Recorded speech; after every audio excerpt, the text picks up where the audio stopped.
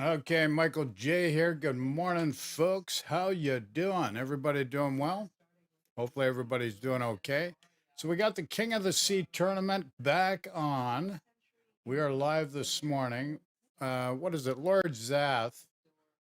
We could go to Sea Raptor, but we're going to stick with Lord Zath. Toxic yesterday. I got to admit, he does a great play-by-play and analysis. Speaks well, articulates well, and I think he does quite well. So hopefully he's helping out today. So without further ado, let's head to the live screen now. Hey. Yeah. I think he's actually putting himself in position to reverse into A. I think somebody just took a torp. Yeah, Buff Clanmates took a torp right there, setting up the Death Nail for his team. Again, torp pits happen. Buff Clanmates took a torp right there. Smile currently 160, 180 points up. Torp pits happen. That math is bad. Smile currently. Shriver tried to come in his Ragnar to pick the cap up. Yep, not good. Oh, he might take a torp in the back. No, miss. But it was enough to again push it back. He's going to take damage from the Ohio salvo coming in. Oh, he might take a torp in the back. Radar going up on the west side. It was enough to again. Yep, and you can see there's Blood Legend trying to find a way back into the cap. But Mitsuko, or at least somebody else over there, obviously has radio location. So they know he's there. Radar coming up from Steppens, Moskva, they see him. Blood Legend's going to be forced forward. Actually, I'm sorry, that's backwards. No, it is forward, okay. Yeah, he's going to pull forwards because he's radared. Right, exactly. Shells coming down toward the Moskva, their Conqueror. Their Worcester shells actually coming from the center, so he's going to start spamming a bit on the Worcester. On the Moskva. Shells coming down. Well, I mean, what else is he going to do? Everybody's lit on the east right now. Ragnar's spotted. Well, I mean, what else is he going to do? Both Ragnars are lit, shooting at each other. Everybody's lit, kind of contributing a little bit. Uh-oh. Oh, torps. That's not great. Another torp hitting the Napoli. Dino Gaming taking a torp there. And cross shots coming in from across the map. That was Angel Stone. Yeah, brilliant shot. Look at that. Look at that shot. What his shells had to contend with. I'm sure he fired a full salvo, and those are the only two that made it through. But what an impact those two had. Look at that shot. Almost certainly. I mean, Smile still does hold his A cap for now. C cap is a bit contentious. Oh, the torps at the gearing. Still does hold his A cap for now. Another torpedo. Another one. This time in the front, in the nose. Oh, those torps have been devastating. Another torpedo. Another one. This time in the front. That means if he gets radared again, he's almost certainly going to go down. The Ragnar could just easily drive. So see Band CV picking up more of the pressure on this eastern side. Pick up the C cap. They've had the B cap for a long time. I don't think Smile really doesn't have a way to answer that. Okay, Smile versus Ban CV. Being annoying. He's there to try and spot the okay, Smile versus Ban CV. Well, that's kind of all he needs to do right now. I mean, they do have two caps. Now, they're down on points technically, but, you know, like, he doesn't need to make a hero play right now. I think it's more important. Like you said, he's playing that, you know, that tripwire. If the cruisers relocate, they need to know as soon as possible. I think it's more important. Like you said, he's playing that, you know, that tripwire. If the cruisers relocate, they need to know as soon as possible. Under fire, but I mean, he's in a Conqueror. So, you know, whatever. Yeah, he's got a heel running at the moment. He's in a Conqueror. So, yep, you know, whatever. Bumped it back up. Yeah, he's got a heel. The Angel Stone's pointing forward, kind of. I would expect to see a little more pressure over on the east for Van CV. Look at Maniac. He's down half health now, continuing to be focused down by the Worcester, who's in smoke, and the Ohio, that I'm sure is going to take opportunity shots. He's down half health now, continuing to be focused down by the Worcester. Where is Maniac shooting? Looks like Maniac is shooting at Velex's gearing. He's shooting at where the smoke might be coming from. They actually hit.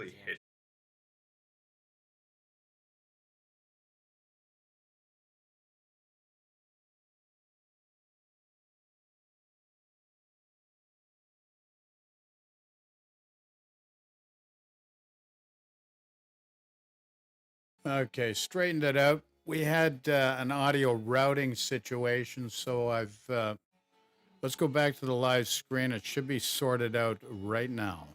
Any Ohio and questions? Moscow hanging out now over here. So the thing is, this Ohio and Moscow are going to have to be careful because Any questions, depending on just who throw in pops up chat. over Any this island, comments, etc., just throw in chat, Mhm. please. could suddenly see a big salvo come in from one of the battleships, not just a Worcester. Ooh. And they get That being smacked said, a the bit. shots on the Worcester smack him pretty hard. Yeah. Yeah, that was a A good lot of hit. the shots in this game have been blind fire. I Speaking of guess which, there's the salvo coming across from the Conqueror. It didn't do a whole lot on the Moscow though. no. No. And I do wonder if that's part of what separates top tier gameplay at this point in competitive. The ability to hit ships with blind fire. All the Ragnars have encountered each other, so Ferry's got a lot of ships that can shoot at him right now. Oh, look Yep. at the Torps going past. Oh, Right? Ryder's going to take took a one. big hit. So no, Ferry got like the Ragnars kind of found each other, and Yep. Medusko coming in to try and flip the B cap. It's going to be a race against time. I think the Ragnar burned his radar, and I think he's out of Worcester's radar range. Barely. Because Worcester is 9.5, isn't it? Yeah, and So. it's a 9 or 9.5, but you can see the Ragnar. You can see Blood Legend immediately turning in.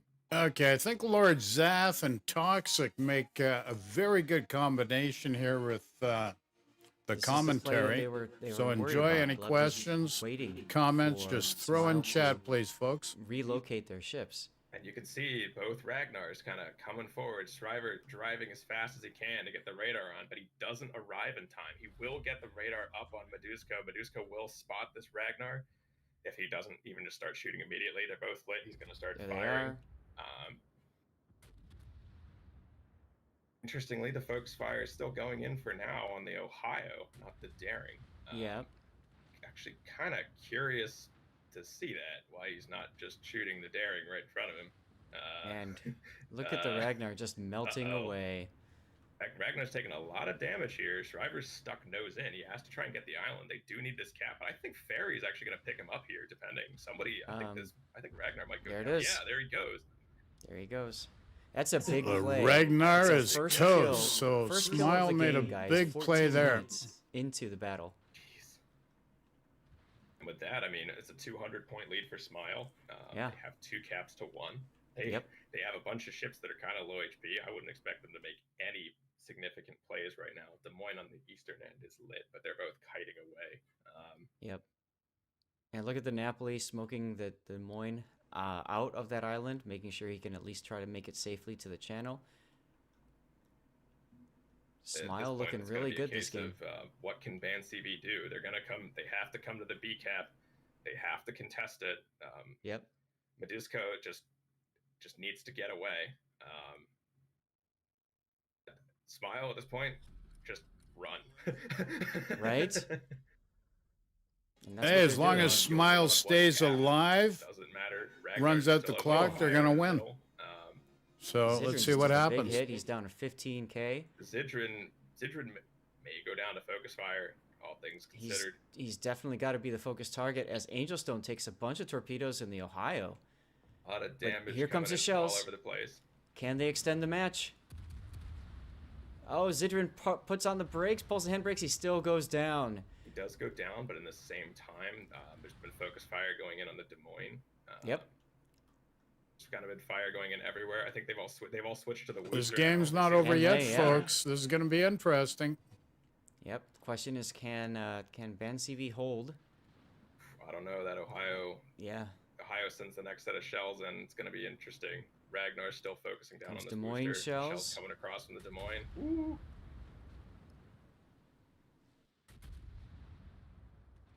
More shells coming, and there that he goes. That seals the deal. 16 points till the end, and I mean, we're gonna see fire. Going Looks like back Smile's towards got the win coming Smile up. They from just Man got a TV, hold but I mean, here.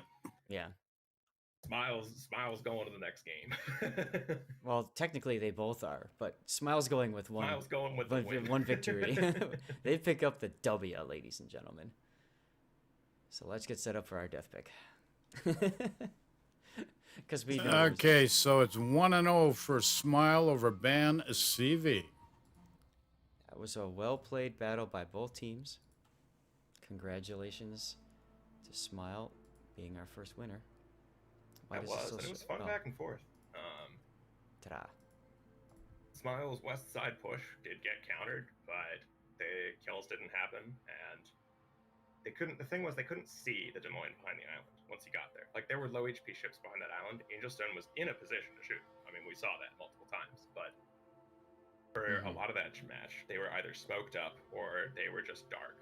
Because when they were around and shooting, they were smoked, and when they weren't, they were behind the island in dark because there was no radar to spot them. And Right. Blood Legend had minimal to no success trying to light them from the center because of the daring, dropping smoke, etc. That's right. I mean, Smile ate a bunch of torps on the eastern end of the map, but it ultimately the gearing was still alive. They managed their HP. They stalled anything that was going to happen on that side of the map for a very, very long time. And that's the thing, is like they got those torpedo hits and they know, right? So Van CV has to know, right? They hit something, it's not spotted, chances are it's going to be the destroyer, could be the cruiser, I suppose. Yeah. But it felt like there was no follow-up to those hits, especially the second one. You know, the first one I get, right? You're still jacking for position, maybe it's just a lucky strike, but why not try to follow that up with a more aggressive push, especially after what happened over at A, which is essentially they got shoved all the way out of A by Smile, right? Yeah. So, Worcester is 9 kilometer. Apologies for messing that up. Yeah, I thought it was 9.5. Sounded a bit funky. I was like, there's got to be something that's 9.5. Is that Missouri? Something is definitely 9.5. Maybe that's tier 9 heavy cruiser. Maybe I'm thinking of Old Baltimore or whatever. To the wiki. 995. It really doesn't matter, guys. Let's just let for that. No, and I think had that match gone longer, I think it would have gone the other way. But Ban CV just took a while to get things going. I think there was sort of a, what do we want to do next? And for a little while, it was, we're not really sure. Right. And Smile just had their spots and they held them. That mid island, that Moskva, for most of the battle was actually unlit. That's pretty nuts. They set up a bunch of ships to get farm on stuff, and if you can't see the things to shoot, your DPM it's not useful. That's right. So just a reminder to our viewers who've just joined in, welcome aboard. Thank you for sticking around. Appreciate all your follows. I see a couple of resubs and stuff. Really do appreciate that. Thank you very much. We have a ton of giveaways going on by our awesome moderators, Sith Kitten and also Puddin597. So I just want to shout them out. Go give them a follow if you would mind. We are giving away like 140 codes today, ladies and gentlemen. 140. That's a 1, that's a 4, and that's a 0. Okay? We're giving away all this stuff for you guys because we want to give as much away to you guys as possible. Get as much wargaming stuff in your hands on your accounts. Those are open to all regions. So please keep a lookout in chat and all that good stuff. Here is our current setup. So Shaft versus Vor. Shaft took him down 2-1. Went to our first game 3 of the entire weekend so far. So that was awesome. You are now watching Ban CV versus Smile. And the winner of those will face Shaft in the finals for first place. The loser faces Vor for third place. And as a reminder, there is money essentially on the line. So if Smile wins a second game, then there's a lot of dough on the line here now, folks. Look at the prizes. $7,500. That's a loss of 10 grand. But it's evenly distributed amongst everybody, so we're only talking about $1,000. It's no big deal, right? Smile, the sole representative from outside of EU, left in the tournament. At least for number 1. Right. Right. It looks to me like we've got 3 minutes until our next battle. I'm going to do an ad for pre-roll. We're trying to get the replay up and running for you guys. So we're waiting on that. We'll see what happens. But it is 9.5. Thank you, Toxic, for checking. Here's our ad. But just Missouri. I was like, Yeah. I know there's one, but I don't remember. Oh, it's hard to keep them all straight. It Especially really as is. especially as more and more and more ships.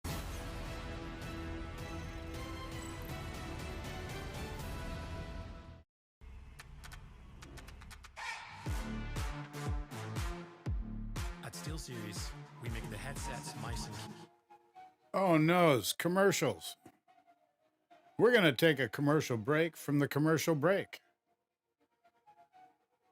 A message from our sponsor. So today is the COTS final, King of the Sea Championship final. Hopefully you're enjoying everything so far. A little late to the party. I don't know what time it actually started, but we're on it now. So if you have any questions, comments, or concerns, just throw in chat. Otherwise, Bob's your uncle. And let's look at the main game screen now. We're pretty much finished. Wow, there's a second commercial. Sparkling water and a turtle. Holy moly, watch this. You can make with SodaStream. It's a turtle. SodaStream, your favorite Turtle zombie that plays the drums. Oh my. Oh, that D45 Mosk would being really useful. I mean, you could see early on. Yeah. Fancy had a big play planned in the middle. They had their booster and gearing, and there were some very clever torps that actually one of them hit the booster. But Yeah, right in the butt. And that encouraged him to leave the area. yeah, So that and worked out well. then the gearing touches the cap, gets radared, gets pushed off for a while. Ragnar, meanwhile, on the other side of the map, Yeah. you can see the Des Moines. Des Moines got smacked. Bunch of shells Yes. at the Des Moines. Des Moines almost went down. Yes. Angel Stone shooting across the map, everything. But so at this point, the Des Moines goes dark. And how are they going to relight him? Like, No. you can't And relight him with a Natalie. You don't have radar. You that don't could have have that ship on the been- backside of the island. That could have been the crucial play right there. Yeah, and you can see even I'm betting what happened. The Daring has RPF, and he sees the RPF pointing at the Ragnar going around because he knows Oh, the yeah. Conqueror is farther away. Right. He knows there's something closer, so he knows it's the Destroyer going around. So they dropped that smoke there just to prevent the Ragnar from even doing anything. And then there was Mhm. a radar that pushed it back as well. Like on the east side of the map, Smile has no health gearing and a Des Moines on nothing. Ragnar left. The Ohio is kiting away, and so there's this point where the Ohio of Angelstone, I think he was reversed too. He was actually rearwards in near the Wooster, and eventually just kind of pulls around, goes around the middle of the island, goes around the middle of the map, turns out again. Mm-hmm. I think it might have been the case that there was so much focus on getting shots across that the game kind of left. And again, Ragnar pushing up the middle. It was at that point I think somebody looked at the time and realized, hey, wait a minute, we're gonna lose. Like we're down a cap, we're down 100 points. We need a cap. Like if you don't have your timer mod or whatever, it's like somebody just woke up. It's like, oh shit, game's about to win. If we don't do something, we're gonna lose. Right. So like Ragnar's go cap, whatever. And so on his way, he ended up near the other Ragnar and died. And would have flipping that cap have mattered? Hard to say if both Ragnars had lived, but I mean, Smile was ready for it. They had ships there. They're like, they got to come to us. They're never going to get the West. We know they have to come to B, so we'll set up for B, wait for them, and they did. Yep. All right, so here comes our next game. This is Do or Die for Ban CV. Let me see if it's, believe it's... Okay, here's the Office question. lines Is today. Ben CV going to come Yes, back Super and Two. tie up the Alright, match? so, Let us see. Ban What are your CV, like I said, predictions? Do or I Die, think they are. absolutely So have to win what do this you game think? to force a game 3. I think Toxic and I are both rooting for them to win so that it forces a game 3 because we Game love game 3. 3s. Yeah, So I'm anyways, predicting we've a got game Kremlin and 3. Ohio, Ben CV's going to come and then back and then for, force a the game battleships 3. and That's my cruisers, prediction. Let me know what you we've think in got Des Moines, comments. Napoli, Moskva. And for destroyers, we've got Double Ragnar, Gearing, and Daring. Now, what does Smile bring into this? Smile's bringing in Ohio and a Kremlin. 2 Napolis, Des Moines, Moskva, Gearing, and 2 more Ragnars. So 4 Ragnars on trap. It's gonna be fun. It's going to be, this is going to be a bloodbath, ladies and gentlemen. This is going to be. This cool. should be good. They'll try the same Put kind your of theme, seatbelt but, on. No. Fasten your seatbelts. Four pulled And off prepare Napoli's yourself for the everywhere. ride. They are. Smile is sounding both Napoli's up towards the northeast. Yep. More I in think Moscow and Kremlin heading towards the southern cap, the diagonal map. And interestingly enough, at least for right now, I don't think either team is really electing to send anything to B. Yeah, they're both like, nah, let's not, and say we did. The interesting thing is going to be double Napoli going to C-cap with the Ohio to back them up. I mean, that's clearly their push side, and they're clearly designing this push to obliterate whatever destroyer they find. And they're about to run into 3, so that's going to be neat to see. So the only radars that I think either team is going to have at C are actually Ragnar's. Smile, I think, electing to hit the speed boosts on the Ragnars and get their first. Okay, well, the C-cap decide the fate of this match. Really Let to us see what happens here because it's going to be watch. 2-on-2 So it with looks Daring like the and Napoli's C-cap Kremlin. may Which be means the it's gonna get point ugly to pretty decide which way this battle is going to It's go. exciting because normally it's like sit around. I mean, last game was like that, right? You just kind of sit and sit and sit and sit and sit.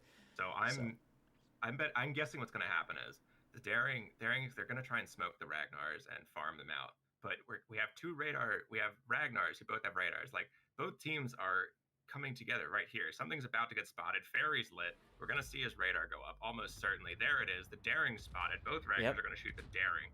Yep. Let's zoom back out so we can see the focus fire coming in from all over the place.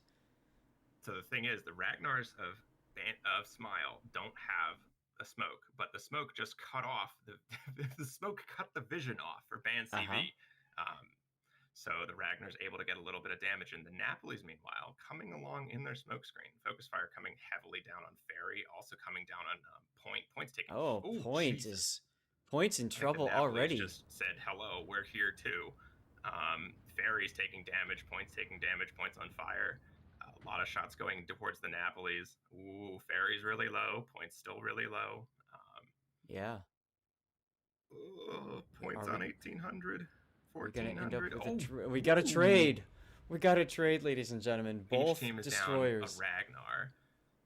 Oh well, there you go. Miles Napoli's have taken damage, and they are Okay, as we thought at C, a Ragnar from each team has gone down at C. So let's see what happens, folks. I think the Kremlin will get at least. Yeah, he Here did get a comes. shot off. And a decent hit. That was quite a big hit. Yeah. While all this has been happening,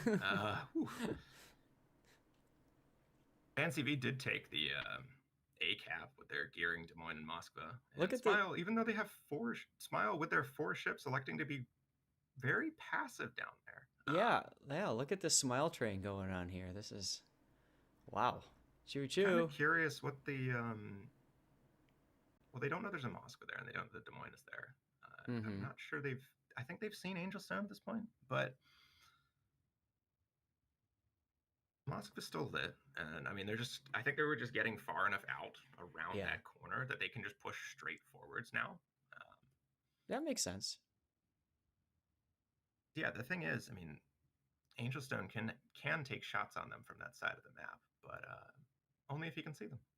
I like how he's just currently picking up the B cap. Meanwhile, yeah. The thing is, so Smile committed really heavily up towards the C cap. Yeah, they did, and they have 4 ships down at A to Ban CV's 3, so they need to make that happen. And what they're doing now, Ban CV's got 2 out of 3 caps now. I mean, they still don't know Angel Stone is actually there, which I kind of find hilarious. But no, they don't.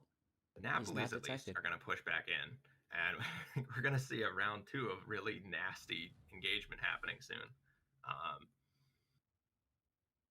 Meanwhile, 3 caps for Ban CV now. Quiet.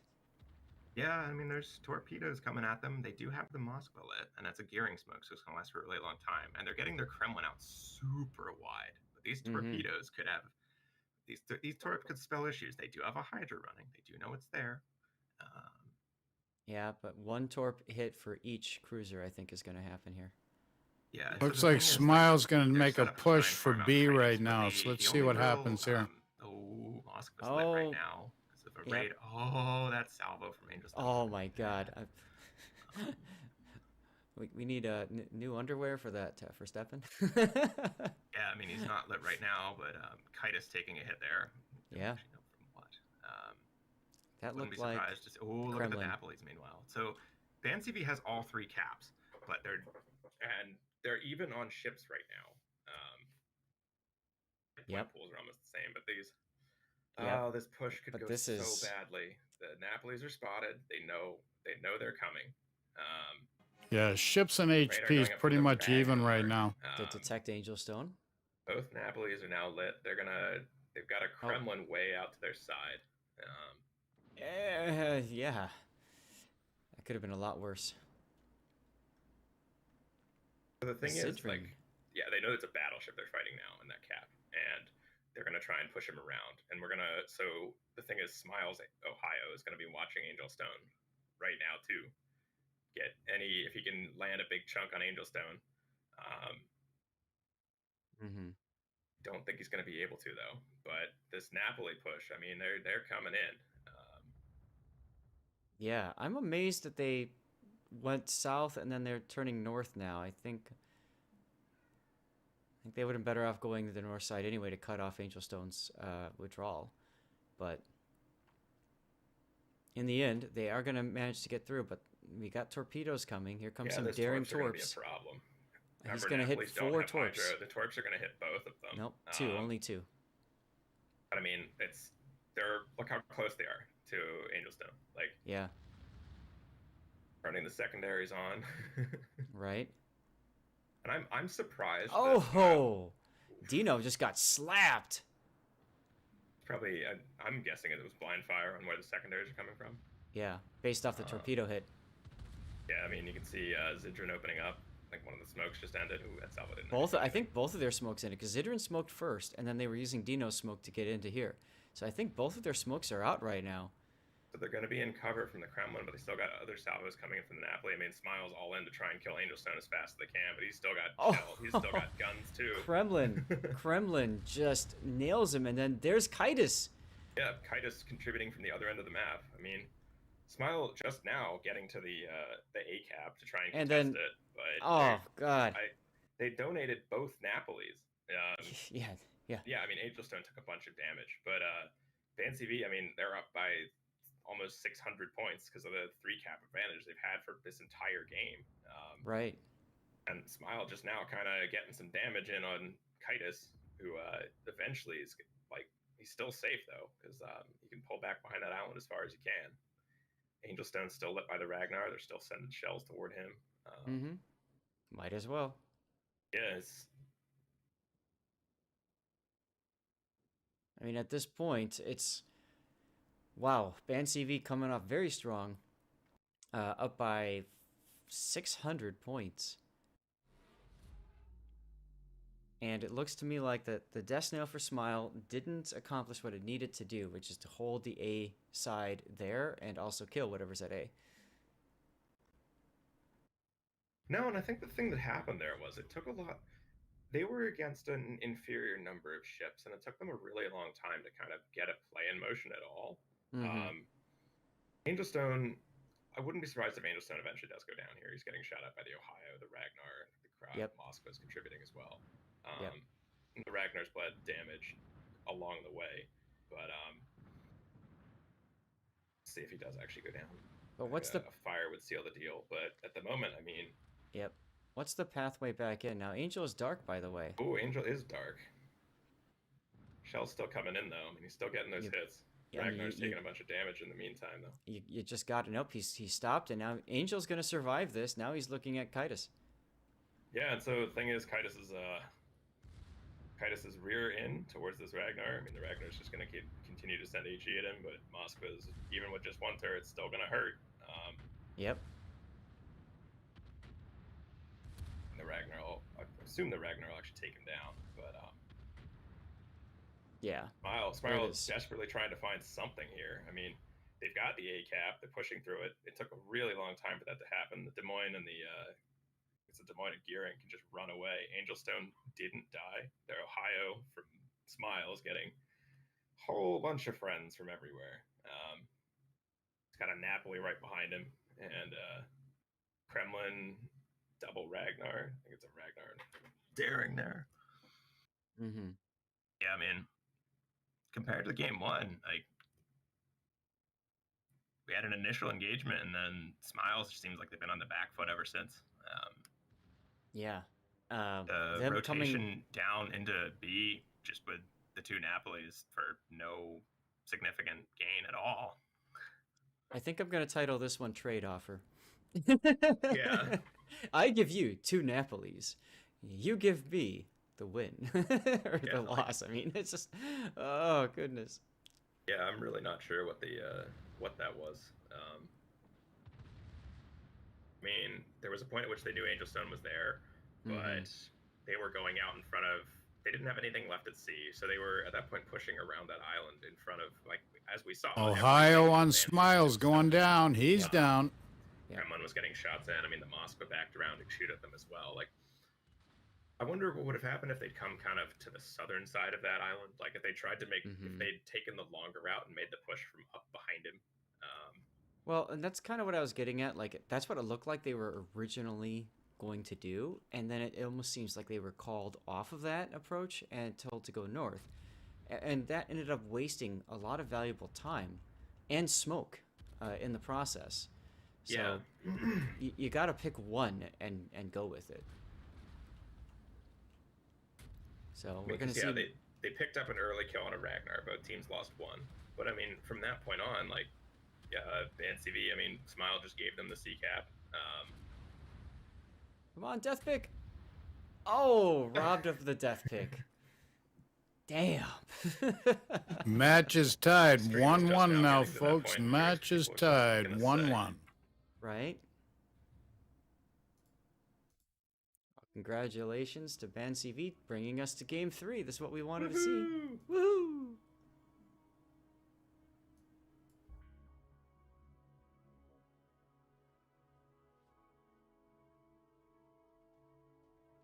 Yeah, I mean, at the point the Napoli's pushed into B, the point difference was like 400.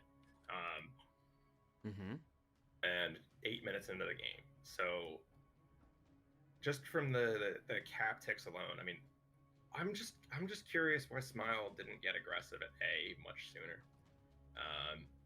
Yes. It didn't make a whole lot of sense to me why the 4 ships there took as long as they did to do anything, and it was long enough without mid control that, I mean, a battleship capped B without ever being lit. He literally just walked into B, like, I'll just take this. There were 4 ships all the way at the very corner of the map, exerting no real map control, and Smile just kind of driving away from them the whole time. That's right. That's right. I don't. Kind of curious what the what was Smile's original game plan? So, kill the destroyer at sea, and then work its way into B from the north. I think they were expecting a more traditional, playstyle by Smile. Because with the two Napoli right behind the destroyers, I could see you hit a radar, you may pick up a destroyer kill, but since both sides lost one destroyer, they immediately just ceded that area. There was no they just turned around immediately, and I don't think it was told to the guys on the J line, hey guys, time to move. Like, right. There was still this very slow, deliberate movement going on. But yeah, I mean, giving up 3 caps for that long, I don't think there was a way Smile could have won, at all. No, I don't think so either. I mean, they tried, and I got to give them props for trying. Making the attempt. But I agree with you. I'm also joined by my third co-caster here. He's decided he went to go have some food. But I was talking, I mentioned yesterday, I had a conversation with Painzer about what to expect from the EU teams. And the one thing that he told me about Ban CV that stuck in my mind is that you expect the unexpected with them. They don't play traditional, and they're they always ban Marceau, and that they like to do Ragnar blobs. And I think what we saw in that initial engagement was Smile almost pulled it out, right? If they managed to not trade Ragnars, if they killed one of Ban CV's Ragnars, maybe even getting a second destroyer, that would have had a huge impact on the game. But instead, we had the trade. We do have the render up.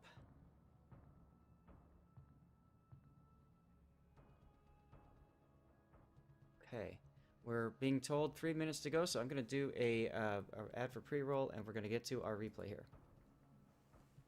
And I'm going to do this. Wrong way.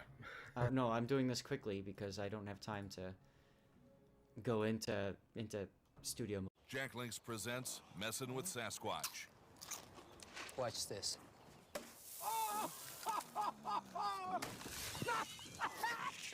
Don't mess with other snacks. Choose Jack Links jerky made with 100% beef.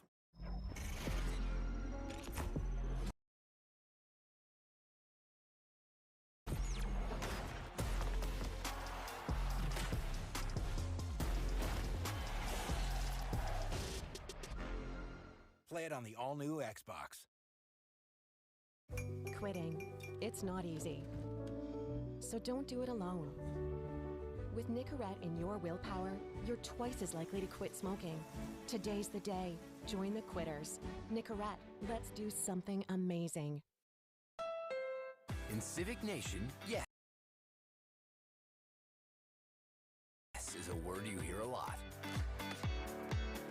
And with the all-new 2022 Honda Civic, there's even more to say yes to. Say yes to a whole new generation of Civic. Yeah. What would they have found? They would have found a gearing, right, in front of Des Moines. Probably would have manhandled that gearing, taken him down. Might have lost a little bit to the Des Moines, but I doubt the result would have been the same. I don't think Smile would have traded in that situation. Oh yeah, for sure. And I mean, I think I'm curious why the push was called off. I think Smiles Ohio was kind of passive from the beginning, and Angelstone just being in the middle, like Smile committing so much to the A cap and not having any control over the middle of the map. I mean, if you have a full health battleship in the middle of the map, like it's just you can't push anywhere because it's just there.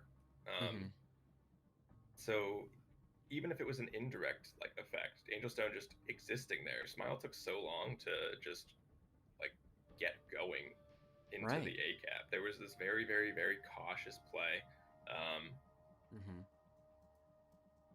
Like Ban CV didn't even have a battleship on that side. They just had Angelstone sitting in the middle. But that made sense, right? Because that gave him overwatch of everything south of A, and it enabled Angelstone the ability to flex back north if he had to. So, I mean, it was good play, good positioning, and, I mean, even him detecting that he was in trouble. I mean, you can see that there when he decided to turn away. I'm sure that Smile thought they were going to trap him. And you saw there they went south and then they went back north again. And I think that ultimately sealed the deal. I agree with you. If they would have gone south, that would have been the safest play. I think if they would have gone straight north, they might have been able to pull off a little bit more. The Kremlin certainly wouldn't have gotten as many hits into him as he did. No, and the thing was, I'm curious if they had continued to commit up to that corner. It would have been the Napoli-Kremlin against two Napolis, a Kremlin. The daring at that point had gone back to B, although I don't think they knew that. But no. Smile's Kremlin, I don't think he did much of anything this game. No, and I think that's more, I don't consider that to be the player's fault. I think that's more just the overall strategy. Oh yeah, no, absolutely. I'm questioning the strategies, not the players. Yeah, where you put it. Yeah, like if you're bringing such a heavy force to a cap, and you're also being super super passive at it while also seeding the entire rest of the map, like that's yeah, it just kind of gave the win away. Right. I mean, compared to the first game, this is kind of a nothing. That was, yeah. But hey, you know what? That brought us to a game 3. Absolutely. So there you go.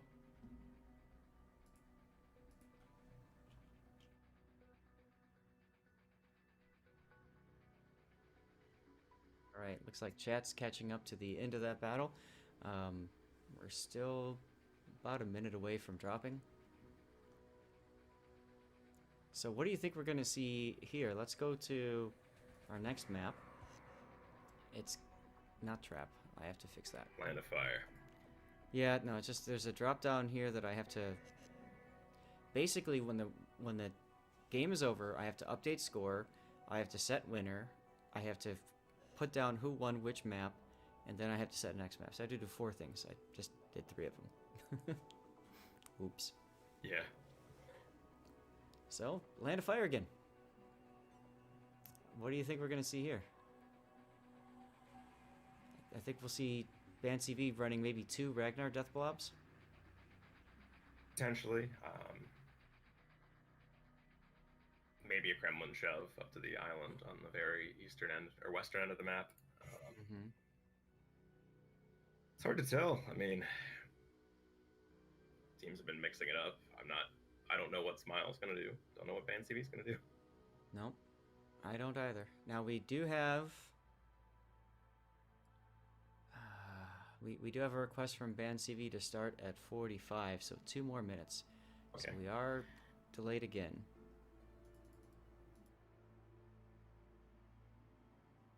Okay, this is going to be an epic match. This is game 3, folks. This is going to decide who moves forward to the championship round. Well, they both are, but for the championship, only one's going to go to the championship round. The second one will go to the consolation round. Very important. So let's see what happens. I'm going for Ban CV to win this next match. All right, through King of the Sea containers. Throw your predictions in chat So hopefully for or many of you guys, comment. that's today, or I saw some people saying that was yesterday for them, which is fantastic. You just have to get that 1 additional drop, and that'll open up the mission. You'll get a container. You can definitely open the container. That's perfectly fine. But my understanding is that you will automatically have a mission appear when 1010 drops that will unlock and give you that special camera for the North Carolina. If you don't, you can file a support ticket very easily, and I wouldn't be surprised if customer service sees a lot of those support tickets. They probably have already seen a lot of them because of the way that they're doing this this whole mission thing, you know. So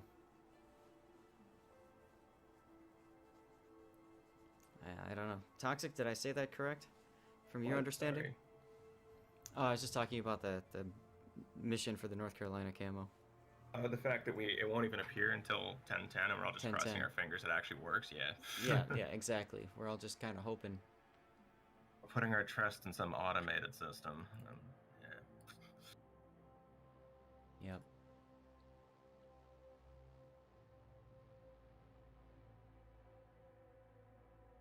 Hey, looks like we're getting some talk about trying to get this show on the road.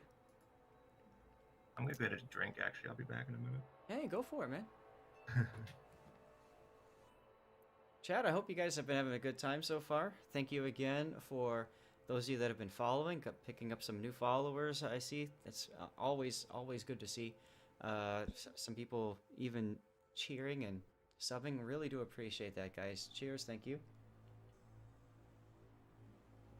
This is just water right now, but after this match ends, there will be a break, and during that break, we'll get a chance to go and I'll get a snack and I'll get some dirty water, and then hopefully you guys can expect to see some additional streaming being done by me after King of the Sea is done. We'll do some replays hopefully. For those of you guys who are trying to finish up your mission and maybe you don't have enough time to finish it up from the stream, you can, of course, you're more than welcome to hang out. And Stevie will be here. I'll be here. Whoever else wants to join in voice, we can all talk about King of the Sea, what we liked about it, all that kind of stuff. So I think that'll be a lot of fun.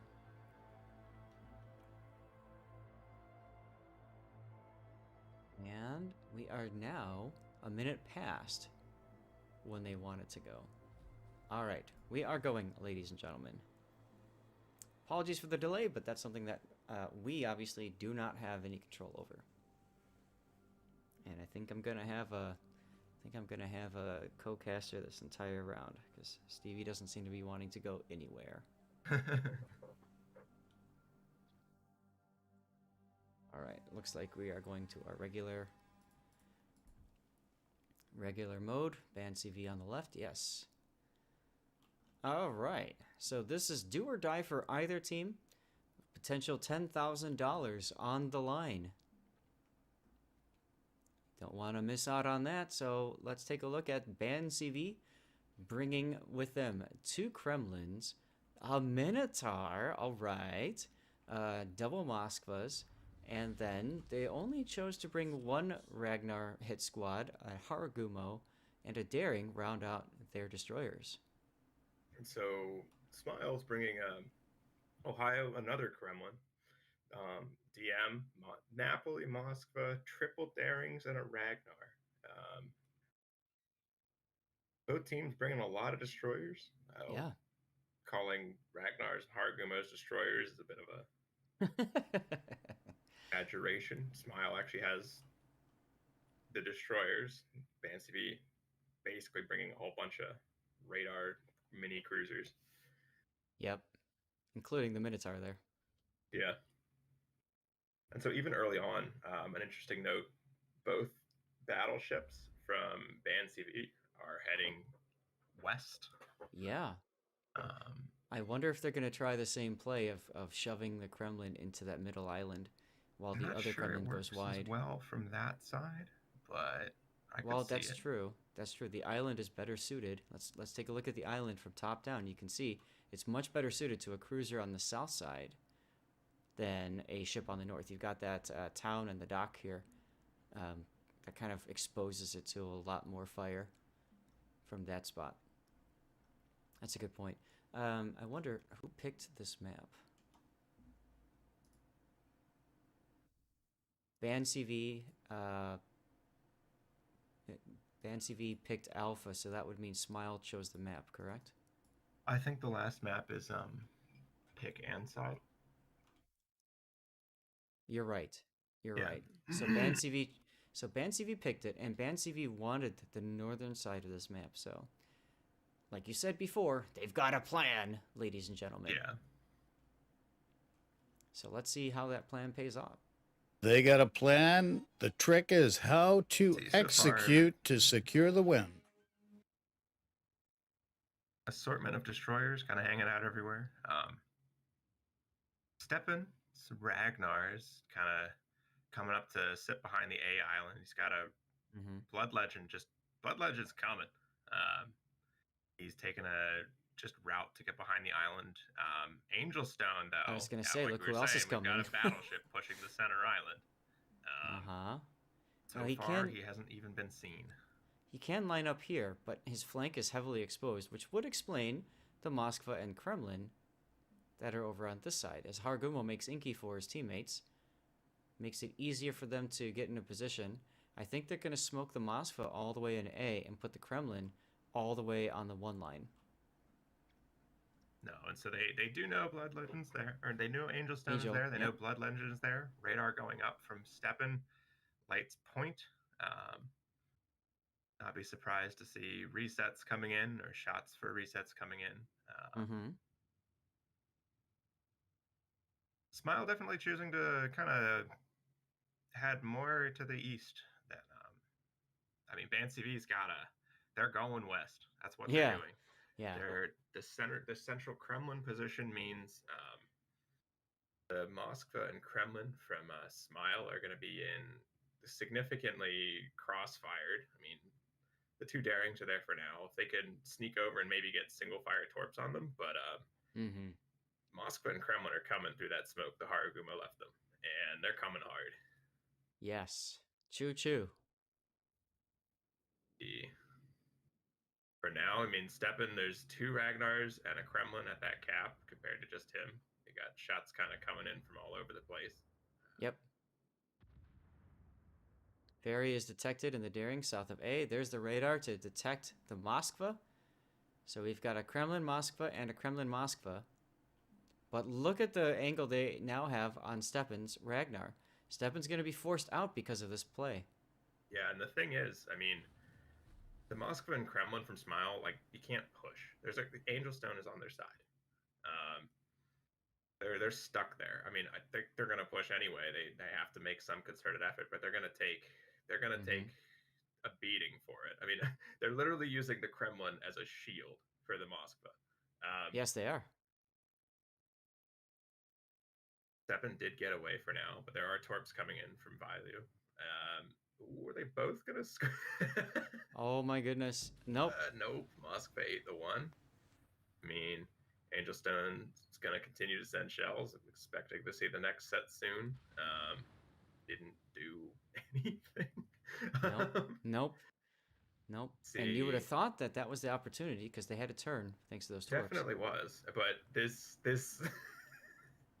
get down, Mr. President, from the Kremlin means they literally can't shoot the Moskva. That's actually hilarious. It is actually, yeah, I like it. Need to be careful. They both stay right next to each other, though. They're bouncing a little bit. Ugh. that is kind of comical. That's what we call spaced armor, ladies and gentlemen. Yeah. Let's see. Meanwhile, Ragnar in the middle is just getting chased down by all the Ragnars. Oh yeah, Stepan's at 3K. Yeah. Panic radar up. That's our first kill of this game. 6 minutes in. Point takes damage for it, but he's still alive. Right. It's gonna set the Ragnars up for farming on Daring. Oh, Moskva. look at Stegman! Look at Stegman! Look at Stegman! Oh my gosh! All the single fire torpedoes. He almost went down because of that, and he's flooding. He's burning. On fire. I mean, I think he's going down. He's at. There you go. Sorry about that. He's at. All good. 1,758. He's healing now. He's healing. He got his repair on. And he's still detected. What a play. Napoli. I mean, keep looking here. Napoli on the east side of the map, just kind of pushing up. The Darings are now contesting the sea cap. I mean, the Moskva and the Minnow have backed off to the point they're not going to do anything. But down goes the Kremlin. Yeah, wow. Concentrated fire. All they got left to stop him on that side is a Minnow, or is a Haragumo and a Moskva. So it would not surprise me to see the Kremlin just drive out around and donk on the Moskva. They do have to be careful about Angel Stone in the middle. I like the so WCG Riders Ohio in the middle. He can kind of just sit there.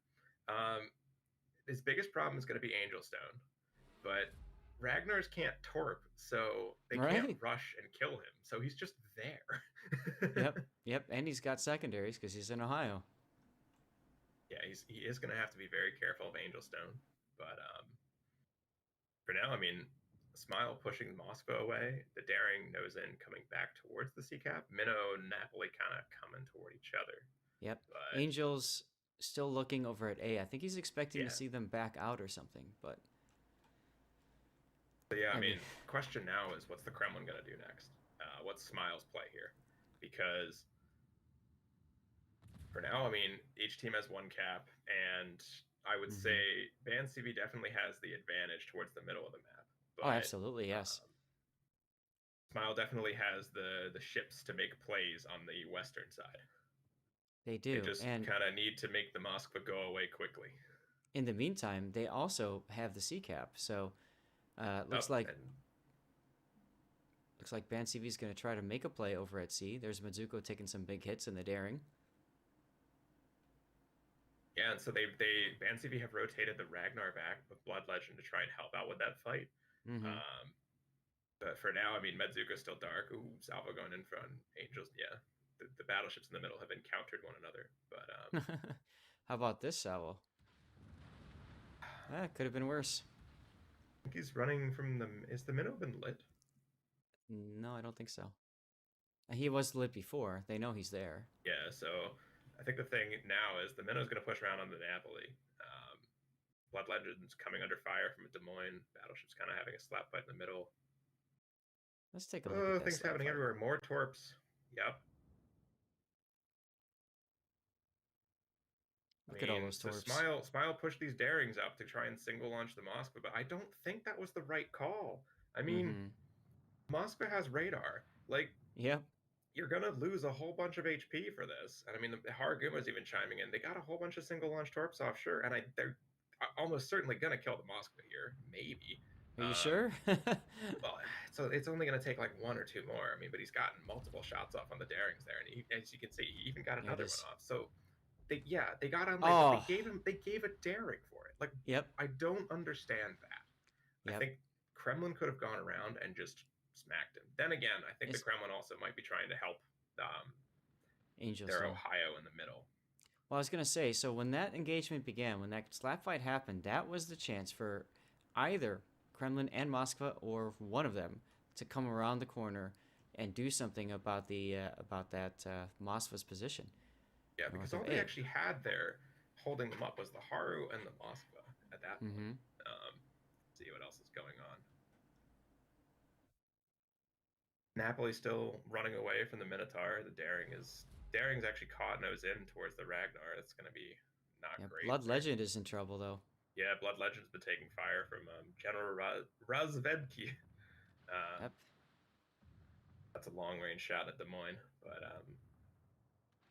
Medusko definitely not going to come out of this for free either. He's got a lot of ships around him. DM not getting any significant damage left. Moskva has probably still got the Daring radar, so he's going to take a bunch of damage. He just popped his radar. Yeah, like it was a Ragnar radar, now it's a Des Moines, or now it's a Moskva radar. So there's no way he's going dark. And did you see the Kremlin salvo coming in? Even Point is getting in on this now. Yeah, to be comparatively, I'm not seeing a whole lot of places where Smile can actually return fire to any of these ships shooting at him, other than the guys who are over on the western side taking pot shots at Point. So yeah, there goes another Daring. I mean, I think he was heading over to try and get torps toward. He does get torp hits on Kinemod, but Kinemod's going to move up and get shots into the Ohio as well. DM currently pushing a Kremlin. Because that sounds like a good idea. Minotaur just got smashed by the Napoli, but yep, he's got a heal. Yeah. So we've got Smile pushing in from the west side to try and take out Angel Stone. It's kind of a race to who gets a battleship first. Minotaur is down on 600 HP. Yeah. And I wouldn't be surprised if Napoli's secondaries randomly finish it off. See if he can actually get away or not. Oh my God! 300. He does. He gets away with it. Survived. That's ridiculous. That is 100% ridiculous. See, mid race. Meanwhile, Angel Stone is getting shot at from everywhere. There's going to be a battleship death, but there's probably going to be 2. The Angel Stone goes down first. WGC Riders on 7K. He's got a heal running. He's got shells coming in from all over the place. Minotaur did get a heal off. And so note, the Haru's actually looping back around to try and go and contest A, because the Daring's going to push over to try and help the rest of his team, but that's going to just give them A. This is turned into a bloodbath. Now look at Vilu coming in north of A. Yeah, he's probably going to just walk right in there. Yeah, and so the thing is, right now, if you look at like Dino Gaming in the Moskva, he can just walk across the middle of the map now, because there's no threat of a crossfire left. And look, speaking of which, you see Ferry actually turned around and is going back to A, because I'm betting RPF is moving, and he's like, hey, wait a minute. Well, and of course, one of the things you have to think about too, we do this all the time in clan battles. What is the enemy going to do? What is their path to victory? And their path to victory, obviously, is going to be to bring the Haru back into A behind everybody to back cap. The bigger question is, what do you do with that Ragnar Point? Well, the thing right now is, Smile has 2 battleships. Right. If he doesn't have any. Right. And they're left with a bunch of like little pew pew ships that can't really stop a battleship driving somewhere unless they get torp hits. The destroyers over at the ACAP did find each other briefly, but like they still got just Ragnars shooting at Kremlins and whatnot. And yes, you will kill them eventually. Like they've got Right. a lot of people shooting at the Kremlin right now, but it's still going to take a while. But the thing is, it's a Kremlin. Yeah, I mean, you're going to take damage. Your Blood Legend again just got smashed. Yep. But you can see WGC Ryder being very smart here, not coming out from behind this island. He's just going to sit here and heal for a little bit. Maniac Pro, it's okay. He can take the hits for a bit. No, and the thing is, there's no real reason for him to come out either. Like, he can just stay there, lob shots over at the Minotaur. Because Smile right now just has to hold. I mean, yeah, they're down by 2 points technically, and their Kremlin is. I mean, the Kremlin's position is still tenuous. But the Mosque, I mean, BanCV at the same time is not in a great position either. This is kind of just a slap fight back and forth. See who gets fires. See who blinks first. I mean, Blood Legend's lit again. Yeah. All right. Moskva, even Ohio chiming in now. Yeah, I saw those shots coming out. And, oh, he hits Blood Legend pretty darn hard. Not enough to kill him, though. No, and I don't think there were any more shells in the air. So I didn't see any others. 400. Even the Napoli getting involved now. I mean, yeah, thing is, both of those battleships are super low, like 8K, like 10K, but they're also both dark. Behind an island right now. So now, again, Point has to start shooting somebody else. And in this case, it's a Moskva, which is not good for a health and a destroyer no matter what you're in. And Blood Legend has to find a place to shoot where he's not spotted. He's trying to do that right now. Nope, he says to hell with it. Shriver got lit, and I had no qualms. And again, we've had a Des Moines and a Moskva nose into one another, just lobbing shells back and forth. And now the Ragnar has chimed in with Blood Legend. He's on 400 HP, just desperately trying to help out with anything. Well, yeah. And people are missing him, which is crazy. Yeah, I mean, I think he did distract the Des Moines for a little while there. Got a bit of focus fire off the Moskva. I wouldn't be surprised if the DM actually goes down first. I was just going to say that, yeah. Just a question of if they can trade with each other or not. Well, and then look at the Moskva trying to come around here. Dino Gaming and Striver's reversing too, being like, yeah, you come for that shot of my buddy. So that was a good play right there. Both ships survived. I'm not convinced what that Moskva's doing is a good idea. Moskva's healing. You mean Dino? Yeah. No, I agree. Dino, I don't agree with, but. Okay, I think he's decided it was a bad idea. Mm-hmm. Because all right, we've got Zidra now in the Moskva just charging the Napoli. Let's remember the Napoli's charging the Moskva. Yeah, let's remember, guys. This is 3 minutes left in the battle, and currently BanCV is in the lead. Yeah, point-wise. And look, here comes the Minotaur that didn't get finished. Oh yeah, but they still know he's there, but the Minnow's still on his side shooting him, and now the Napoli's in trouble. Kitty Mod goes down. Takes out the Moskva, and that's a big play right there. That's gonna be a hard one to come back from. And Zidrin puts on his inky, so he's just gonna walk out of here with this smoke on. He'll be fine. He'll be fine. But now Smile has the point lead. We've never seen contact over an A. It's literally just been ring around the island for these two destroyers here. At some point, that Haragumo is going to have to take on this fight. Honestly, I would say he should have taken that fight like 2 minutes ago. The thing was, when they first encountered each other, Ferry had less HP. In the time that they've been sitting there, he's pulled off like 2 heals, and he's back up on like 17,000 HP. And Ferry's got the Hydro, so, I mean, it's just, you gotta make the play happen. You're gonna lose in 1 minute and 40 seconds. Do you want to sit here and lose, or do you want to try to make it happen? And if you lose, you lose, but you come out swinging, right? Yeah, and the thing is, right now, this game is super close. One ship kill determines this game. Oh, God, yeah. Extremely close. 1.5 minutes to go. I wouldn't be surprised if something crazy happens in 1 minute from now, ladies and gentlemen. Mark set a timer or something. Speaking of Napoli, which, the Set your Minotaur. timers. Speaking Something of momentous which, is going to happen soon. He's just driving out in front of the Minnow. Are they going to trade? okay, actually, so spotting is going to force Zidrin to instinctively slow down and turn out. But look at all the other shells coming in. This might do it right here, guys. 1 minute ago. 1 minute ago, Zidrin under fire by 3 ships. Minotaur The is Minotaur not going to just let all go. in right now. There That's goes it. They do pick up Zidrin, They and pick up Zidrin. that Flips flips the lead. Flips the lead. Now, we need to see a response over at A, or we need to see a kill by Smile if they're going to pull this off. I don't know that it's going to happen. No, I mean, I think everything else is out of radar ranges or everything. And I mean, Here comes the fight. Here comes the fight. There's the fight we were kind of expecting to happen. Daring versus Haragumo. It's going to be slap fight to the end. 20 seconds left on the game. I don't think Smile's going to win this fight. I don't think so. I don't think so either. They kind of need a miracle. 10 seconds to go. That's going to be a GG. Ban CV going on to first, second place match. Smile going to fight it out for third with Vor. Dude, that's an all EU final. Yeah, it is. EU 1-2. It's EU versus EU, ladies and gentlemen. What a game. All right, let me see here. So I have, yeah, I know, right? Good game.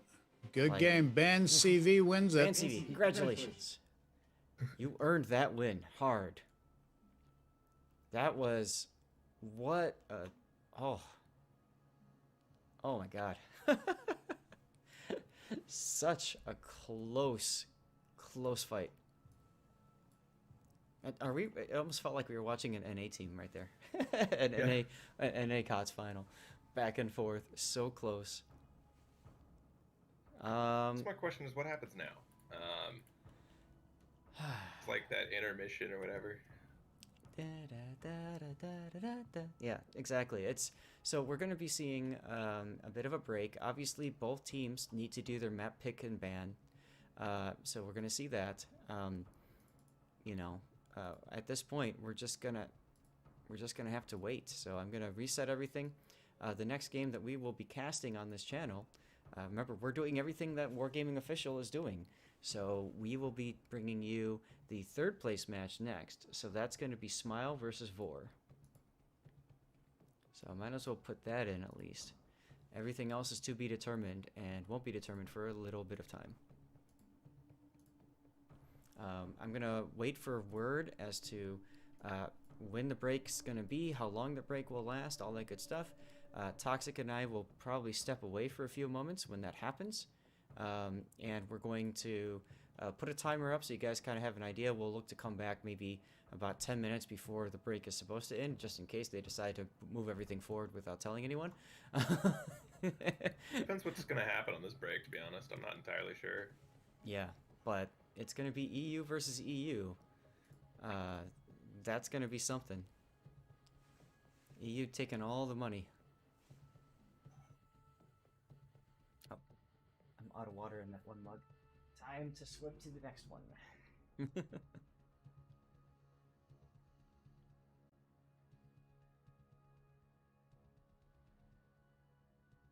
Okay. The render is coming up here, so we'll pull that in for you guys momentarily.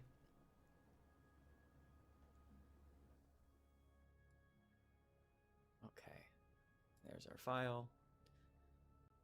And I've got the time. I can go into here and set the render up properly this time.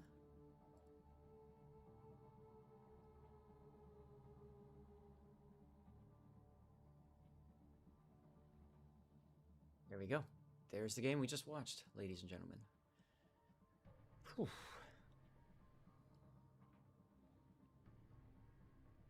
Okay, a lot of chatter going on, guys. We'll try to keep an eye on what's happening.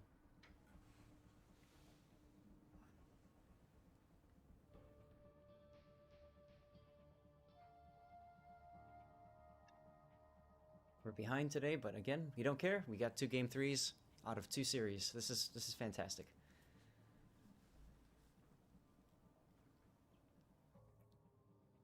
I definitely still agree with you, Toxic. I think that the decision to send the Darings to deal with the Kremlin and then later the Moskva.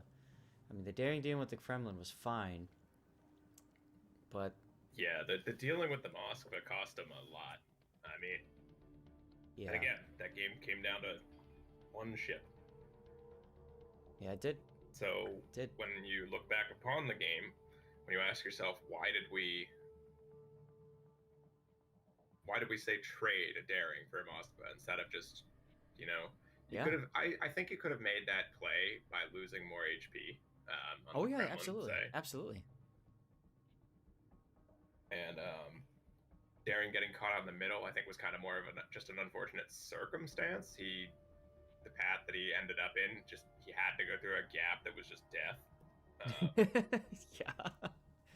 DM didn't. I mean, think about it. Blood Legend was one hit from death. If the DM had landed one shell on him, he would have died. Right, one more shell. So, like, Essentially. one shell was the difference between a win and a loss. From anywhere, the holy hand grenade was all that they needed. Yeah, I mean, the Minotaur down 100 and like that was 318. One Literally, secondary there were hit. 2 ships that could have died from one single shell, and Smile would have won. Absolutely nuts. Absolutely nuts. Well, in the meantime, it looks like we have code I can share in chat as soon as I log in and verify it's working properly. Yeah.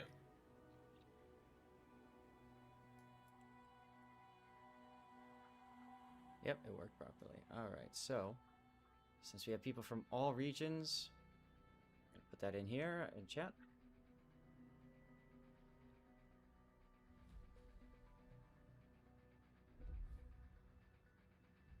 Alright. Sent back down. Let's take a look. Where are we at for timing? They haven't said yet. 30. Okay, so we literally only have 15 minutes, Toxic. Oh, okay. So it's a short news post. Yeah, so I think I might just leave the screen on here. Yeah, And, yeah. You know, I don't think there's a reason to do anything else. Alright, so ladies and gentlemen, both Toxic and I are going to walk away for just a few minutes. Stretch a little bit.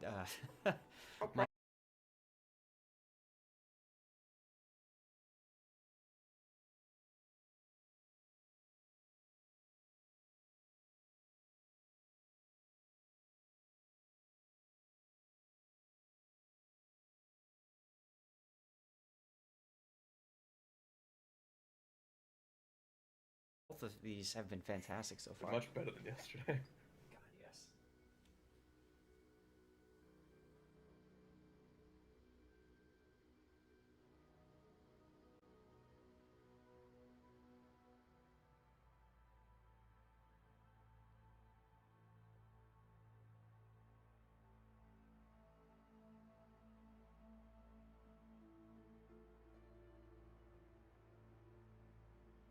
I mean, I'm curious if they're gonna make some ship announcement now, like, because this is their designated announcement gap, right?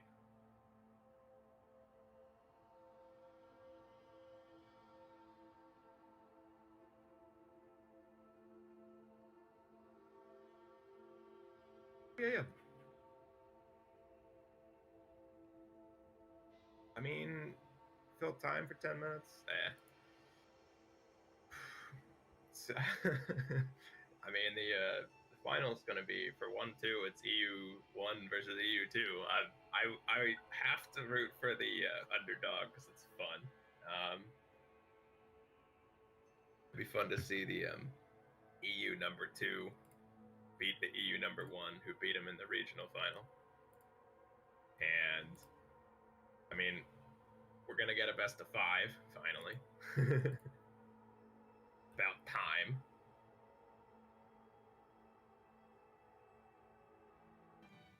Okay, we got a best 3 out of 5 coming up, so just sit tight. And the best part's coming up, folks. So freshen up, get refreshments, get some snacks, Fasten your seatbelts and get ready for some wild action. Stay tuned. Do not leave. That was close all the way to the end. Like,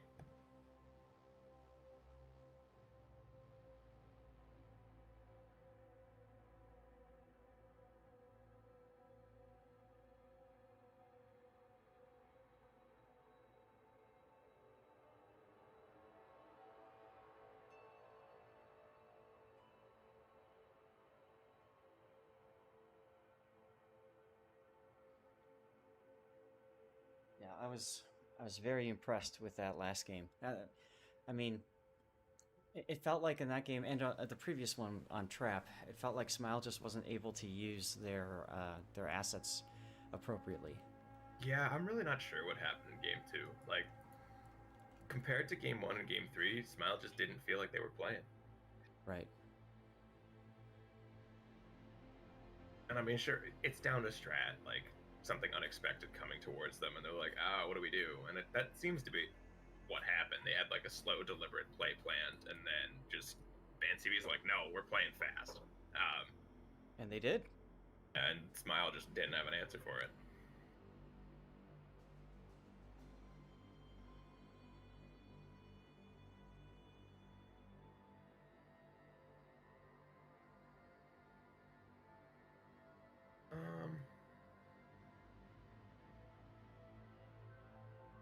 Now, those of you still hanging out here, you might want to open up a second browser. I'm sure many of you already have one opened up for the official cast, Actually, and that's watching perfectly it. fine. But my understanding is they will probably be talking about some sort of thing coming up, but I'm not 100% sure. We'll have to see. So I'm gonna Yeah, pull for it now, up. I mean, they're just talking about the last game. I mean, Mm-hmm. I haven't seen any indication that, oh, hey, we're going to announce something. Yeah, It could be because we're delayed. possibly, yeah, because the game did end fairly recently on their stream. But Mm-hmm. I mean, the official stream feed that I have is also just showing replays. I did like the. I think my favorite part of that last game though was the Kremlin meat shielding the Moskva. That was hilarious. Mm-hmm. Like, get down, Mr. President. We're getting to that island. Now, so I titled that last game BB in the middle, like monkey in the middle. Mm-hmm. Because I think that works. But do you think I should change it to "Get Down, Mr. President"? Because that would also work very well. No, I think the BB in the middle is more appropriate overall. But Mm-hmm. oh hey, my official stream is buffering. Surprise. Interesting. On my my live feed one anyway. Yep. They've just gone straight into predictions. I don't think anything's happening. Okay. Well, we'll see.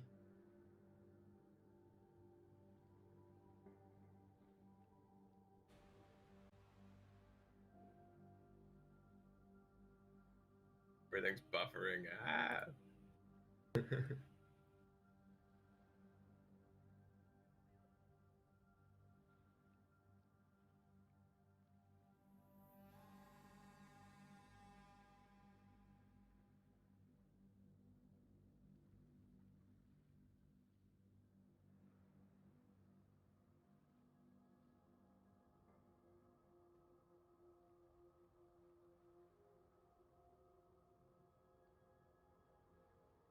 Crazy to think of, thanks to the time change, it feels like it's 12:30, but it's only 11:30.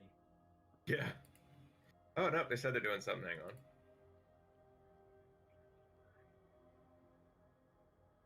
Wonder if I should do a screen grab and put that up. So they already did. Yeah, it's a 5-minute delay announcement. Bogsy's just looking off the map.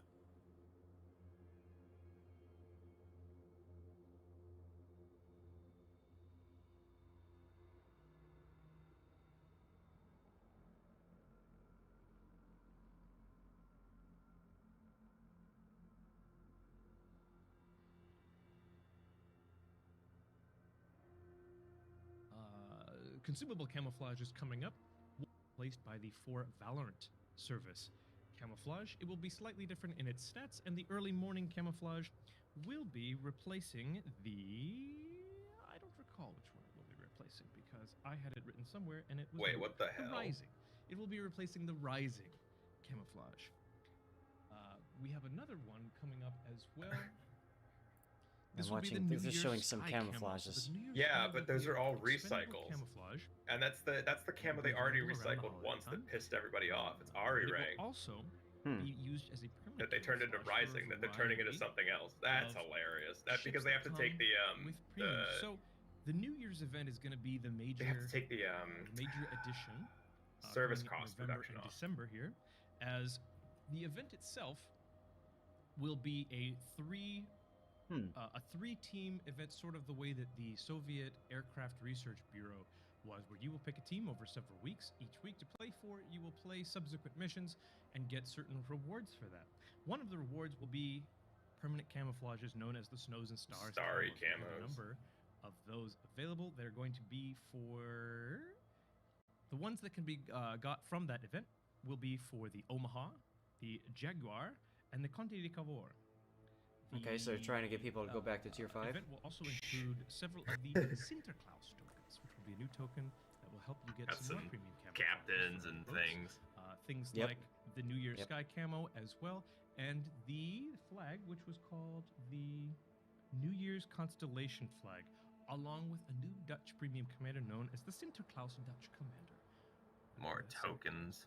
So, Oh, yay. there I will need Three more tier tokens. 5 premium perma camos. New Year's, sorry, not Three. New Year's, but some Mhm. premium Snows and Stars Wow. perma camos for the Vesser, the Fubuki. Oh, there we go. Here's the Jaguar. This is what we were speaking of earlier. And Compared to the I like the only Dutch person in the room left, so Six. I don't really know how to correct my pronunciation of the Hikdun. But there will also be one for the Repulse, which we'll Couple get to tier in a 6 moment, as the camos, Repulse will be whatever. part of the new dockyard.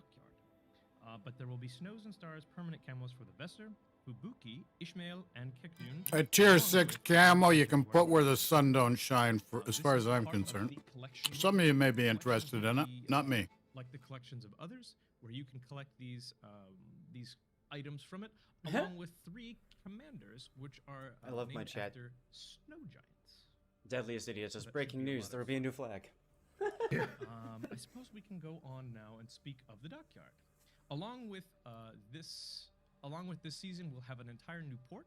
It will be, excuse me, not a new port, but this will be a festive reskin for the London port. Forgive me, I misspoke there. As you can see, things will get very, very festive and very holiday-like as the Tower Bridge in London is decorated with a variety of lights. rescored. It's And it's like, like you got this stuff, you got a new even the port, you got to Santa's do your crates are getting a dockyard slight details. reskin here, as those 3 Yep. snow giants that we were discussing come up there. Those are the 3 commanders that will be available. I mean, you got the Marlboro, you got the this is Repulse. all to Like, say, where's the new this comes information? with the new inclusion of the dockyard. The next dockyard will be in 32 phases, 25 of which will be able to be completed through missions, and it will be to create, I suppose, to build the Tier 9 British battleship. Oh god, that Marlborough. camo. Oh, Information about Oh, Marlborough has been no. out on the dev blogs, but so it is a very interesting ship that actually makes use of 12 356mm guns in 4 quad turrets. So 4 not quad 12, turrets, yes, there you go. 16 356mm guns in Why is the 4 camo? quad turrets. And he This got will it be, wrong. It's the boat that you 16. get when you complete the dockyard. And 4 along times the 4. path to 4 actually times creating 4 this is hard. Marlborough, you will also earn yourself during the different phases Ah. the Tier 3 British battleship Red Dope. Alert, OBS is and even getting bored. new Tier 6 British battleship Repulse. Although, yes, the Repulse, those of you who may know it, I am a huge fan of the Repulse. I've been waiting Oh for this for a boy, very, a very long time. dreadnought. The Repulse was actually a World War I era battle cruiser that was made by the British. Okay. But of course, in this game, it is classified as a battleship. So those are 2 Well, boats Repulse that you was can modernized a little you can bit. acquire while you I mean, earn your way where's through the new dockyard news? on your way towards Marlborough. Marlborough, of course, as you saw just I a don't moment know. ago, has very cool war paint camouflages similar to the Hyzen, the DE7, and the Anchorage, and the other premium boats. It's that have come 3 from the Bogsy. before. What do we have next? Oh, look. Nice. Oh, wow, that's Comes cool, in actually. Camouflaged for the Fuso, known That's as the cool. Japanese castle. This was actually a skin that came about because of a Hey! and this That's is what awesome. You might I like recognize that. it looks very similar to a few other skins. I don't like that. I think it looks like crap. You can stick it where the That's the sun only thing I'm don't excited about shine so as far. well. Yeah. The Hyuga and the I Hayate. want it. So this one has a very interesting samurai figurine on the top, along with several very interesting It's cultural hilarious. icons I across want it. the tips of the barrels and even Right? samurai armor I plating mean, along The memes that are gonna come out of this, Oh, yeah. you know they're Tier gonna 6 like Japanese stack the Warship samurais on top of each other. So be looking for this early 2022, very likely as part of a Twitch campaign, I believe. It's probably gonna be I'm part of sorry, Asian talking New to Mr. Year. Conway because I've heard him Yeah. do this before, and I'm unconsciously imitating his cadence. There are worse Keep things. practicing. Okay. Jeez. Doing my best here, folks. Next up, however, Do your best. Do better, sir. pal. ships. What's this tier 6 Canarias? New boats. What is all these tier 5 and 6 crap? What's going on here? I'm excited. I'm excited to get to reveal to you. This is the first time I've ever been able to do this, by the way. Reveal to you, Refresh. folks, new ships that will be entering the game in Sorry, the say near that again? future. I must remind fine. you they are still work in progress, but I will be able to share some of the characteristics with you, as well as what you should probably make of these boats in terms of a quick description. So, some of you We may already have knew noticed this a while one was back coming. during the anniversary, Yeah, the and remember, guys, 6th this will all be anniversary out of on the dev Warships. block anyways in like We 10 minutes. showed you Oh boy. the silhouette Tier of a boat 6. that looked like I mean, Yeah, They put the yeah, flags- like tier 5, tier 6. the Like, do flags I farther really back, I would care? just tell you where to shoot. No. oh my goodness. shoot me here. Very good. Okay, well then I need to hurry up then. Yes, you need to hurry up, I've Boggs. been told I like to talk. The Canarias. Let's go, guys. Come on, what Game else? on. The Canarias is going to be the very first boat in a new line of ships for the new nation, Spain. Oh, The Spain Canarias has nations. very I high told you they were HP going to told announce a you new. Spain was cruiser. coming, It is but armed with no. AP only shells with advanced Timing. penetration angles. Mm. It has 8 203mm turrets, guns in 4 turrets. It has a hydroacoustic search consumable as well as the salvo fire no. mode that is now being tested on the super What? cruisers on the It's public got test alternate server. fire. It is not Yep. armed with torpedoes. new but gimmick. Be looking out Yep. for this new ship as the first ship of the Spanish line. Gotta have a Alright, new come on, gimmick. What else? What else? Come on. Tier 8, Tier 9. If you're Yes, looking for a tier 10 ship, yes. look no further Oh than my the God, what is Sherman, a this? new tier 10 American destroyer. This borrows some characteristics. of the Forrest Tier 10 Sherman? Where do they come up with these American names? Austin. It has 3 single 127mm guns of the same That's style actually as the pretty cool. Austin, and they do Yeah. fire HE SAP and SAP destroyer. rounds. It has relatively high Jeez. HP for a tier 10 destroyer, somewhere between a heavy gun boat and a torpedo boat. But it has 3 quick-firing 127mm guns with HE and SAP. It has uniquely 2 What just tubes happened? of gearing torpedoes per side with very quick reloads, smoke, speed boost, def AA. This will be a very interesting It has addition twin to torp tier 2 tubes. with the 3 guns set up. What the heck just happened? Looking forward to What a that. name. Next, please. Oh god. Sorry about the You blackouts may there. have That was heard weird. of this city Oh, in look, the bottom it's of Crimea, the- Sevastopol, Oh, the new tier 10 Sevastopol. Russian super cruiser, which It's the happened to borrow Kronstadt. some guns from the tier 9 German super cruiser Siegfried. With different This turrets. super cruiser Yeah. is armed with three turrets, hosting twin 380mm guns each, with improved AP Oh god. 10 angles, penetration, as well as short fuse AP rounds, much like the Stalingrad. However, these are 380s instead of 305s. It does not come with the standard 12-kilometer Russian radar. In fact, it trades that for exceptionally good concealment, which can get down to 11 kilometers at best. Oh, God. It can choose between Hydro or DFAA, and unusually, it has a speed boost. This speed boost for 45 seconds gives a 20% increase to acceleration and maximum speed with 6 charges and a quick reload. It Rush also B for the unusually has a motherland. very, very long duration but short action, short content heal, meaning it slowly regenerates HP over a long time and has 6 God. charges of them. Why? But that means that it can be focused down quickly. No, it can't. That is the tier 10 Put OPs off on him. Russian God, is there more? supercruiser Sevastopol. There's more. They have to do Then some we prep. have Oh not God. too many details No. about, but we have the inclusion of the first Russian submarine as the 189. Unfortunately, we have no details at the moment. Be looking for that in the future. Just know there are, in fact, Soviet submarines. No details on the Soviet sub. That's fine by me. I Next. wish I had another boat to reveal. I mean, that would just be wonderful, especially one that, you know, someone's been really looking forward to for a long time. Good Maybe one that people are just... Kitakami. Do you think so? Should we make Christmas early, Mr. Conway? Uh-oh. Don't know, has Killer been good? Oh, Killerman. I should ask you. Oh, I know what it is. Killerman has not been good? What is it? He's been a very naughty boy. Well, I've heard that Seraphis has been a very good boy, so I think we should do something nice. What did you say, Seraphis? All right, well, this is his fault. Yep. ladies and gentlemen. I give you The Dido. Dido. Saw that coming. Allow the PogChamps to begin.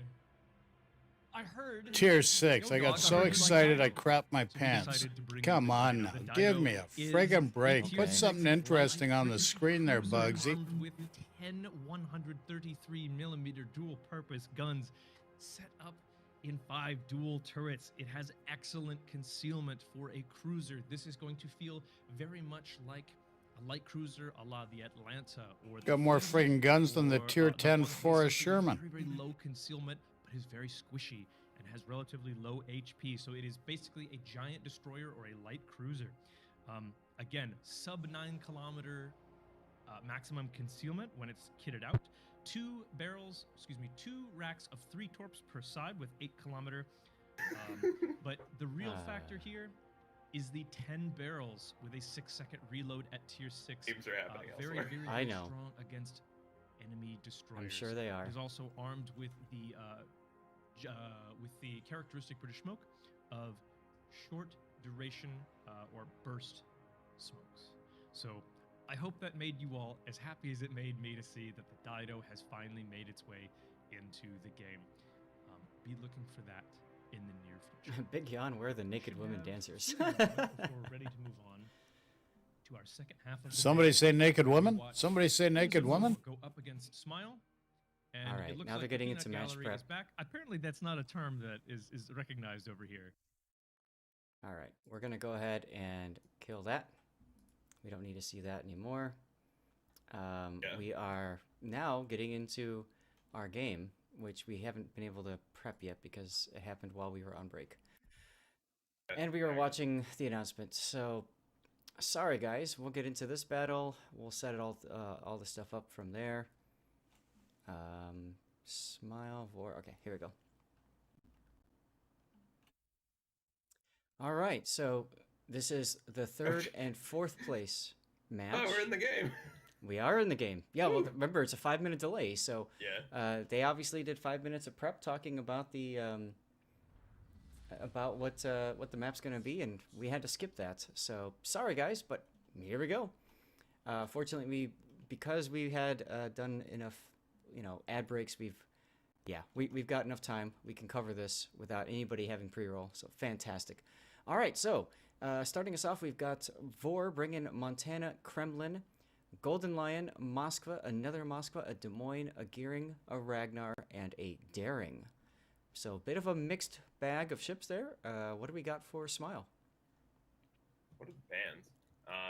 I'll get there. Don't worry. So double Ohio's for Napoli, Moskva, Nevsky, Gearing, Daring, and double Ragnar.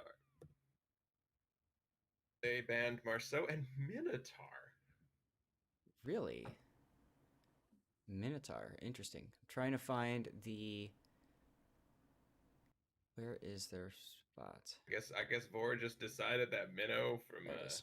Shaft just ended their lives. Well, I mean, that's definitely kind of a bit of a hate ban, I would say, huh? Yeah. Let's see. Smile's sending 2 Ragnars to the A cap. Vor, meanwhile, sending a Ragnar to Moskva. They've kind of arrived in the same position, so spotting advantage to Smile there.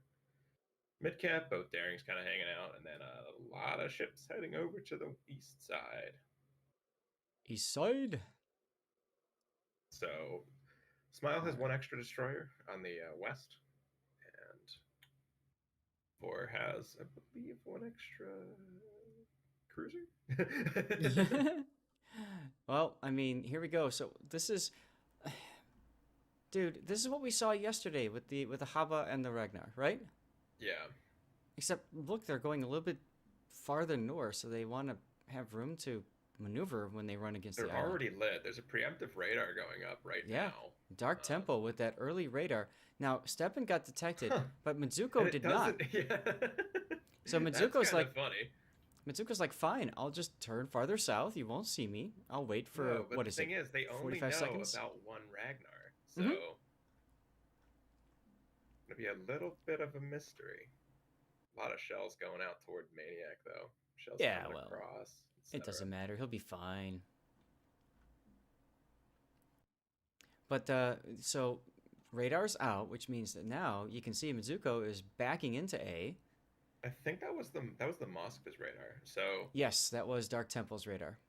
they still think there's only one Ragnar. Mm-hmm. So you've got Classic now reversing towards the cap. I mean, the Moskva of Dark Templar is gonna have shots, but But Dino's Napoli will too. even more interestingly, you've got one of the Ragnars is nose in, the other one is butt in. Well, because of the radar, it forced a bit of a turn there, but that's okay. Yeah, and the Moskva and Montana are still both lit over there. Oh, Ferry's lit in the middle by a radar. Ferry got detected by radar. YBB.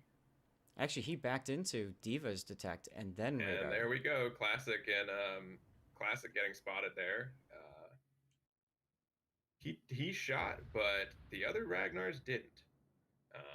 Well, that's gonna enable Mizuko to get the cap. Yeah, it is.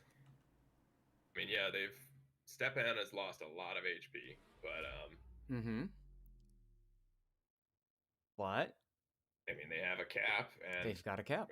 They've turned Vor away on that Mhm. cap early on. I would not at all be surprised to see one, probably not both, but one of the Ragnars actually head towards the middle to go after the daring and try and help with that.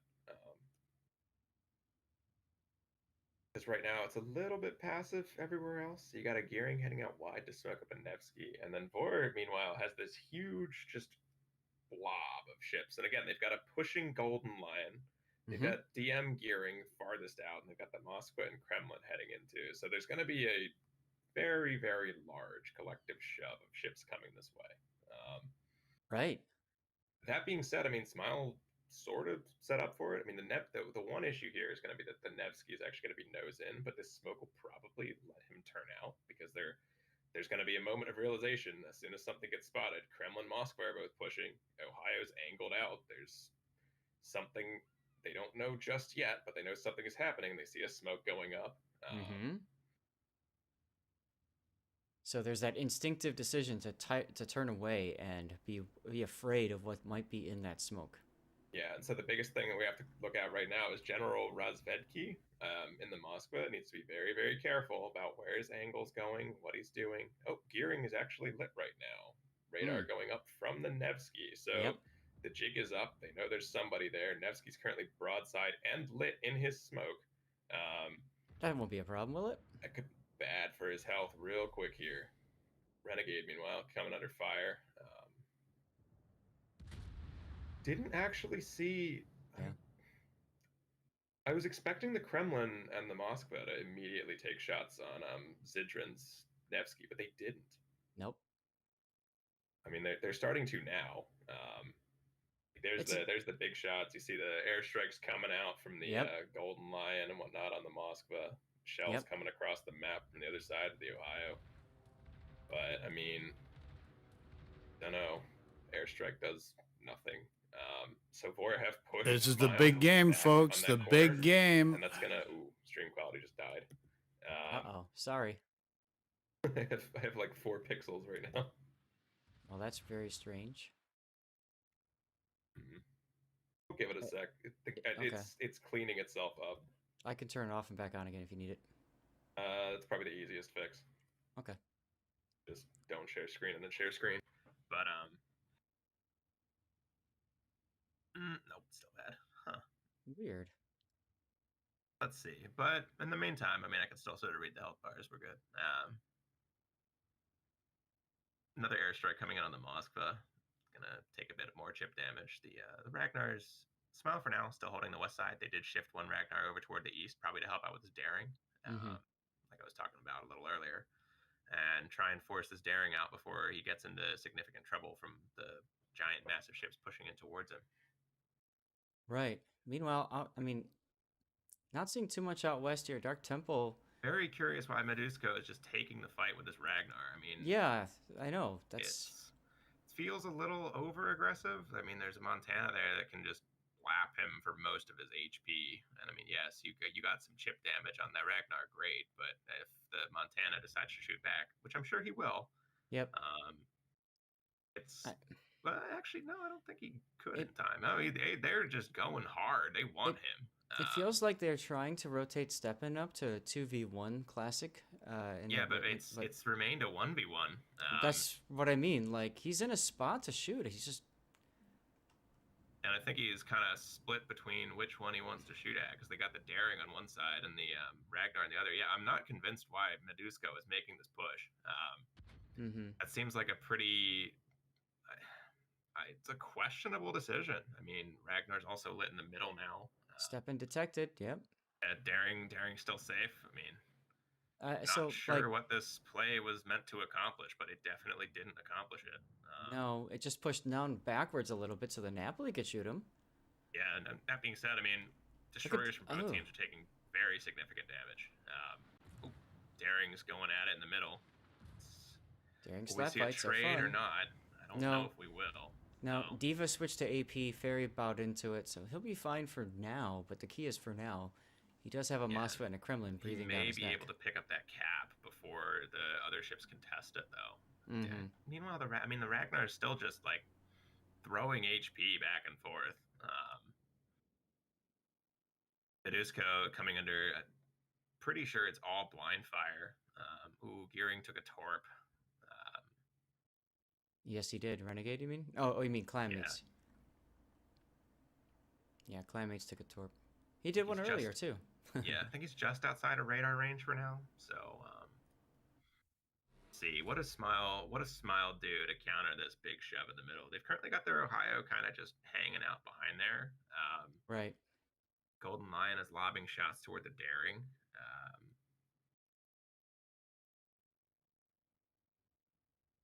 But yeah, so we got a Kremlin and a Moskva just coming, and it wouldn't surprise me if the Ohio actually goes for a ram. I was just gonna say that, like, if I'm Ryder, I'm just gonna go and frickin' ram this guy. Because I mean, you're currently up 200 points. You have 2 caps, and the Kremlin is the biggest concern on the map for you right now. Because I mean, they're gonna continue to get shots out in your Ragnars, etc., taking big damage there. Yep. Well, and they're also up by a ship, too. So a ram here is perfectly fine. You get rid of the battleship. And hell, you could even send the Moskva up behind him to ram the other Moskva, too. Like, let's see. So Ohio is actually stopped and is holding passive right now.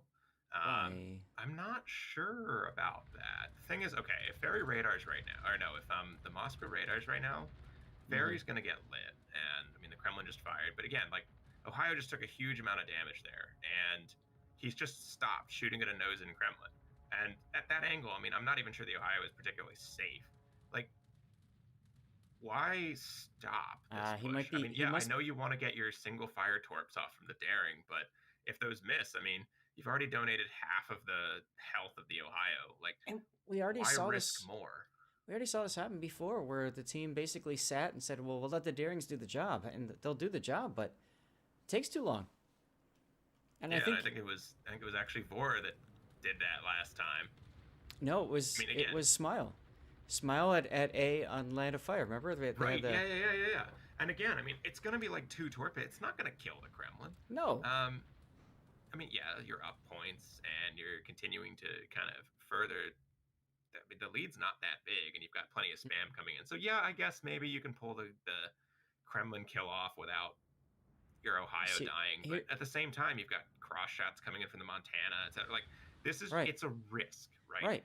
This game is risk management, and I think that's why Ryder stopped, just because he was afraid of that cross shot. But I mean, that cross shot's not going to kill him. That's not going to prevent him from ramming. Worse because the Montana's moved 2 squares in the time we've been sitting here watching this game. That's right. That's right. He's And opened up the there's a angle. radar going up, so they're going to see the destroyers now, and they're all going to start focusing on the destroyers. And like I was saying earlier, like Fairy's now coming under shots because he's radared, And yeah, Mhm.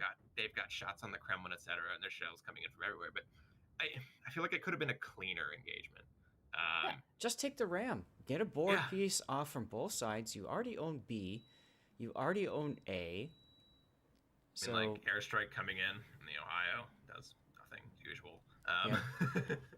All right. I mean, so I guess the Ohio can now go and try and ram the Moskva, but like and now he's got the Des Moines on his side, pumping yeah, I AP mean, he into can take him. the shot on he can take the shot on the Des Moines, no problem. Mm-hmm. We'll see how much it actually does. Meanwhile, if Classic goes down. finally went down. I guess the aggro Ragnar's finally got him. There's the shot out on the Des Moines. But Ohio's, I mean, they traded anyway, right? Yeah. And I would say in that ultimate engagement, Smile came off worse. They lost health on destroyers. Yes. And they didn't really gain anything there. They just wasted time. Now, if you're Maniac, see, okay, all right, go for the ram. Round 2. Can we do it right this time? Like seriously. You have one job: insert battleship. Mm-hmm. And I mean, I've actually just to mention that I did watch some of the EU finals, and we saw battleships miss rams or just ignore each other and completely mess things up. I don't think that'll be the case here.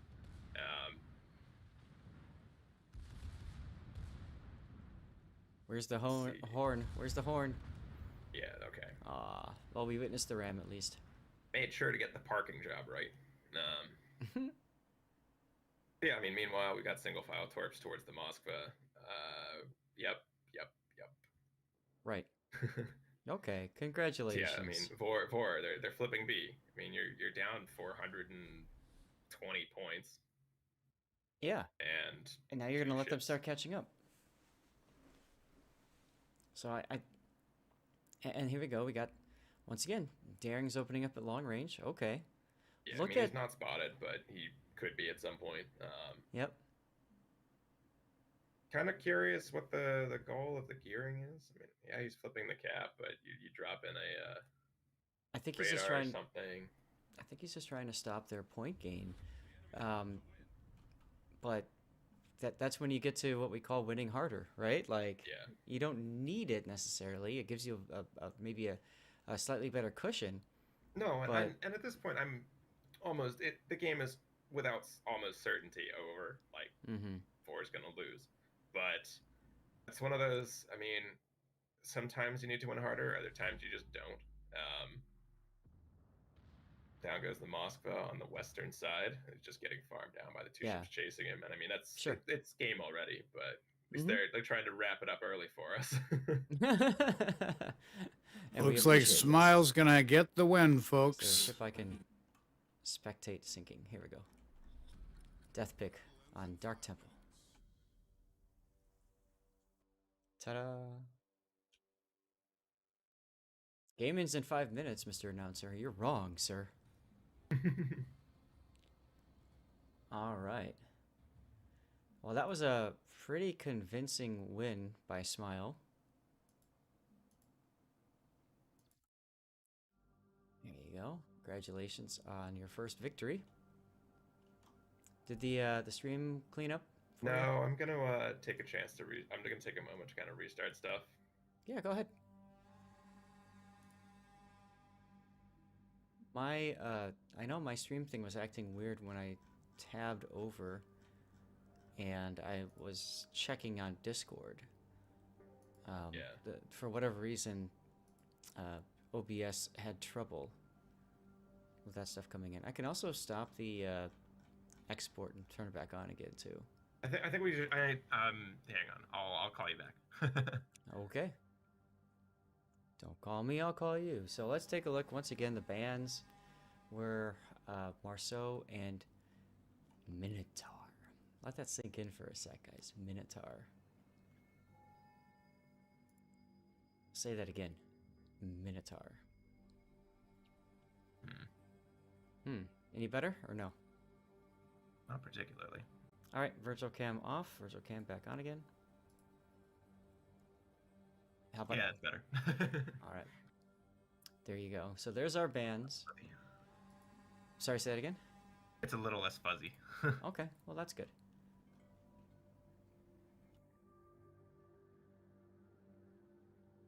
Alright, so Smile coming away with that first battle. We go on to Northern Waters, followed by North. That's our map rotation. Best 3 out of 5, Hope folks. you guys enjoyed the special announcements. We were able to catch all of that on this channel, which was cool. Albeit with a 5-minute delay, but hey, whatever. Yeah. Still gonna be waiting for a few moments to get everything all set. But just as a reminder, let me go to the tournament page. Oh, good. I have it fixed. And this is what we're looking at now. I'm going to just make that a little bit bigger so it's easier for you guys to read. And maybe I'll zoom in a little bit too. There we go. So that's our tournament bracket. This is how we've gotten to this point. And you can see the results of that. Let me go away. There we go. You can see the result of our first 2 best-of-3 matches, which went to Game 3s, which is awesome. So we are now covering Smile versus VOR, and then we will finish it with the best-of-5 match, Shaft versus Band CV. Now, we are behind, folks, which means expect maybe this Smile and Vor really is the depends best on out how of quick the next battle 3. is. This battle And then the was final, 15 which is minutes. coming So a little this bit one might later, go which is quick as Shaft well. and Band And if it CV, goes, too will be low, best out of 5. then we'll probably go straight into the final. And as a reminder, our teams are currently facing off against each other for essentially $2,500 additional to give out to their peoples. So each team is guaranteed $5,000 divided up by however many teammates. Roster is max of, what is it, 12? I think? Yeah. So, you know, that's a very nice and even division that you can do. I'm sure you can all do that in your heads. I cannot, so I'm pulling up a calculator. That's $416.66 repeating cents per player, assuming a group of 12. And then you move that up to 7,500. You divide that by 12, and that's a nice round even $625 per person. So that's a decent chunk, right? That's a couple of premium ships right there. And unlike most things, this is actual money. Right? So you can finally turn to your family and say, "Look, I got something out of this game." Right? Right? All that time I spent. Right? All the times playing video games and everything like that have paid off, Mom and Dad. Totally offsets it. That's right. That's right. So I'm going to go ahead and do a pre-roll ad. We are 2 minutes out. So stick around, and we'll bring you game 2.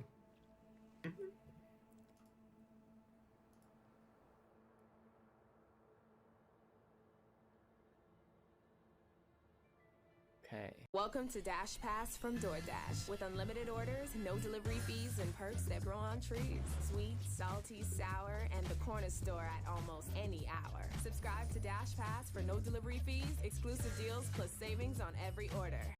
Introducing the all-new Ford Maverick, a truck for people who didn't know they needed a truck with an available standard hybrid engine, built to defy expectations. The all-new Ford Maverick.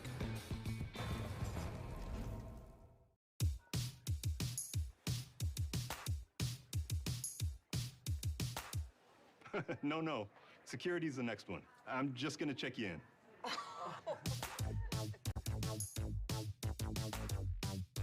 In chat, by the way, are one-time use. Yeah, and if you've already redeemed 3 of them, you can't use them anyway. Right. So if you go to redeem and it says error, then let somebody else get it. And quite frankly, by the time you see the error, someone else have gotten it anyway. So, but we still have a lot of codes left, ladies and gentlemen. So, you know, got a good chance at winning something. And then, like I said, I'll probably still be streaming after the day is done, King of the Sea Wise. And so if we don't get them all out in this second half of our stream, you'll have more chances later. And on top of that, I've got additional codes, because why not? So You guys are good.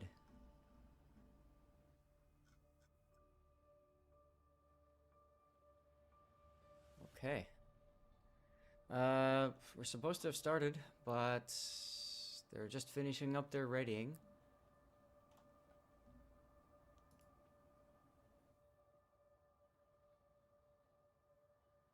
All right.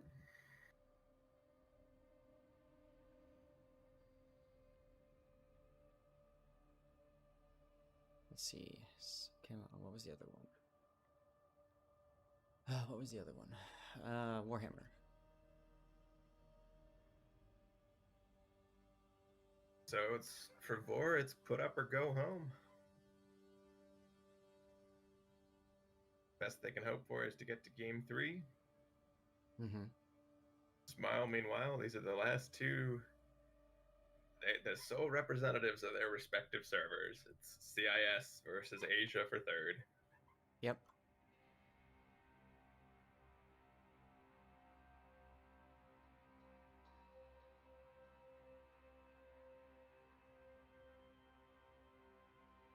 Okay. We're just now checking. They're waiting on Vor to say that Vor is ready. Vor has said that they are ready.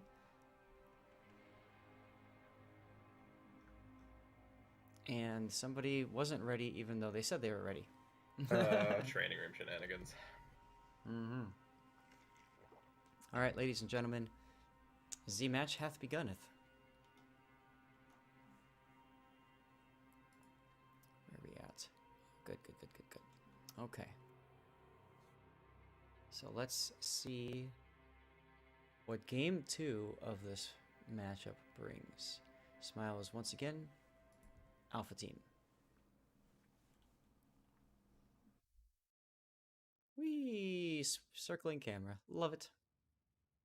Yeah. All right. So, ladies and gentlemen, we have Smile versus Vor. Round 2 fight. We might have a third. I'm hoping for a third. Toxic, are you hoping for a third? If this is a good game, I'll take a game 3. All right. All right.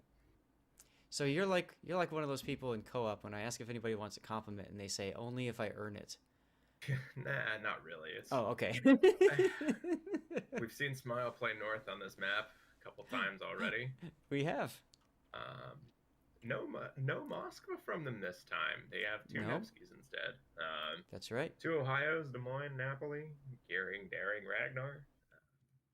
Yep, and then facing them from Team Panzer Vor is a Montana, a Kremlin, a triple Moskva this time, Des Moines, and then triple Daring. So, you know, I had talked about seeing Vor's final form yesterday, and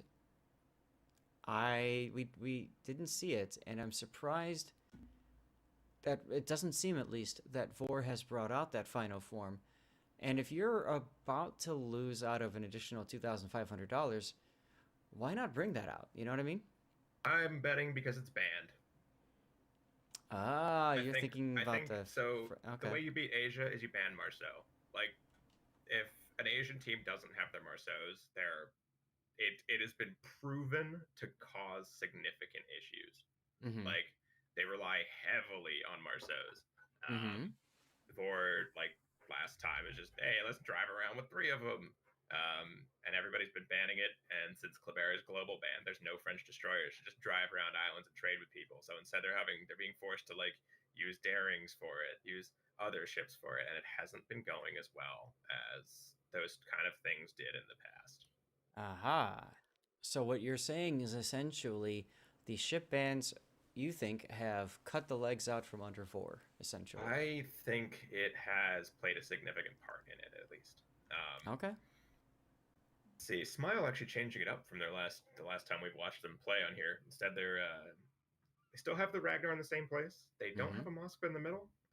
They've actually elected to bring their Gearing and 2 Nevskis. I do remember seeing Smile run this strat before.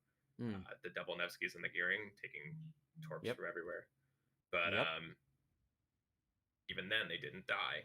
And so, yeah, Vor's getting ready to take the middle. They're going to back the daring in to try and pick up the B cap. Don't think And there's gonna nothing be... to stop him. No, but conversely, on the western side of the map, I mean, you've got two darings with someone from Vor on the back side of that island there, and that's a fairly popular parking spot. But again, we've got this Napoli and Des Moines pushing. That is Smile's play. They seem to like doing this. We've seen them do it many times. Yep. And then you can see so Temple as well. I like this play. Smoking the Des Moines up while he's radaring this daring and using the radar to get shots from him. Ohio Salvo coming on the Des Moines doesn't connect anything meaningful though. That's kind of a shame. Yeah, I was looking forward to seeing some real carnage there, but that's okay.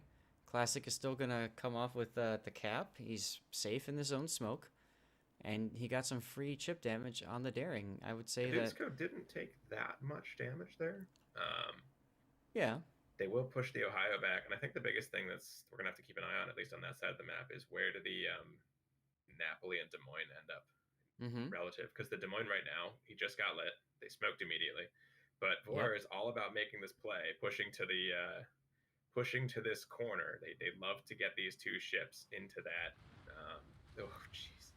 Yeah, they were ready. They love getting these ships behind that island, and this is the way that they've been doing it every time. And hard to see. They're having a bit of a... Yep. The thing that they've been doing is they like to turn the Napoli out, but with where the Des Moines is, I'm not even sure they're going full speed right now. They're shooting in the smoke too. That's a risk right there. That is a risk, but it's paying off. They'll know their smoke firing penalties. Again, Napoli's don't have hydro, and it doesn't look like General Zipke has his hydro running. No, and I mean you know this play is going to happen.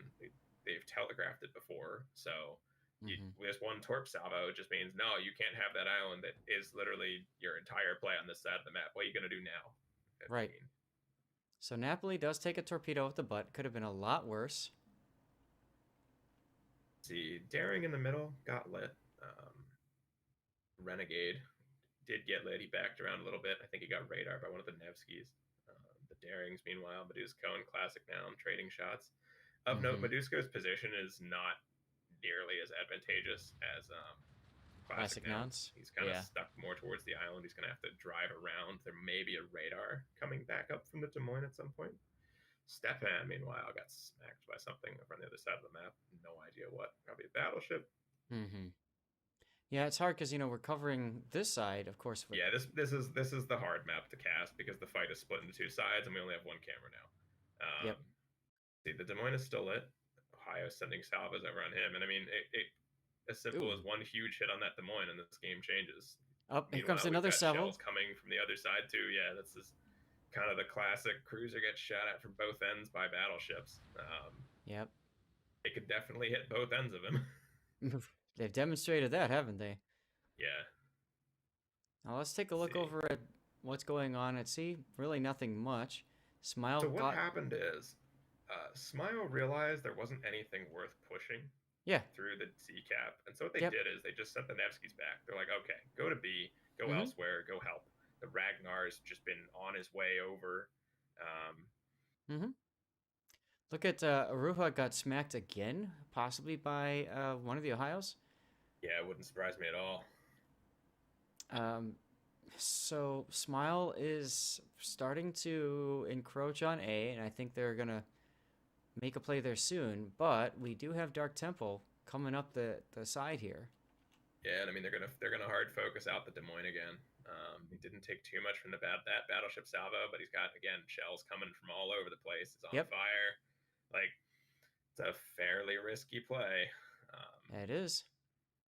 Meanwhile, I mean, Dark Temple is making the same play coming this way. Oh, Dino got stuck bow in. Yeah, I mean, I'm not sure why either. I think he could have just as easily just turned and gone nose in behind the island, but I think he was trying to stay from blocking the shots. You see the salvo coming across the map from Montana doesn't connect. Right. I mean, this is what it's all about, is the fight that's going on here. Meanwhile, we can see Vor trying back at B again. Even the back in daring their is daring chipping up in right now. Yeah, trying and to just do as much as they can to this Moskva. I'm curious what this play is going to be. I mean, they're offering Dark Temple up. I mean, essentially. what's the Napoli doing here? Ooh, big hits from the Napoli. Well, he took a torpedo from the Daring, and I'm pretty sure Dark Temple had his Hydro up, so... Yeah, he couldn't turn. Like, but he couldn't turn, right. He's been stuck at this angle, and that's all he could do. Okay, well, he obtained the Just island, so you guys now know, gonna be a this proxy, match between proxy spot Smile fight. and United Vor Kremlin is moving will up. determine the third place position overall in the tournament. here So it this is. is for the third place Doesn't connect. position Just overall slightly in the behind. tournament. But no, right now, I mean, Smile's down a cap. Vor's ticking to him. We've got shots coming across from the Ohio. One of them doesn't do anything. The other one misses. Mm-hmm. Here comes another. He's firing really separately apart. Kind of curious why that one was there. I think he might have just lost the spot. Lost he the was spot. firing. He was sequential firing, and then Yep. he lost the lock. Dark Temple too far forward now. Napoli and Moskva having a slot fight. Meanwhile, the Daring of Baduzko takes a bit more damage there. Mm-hmm. Yeah, I mean, Smile's really all in on this fight that's happening right here. I mean, they got shots coming across from Renegade. And Yeah, he just smoked up, and now he's shooting into General both Darings Zvezdy's Des Moines. desperately trying to finish off the respective cruiser behind this island. Yeah. But I don't see Dark Temple taking damage right now. Medusko stopped shooting for a bit. Yeah, and he's shooting most again now. importantly, I think there's a heel ticking again. Yep. Like that momentary pause of shooting. There's a radar coming up. I mean, 2,000 HP, you stop shooting for 10 seconds, and that's all it can take to keep a ship alive who's now radaring you. That's right. Kremlin, meanwhile, pushing towards the Daring. Ohio, what WGC Rider has been pushing down the 10 line, or the 1 line. But... Oh! Oof. Yeah. Rider. So Smile's answer to this heavy push has been to just kind of let the points tick in favor of Vor. Right. We're about to see the Ohio and the Kremlin get involved with one another. Kremlin is definitely in the worst position here. Like, make no mistake, yes. this is gonna get ugly for the Kremlin. He can reverse an angle, but depending how well and kind of on RNG the Ohio gets here, that'll determine the outcome of that particular engagement. Though we do have the Daring again coming in to try and even contest the cap, but Medusko's gotten low enough to the point that, I mean, he's still shooting when he's lit and everything. They're just going all in on this. Yeah. I don't like that Ryder slowed down there and turned in. I think that little pause might give you enough time to angle out.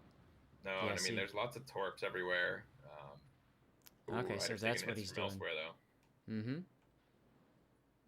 So that was the idea then, was trying to dodge torpedoes like he's going to dodge the other salvo 4K, too. 1K down. Ryder didn't... Inyaya didn't get a follow-up salvo off. No, he didn't. Oh, what does Ryder do now? Where do they go? So they've still got B. Or no, they've still got C. The D cap is still in Vor's hands. They're going to finally flip this A cap around. Renegade's coming under fire from everything. Well, he kind of put himself in a position to get spotted. Yeah, I mean, he put shot from himself in a everything. position where as soon as he gets lit, he's going to die. Like, got Nevsky shooting at him, 300 HP, and he's gone. Very much overstayed his welcome there. And I would, if I was Smile, I would already be taking the B cap. Right. Every little bit counts, and that's the bit you need counting for you right now. Absolutely, yes. So 2 big kills just happened here. Smile coming out on top of those 2 engagements. But the game's not over yet. Look at the score. We're only separated by about 95 points between the 2 teams. As it looks like Smile picking up 2 caps, and then as well, Aruha just goes down in the Des Moines. That was pretty much expected based off of the position and where he was. So now it's up to Vor to make something happen. Can they make something happen? They're down 3 ships. I don't know. I don't know either. Stream quality also died again for some reason. I'm sorry. No, that's all right. Just keep going.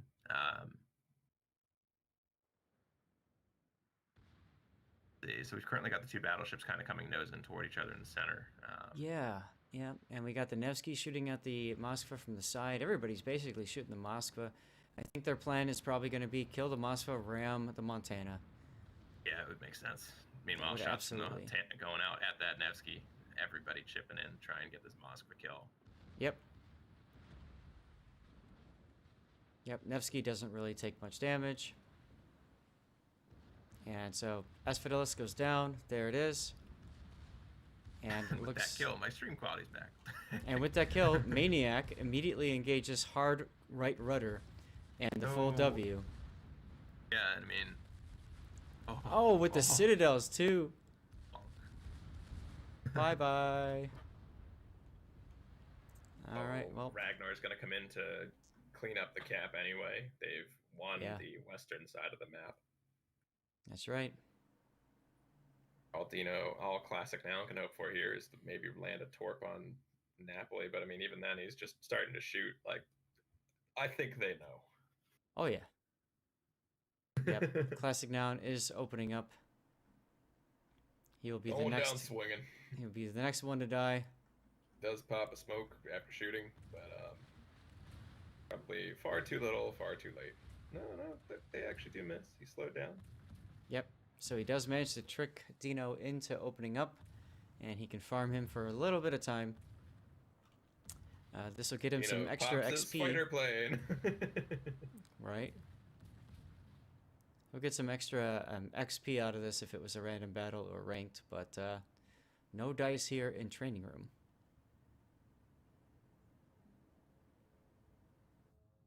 And Diva goes down, so now it's just classic noun. And as soon as the smoke expires, which it's right about to. It's already started fading. So we're gonna see this. I mean, come on, give me death pick. Here it is. Here it is. Oh, denied again. Death pick denied again. Oh, no fair.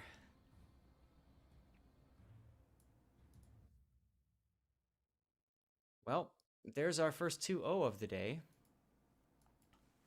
Congratulations to Smile, earning some extra moolah for their team.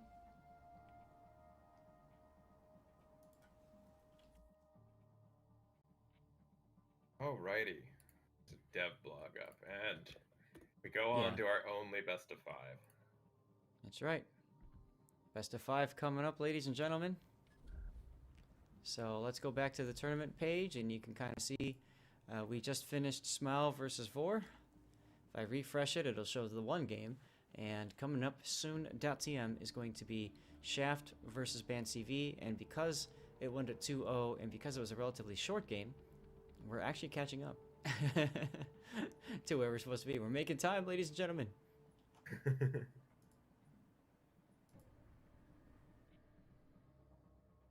All right. So we just need to wait for a little bit for all of our stuff. So I need to reset the maps. And it's kind of funny, actually. Shaft showing up on top of Van CV. All right, let's talk some econ. Okay, hold on. Okay. Let me pull up the dev blog, and I can put that on the stream. There we go. Sounds good. And I'm going to make this full screen as well. You guys don't need to see me or Toxic. There we go. So we'll go with the important highlights. So the stuff you're actually going to get from this, as far as ships, you're going to get a Dreadnought, you're going to get Repulse. At the 18th stage, mind you, that's a long way into this dockyard. Okay, the dockyard itself is 32 phases, which is, I think, a new high. 1,500 doubloons per phase is a lot, too. Like, this is an expensive dockyard. Make no mistake, 48,000 doubloons for a tier 9. Like, you have to think about that. That is a lot. That is a lot. Well, Heisen's was more, I think, but you're getting a tier 3. Woohoo! But you are getting Repulse. Isn't this next patch though a 5-week patch? Yeah, and the dockyard will run for 2 patches. Right. So essentially, there's 1 additional week to So there might be more, and as you can see here, I have to put it back. As you can see here, it will take 27 out of 32 through combat missions. So you're going to have to spend for 5. 7,500. Yep. Well, it'll be a little bit cheaper because you can probably buy one of these starter packs, which you definitely should if you intend to get the ship. This is going to be a long commitment, most likely. Like, make no mistake, that is a lot of stages. That's going to be a lot of missions, no matter what. And let's see. The only thing you get if you complete it early is 250 steel per phase. There's no research points. There's no anything else. It's just steel. Right. New Year's stuff doesn't matter. Well, I mean, but steel is okay. I'll gladly take steel. Yeah. You know, I don't mind that. Just give me a sec here. I'm trying to start up my Stream Raiders. We failed 2 games in a row. Oof, feels bad. Okay, let's move on. So there's our Dreadnought, there's our Repulse, and there's our beautiful cake camouflage Marlboro, and our New Year's Sky camo. You get 5,000 credits, or 5 million, I mean, if you already have the Dreadnought. Yay. And like you said, 250 steel for each additional phase. So if you've got a lot of doubloons, I wouldn't know anybody in that situation, you can convert those doubloons into steel, I suppose. All right, here's some Russian UI screenshots. Sound presets and whatever. Yeah. Whatever. Is that what that is? Yeah. Whatever. Yeah. I think the most of that section, the most important bit is the bit where it says ruined the map's Ring, Naval Station, Newport, Killer Whale, Raptor Rescue, and Mountain Range, also known as adding underwater worlds. Oh, okay. Where did you see that? Is that? It's underneath the Ibuki pictures. There's a one-liner added an underwater world. Okay, I'm much farther above you right now, so I see. Really? Well, I think so. I'm looking at New Year Port and other festive content right now. Oh, the sound thing's in there twice. Technical there. Okay, so this is what you're talking about with the sound.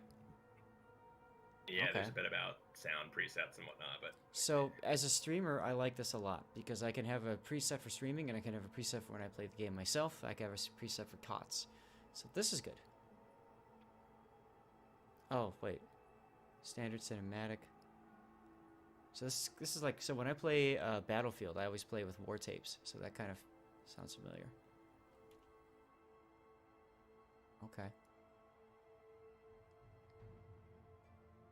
Huh. there's a preview when you buy a ship, but you can't try the ship out early anyway, so nothing meaningful. Uh-huh. Okay. So it's just a shortcut. Congratulations, you put a shortcut. Yeah, I mean, unless the ship demonstration, yeah, because it's still after you purchase it, you can't try it, so whatever. There's our Fuso. Agoda. That thing, I mean, you're going to have mod makers and people that add, like, 3 samurai standing on each other's shoulders above for, like, ultimate pagoda. Yeah. With a turret in between, because, you know, that's what they do on that. It's a cool-looking camo, though. I want that. I love the dragons on the barrels. Start, by the way? 25. Okay. Nobody's even in here except for us streamers. Okay, so all right. we have, if you're already there, whatever. yeah, we have the charity patch, yay. We have expendable camouflages. Got a bunch of recycled camos. Early Morning is the camouflage formerly known as Rising, which is the camouflage that caused a whole deal of anger because it was also Ari Rang, which got reused for some reason. Okay, so you had mentioned something about getting rid of credit reduction. Can you explain what that means? So in 1010, Wargaming is removing Meritorious Service, Blue Lagoon, and Rising camos, all the expendable ones. They're removing them from being obtained. I'm not exactly sure how the details are, because on the 1010 PTS, I still had all the camos. Okay.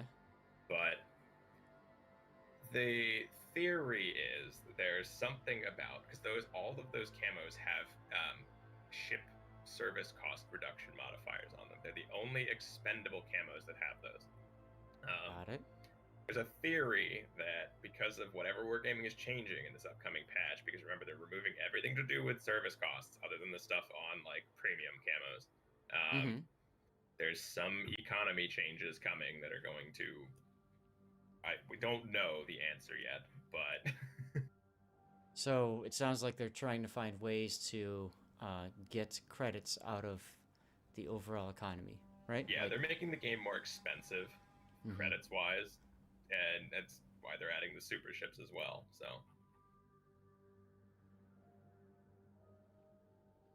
Okay. I mean, yeah, you can get some camos for some low tier stuff. The same stuff we see every year. All right, and that's basically it, huh? Yeah, for now. I'm sure we'll see the one with the new ships posted in an hour or 30 minutes or whatever. Yeah, they usually time this out on purpose. So, and yeah, chat's catching up. And they said, 7,500 for tier 9 is cheap. Well, absolutely, yeah. If you do all of the stages, and it's going to be a little bit less than that even. A lot of time. It's exactly that. It's just, it's a time investment, and that's fine. I've mentioned that before, that Wargaming looks at participation and says, hey, it's either money or it's time. Sometimes it's both, right? In order to, get what you want to get. So that's all right. Yeah. We still don't have updates yet on that on tournament, but that's okay. I can show you guys the map rotation. So this is a best of 5. So if we go 3-0, then we're done early. But otherwise, we will be starting with North, and then moving on from there to Northern Waters, then Hotspot, then Islands of Ice, and Trap. Okay, I'm going to go ahead and run a pre-roll ad because we're about 2 minutes away from the start. But you know what? Nobody's here, so that'll be interesting to see if they all come in at once. So pre-roll ad, here we go. So that takes care of that, and then our bands. Moskva and Marcel. Finally. Finally.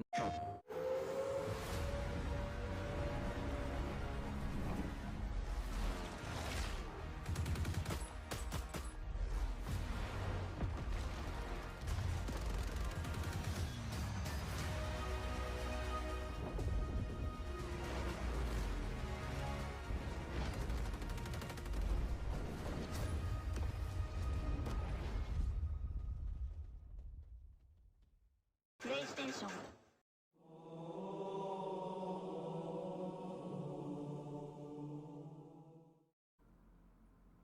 So, It kind of feels like we're at that point already. I mean, is there a point at which you say more bans or you say no bans? All ships are allowed. Well, and that's kind of that goes back to what I was talking about earlier. I almost feel like we need to have a something different, a complete. Do you watch Survivor? Yeah. Okay, I'm a big Survivor fan. As an aside, not so much the season, but every season, they try to change up the game, and they make it so that if you know what to expect, you get caught flat-footed and wrong in several cases. And I feel like we don't see too many mix-ups in King of the Sea. That the bans have finally come. It took a while to get here. But I almost feel like it's too little too late. I think the bans, if we had started doing bans 2 years ago, would have been a very big difference. So there's 2 ideas I have for it. One idea I talked with you about before, right? Which was, hey, like, can we make it so that everybody is playing with a 0-point captain, no upgrades, no camo, no flags, all that good stuff, right? That would be hilarious. The other thing, and I've brought this up to the COTS organizers, and of course Wargaming bought COTS, King of the Sea, but the other thing I'd love to see is a kind of like what you see on the cooking shows, where they do like a special ingredient. Like, you're going to make something and you have to incorporate blank in what you make, right? It could be mustard. It could be, a side dish.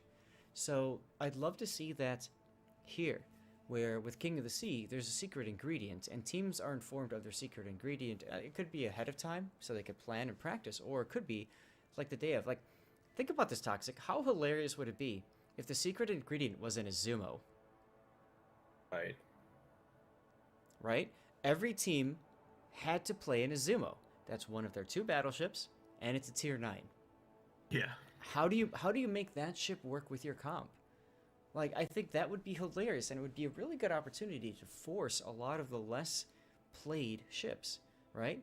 Can you imagine if the secret ingredient was even a tier 7 ship with a whole bunch of tier 10s? Would be almost hilarious to watch. But you know, you could do it the other way around. You could have a King of the Sea at tier 9, and the secret ingredient is at tier 10. Yeah, or a super ship with tier 10s. That actually is touching on a point. In World of Tanks, the tournament teams and rules and everything were often governed by team total tier. Like, you had a limit of, you could have like 9 tanks and a total of 70, right? That's all of your tiers added up. So you have to choose different ships, etc.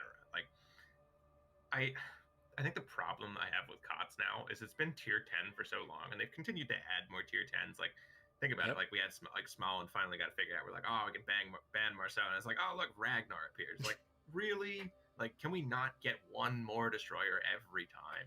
Like, right? It's just one of those. I think it would be nice to see something different, whether it be tier 9s or like, because even if you drop a tier 9, suddenly you don't have a bunch of super tanky nose-in cruisers. You have like 1. A bunch of them are already removed. You wouldn't have Musashis or Georgias or anything. Yeah, you'd see tech tree battleships probably, although you'd see Kearsarges now. Like, I'd be nice to see something else. Yep. What that is, I don't know. I mean, that's something else I've mentioned too. Like, even with clan battles, like, why don't we have? We've never had a tier 5 clan battle. We had tier 6 recently. That one sucked. That was awful. It was terrible. But we haven't had a tier 7 clan battle. There's never been tier 7. Yeah, we've had 8, we've had 9, we've had 10. We haven't had 5 or 7. No, I think 5 is a little low. Nah. 5 would be good for a weekend, not for a season. Okay, then bring me a tier 5 brawl then. Exactly. Get it out of my system. I don't have to do tier 10s all the damn time. And make it so it's not just a million kamikazes and whatever. Like, ship limits, 1 per team, done. Yeah. But then again, you'd have kamikaze, you'd have Fujin, kamikaze R. So technically, I mean, you could still just slap the global 3. ban on. I mean, they banned Graf Spee before the tier 6 season. You could just do that. Anything you can't get right now, you can't use. And that just automatically fixes like 90% of tier 5's problem. Well, sure. Or you make it so that you're limited to 1 ship of 1 class of 1 nation. So you can bring 1 Japanese destroyer, for example. Okay.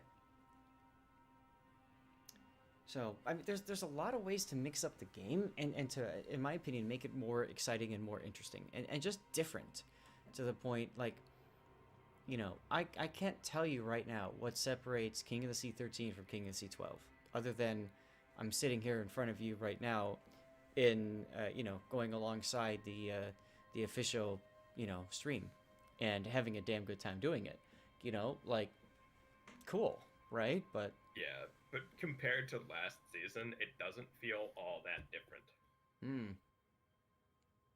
And this is Wargaming's first season after purchasing COTS as well.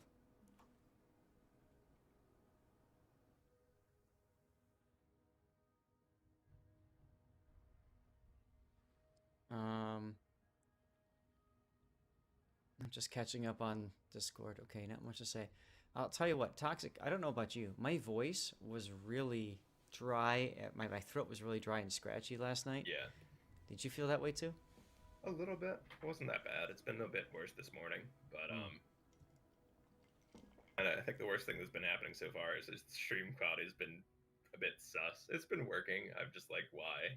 Why are we having this problem now?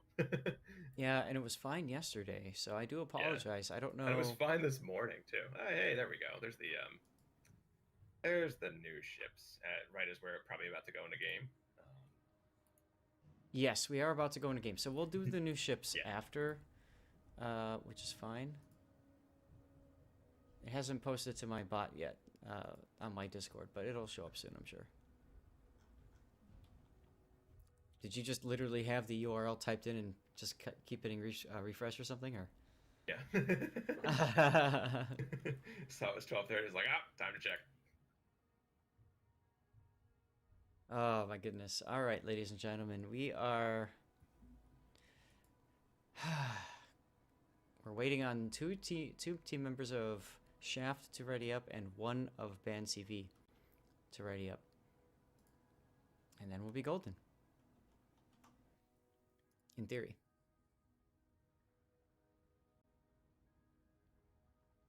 So, let's see. While that's going on... Oh. Okay. Alright, I see.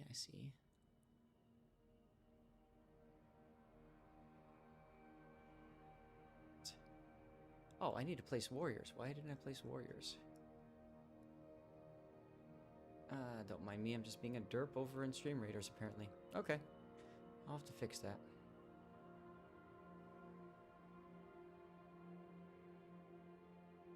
And all team members have readied up, ladies and gentlemen. Here we go. Match is about to begin.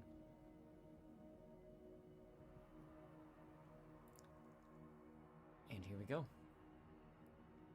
Alright, Shaft is the green side, so let's see what comes up as the game loads.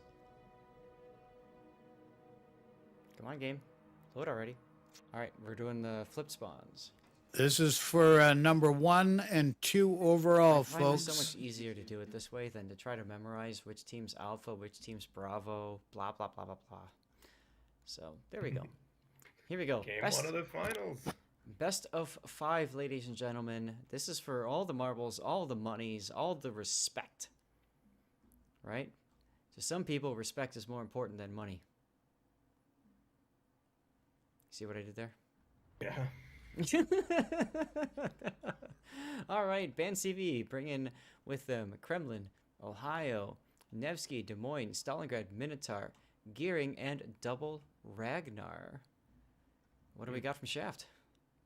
They're double Ohio's, Des Moines, Salem, Venezia, Nevsky, Gearing, Daring, and Ragnar. There we go. Chat's catching up. They said the secret ingredient is a submarine. Oh, God.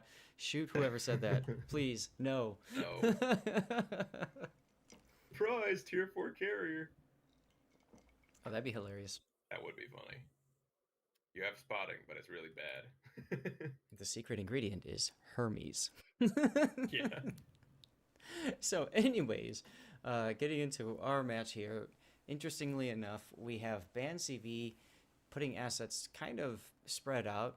We've got a Ragnar that's kind of sensing around B cap, whereas Shaft looks like they're going more for a AC split. Well, aside from the Des Moines, that's going to the traditional Des Moines position. Yeah, we've seen a lot of Des Moines parked at that island. Yes. And that's fine. Not surprised. Looks like Shaft setting up for an early kind of try and pick on the Ragnar Blood Legend with the Daring and the Ragnar of their own, along with the... I don't think Des Moines would be anywhere near the radar, but Blood Legend driving along the island here.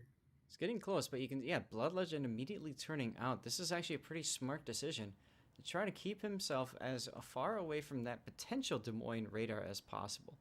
I mean...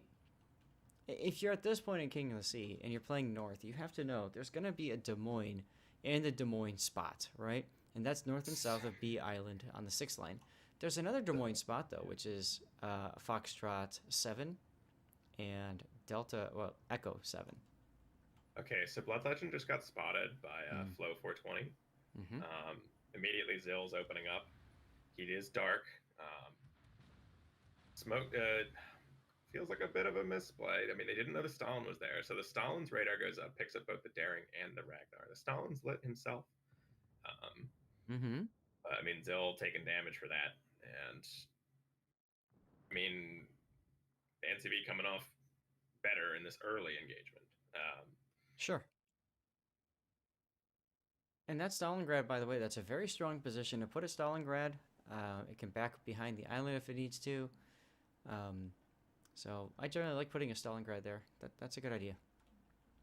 Yeah, the only real issues with that position are like really long range battleship salvos that might happen. You mean like the one that just came in and hit him from Pepega? Yeah. How are the torps looking on the west? Let's. Oh, sorry. Compass Okay. directions. Yeah, not bad. All right, so it looks like everybody's safe so far. Dual death nails in action. I'm gonna drop the HUD for a sec so you guys can just see how sexy this looks. Double gearings to Nevsky, the Venezia, Nevsky, Ohio, just versus. We've seen this Minotaur position before from Yoshi playing right in on that corner. Yep. Yep.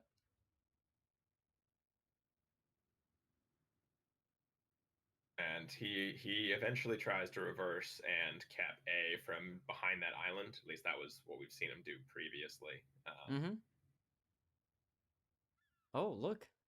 Shaft is going to come away with C-cap. Oh, that is sneaky. And the thing is, at least initially, Bansivy's going to have a hard time to actually come back and take it. Right. So Anley was pushed back out of contention from that early spot.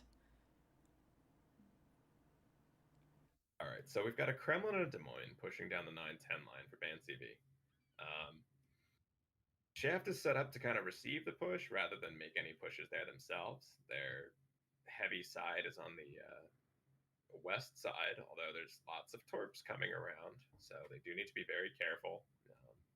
The nice thing is, at this extreme range, you can see how widespread these torpedoes are. It makes it very easy to dodge, as Kamikazes is like, yeah, all right, fine. He just engages the drive a little bit, puts a little bit of rudder in, and just yawns away. Meanwhile... It doesn't prevent people from eating them, though. Yep. Very close. The radar going up, gearing getting spotted. Very close on Kitty Mod. Look at Minotaur Yoshi. Also opening fire, so they do know he's there now. Yep, and Pepega, we didn't catch it, but Pepega took a torpedo. Must have eaten torps, yeah. Looks like he ate 2, maybe 3, actually. 3, I think he ate from the gearing so salvo. this side that's Shaft's strong side, I mean, they're Nevsky taking a bit of damage there too. But, yeah. Yeah, when you've got a battleship over there and everything else, and you've got this one gearing holding everything up, it can be difficult. Yep. Meanwhile, Snackman's Kremlin and Kitus's Des Moines have kind of they've pushed up to a place where they're comfortable to take B without being contested. I mean, like the Ragnar is going to C-cap. The Ragnar is going to grab the C-cap. He's lit right now. Yep. Probably by a radar, and I would assume to see there's going to be shots coming in on him. Here they come. Battleship. No luck though. It's probably reset there. One, so they got a reset. He is dark though. Yeah, I mean that just extends the time just a little bit, but you can see the line forming, 7, 8, 9, 10 line right there on the mini map. It's a very even, concerted push. Shaft's next play on the west is going to be to lay a smokescreen going forward so they can bring the Nevsky up and get the gearing into A. The thing they're worried about is the Minotaur right now, and if they can progressively just spot him and kind of keep him away, they'll be able to take this A cap without it being a huge concern. But I'm betting you he's parked right in a place where if he hits his radar, he's going to spot the gearing. Well, let's see. Let's take a look at how close he is to the gearing. Torp's going at the Venezia, meanwhile. Oh, gearing's detected right now. Radar is up. The radar went up. There it is. So the question is, will the Minotaur fire or not? He did. He did. He chose so to now fire. He's lit. I'm sure the Nevsky was aiming that way. They're going to try They're going to try and push this Minotaur away because there's going to be lots of shells coming in on their gearing meanwhile. Having a blood legend probably just got torps. Blood legend. No, it's fine. It's fine. It's just one of the Ragnars got shot by something. Okay. Meanwhile, I mean, the Venezia Stress Possum has been just taking hits all the time. Ooh, Yoshi takes a giant hit in the Ohio there, and it's probably going to take more AP coming in from all sides. Oh, don't worry. He's got to heal. He's got to heal. I mean, hey, he's dark. He's gone dark again, so he's going to flick his wounds and back off. Venezia, I mean, needs to be careful. They're going to pick up A, but Vanciv's got the points lead for now. The Venezia needs to be very careful he doesn't just get taken off the board right here. I gotta say, I do like seeing a Venezia better than the Napoli, but yeah, it's just not being used well here at this point. It's just taking too much damage. He shouldn't be shooting, I suppose, but maybe his smoke's not available.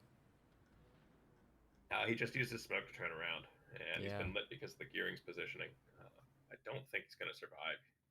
He's got his heel running right now, but he's not going to be able to go dark. Nope.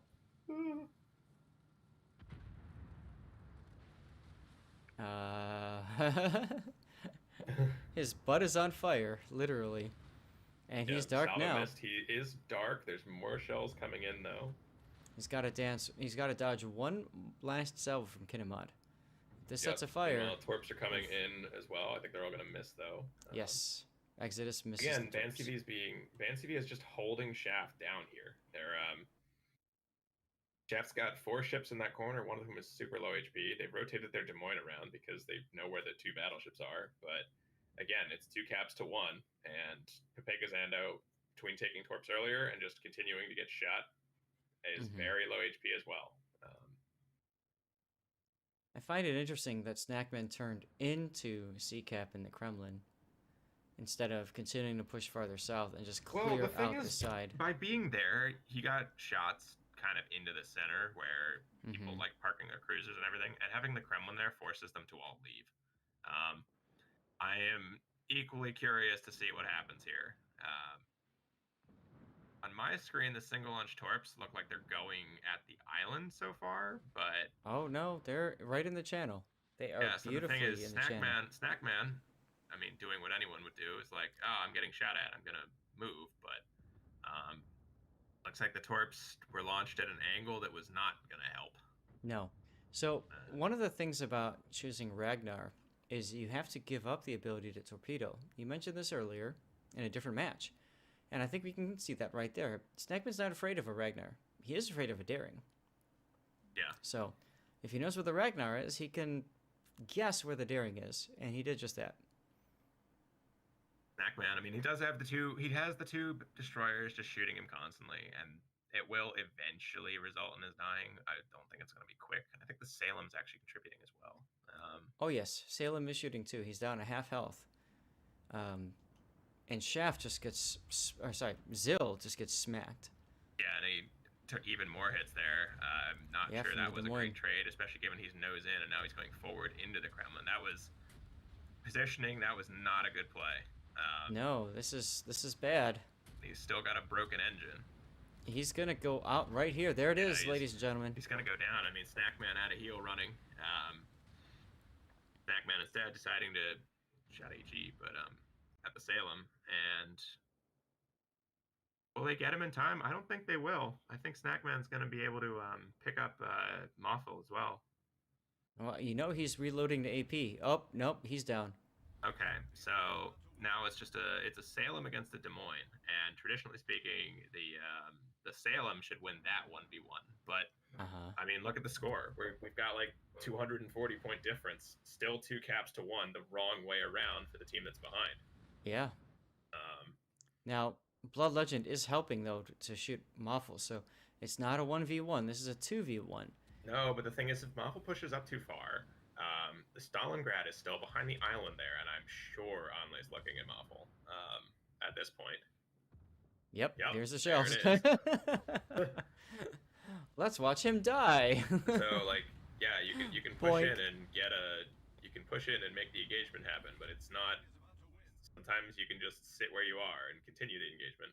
But a trade is okay over there, because at this point, I mean, Ban CV has nothing to do over there. I like this Des Moines positioning, though. Kim Lele pushed up the kind of the middle area, and it pushed Yoshi's minnow very, very far away.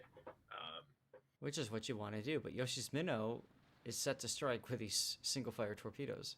Yeah, and that being said, the Nevsky's still sending shots in as well. Whether the DM actually gets hit by these or not remains to be seen. He is turning. Right. I think he'll be fine. The vast bulk is going to go right next to him. White Ox should be, I'm curious where they run out of range, because I'm sure that they were launched very close to max range anyway. Mm-hmm.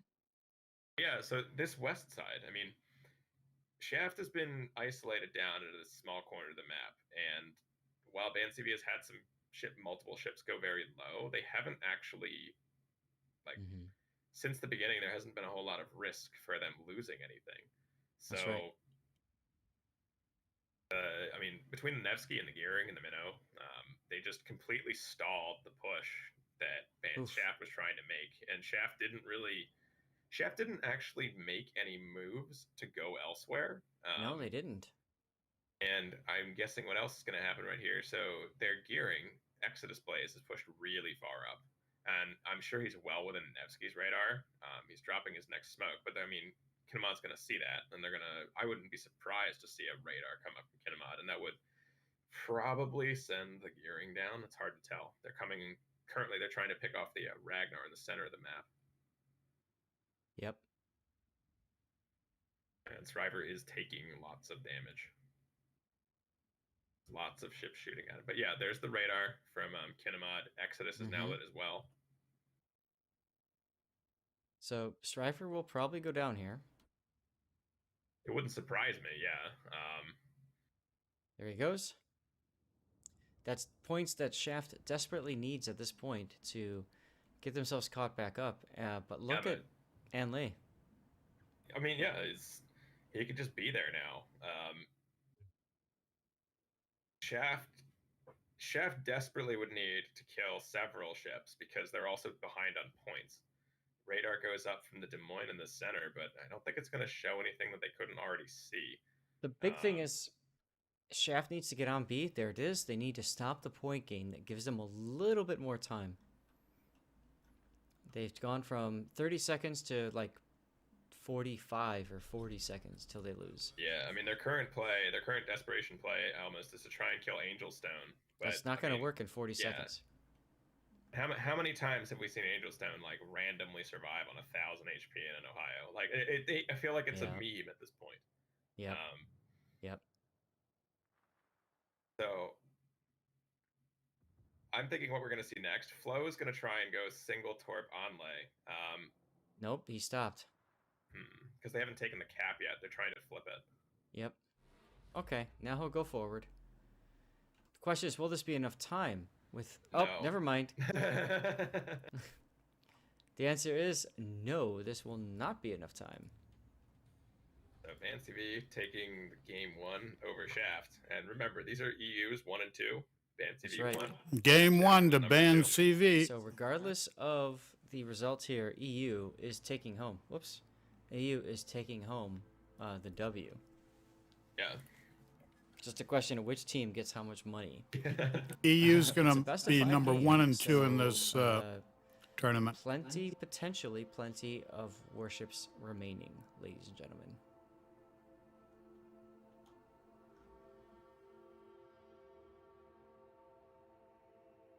Okay. We need to go best of 5. There it is. All right, I'm going to hit the bathroom for a sec while we wait for the replay to show up, okay? Be right back.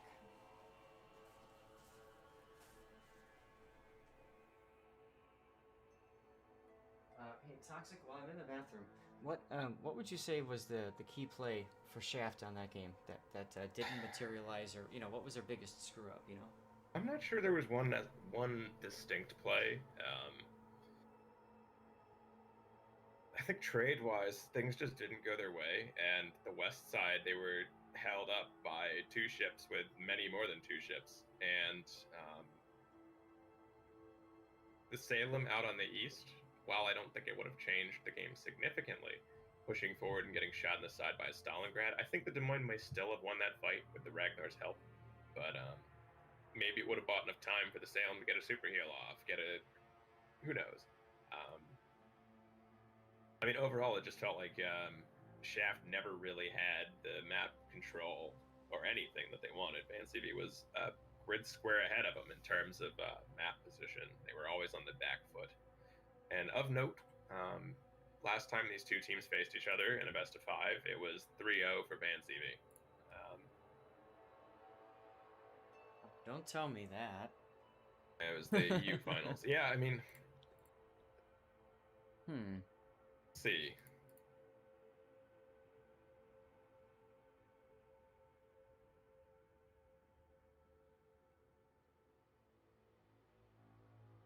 See, we're going to Northern Waters next. Yep. But no, I feel like Shaft,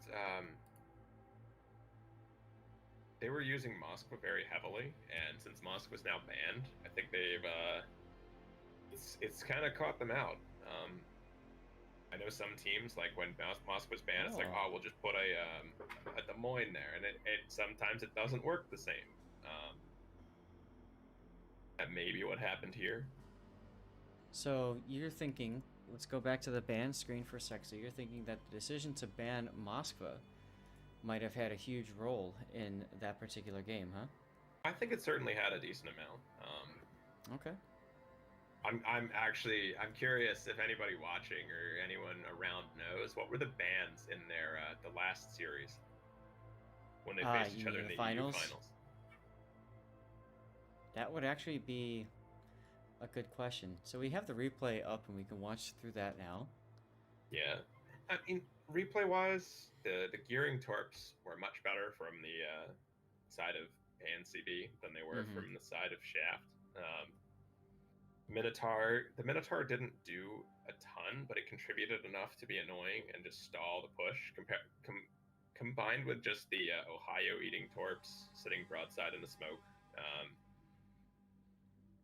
Yep. I mean, early on, did BANCV did TWA pick up the mid cap without Ragnar backing in? I don't remember if they did or not. I want to know when they actually got it. Looks like was it just right at the beginning? Yeah, No, it was. Like yeah. they just drove in and took it, and that was uncontested for virtually the rest of the game. Shaft deciding to leave this area like between the 3 and 6 lines basically wide open. Sent the Des Moines back to. I'm curious, like, so the Des Moines went south and kind of went out and around and went somewhere. But yeah, you combine that with the Salem and the Ragnar, who both ended up getting themselves killed against the Kremlin. I mean, the Ragnar pokes out to like keep the Kremlin spotted, but he's nose in, right? So I don't know why that happened. There was an island. If he had been, say, a kilometer or two away and back more to the east, he would have been safe from the Des Moines shooting over at him. He still had the Kremlin spotted. It's a battleship. And he wouldn't have gotten he got stuck nose in right next to a DM with his engine broken. And that Feels cost bad. them the east flank. Yeah. And because that in turn, I mean, a Ragnar, because the Salem would have lived. And I would say that Ragnar should have lived. And I think those two would have gone through and at least wiped out the Des Moines and the Ragnar. I don't know, and picked up the C cap. How much of a difference that would have made in the very end results, I don't entirely know. But right, been closer than I was. Well, yeah. So how would you? I just realized I never actually went back and wrote things down for Smile versus Vor. Oh well. How would you characterize that game in one word or phrase? I mean, it just feels like cross shots were key there, huh? Boring. Game 1, boring. All right, I'm writing that down. Game 1, yawn. And again, that's why I complain about North. North is a boring map to watch games on most of the time. But you're right. I think it's more. I think it would be more the Ragnar getting stuck bow in, right? Yeah. So I'm gonna call it stuck bow in. Yeah, because he had 2 ships get stuck over there. Both of them ended up dying. I mean, the Salem pushing across in front of the Stalin was probably just a bit of a lack of like situational awareness given the situation that was happening. But like you still know there's a Stalin somewhere. But I mean, he was low health. The Des Moines was probably going to kill him anyway. I think he was just in the runaway and not die mode. But pretty much. That particular case, it just meant I'll die quicker. Yep. It looks like teams are taking their time getting ready. So How about we take a look at the development blog here? At the new ships that. All right, give me a sec. I gotta pull up my. I gotta get the comparisons out. Doing it live. We're doing it live, ladies and gentlemen. So we got our Forrest Sherman. We do. Which. So, it's but you can go ahead and read it if you want. Lead ship of the class, built after World War II, take into account lessons learned. Armament designed to counter aircraft and submarines. 3. Rapid-firing 127, these are 5-inch guns with HE and SAP shells. Torpedo consists of 4 single-tube torpedo launchers in pairs on both the port and starboard sides. Torp launchers a very narrow aiming sector. Torpedoes are the same as on the gearing, but with a faster reload. So that's a 16.5 kilometer range, right? Yeah, and they're 4x1s. It's all singles. It actually looks a bit like Mutsu. People have been looking at pictures, and they're basically like fixed mounts pointing off at an angle. Yeah, you can kind of see them over here in the picture. And then we've got the Sevastopol, which just looks like wrong, because it's got German guns on it, which just looks wrong. Damn it! But it's actually like historical, right? Ish. This is the Kronstadt with the 380s that everybody was asking. Where's the Kronstadt with? Well, now you have it. Now you have it, and I know why. It's because it's Project 69. Oh, absolutely. Doesn't have 69,000 HP. Disappointed. Aw. So, anyways, you can see it does not have radar, but it's got. This is gonna. It has weird consumables. This is gonna be weird. Long duration repair party. What is this? Okay. The details on that. It lasts for 60 seconds. And it regens 188 base HP per second. And so 100, hang on, what is that?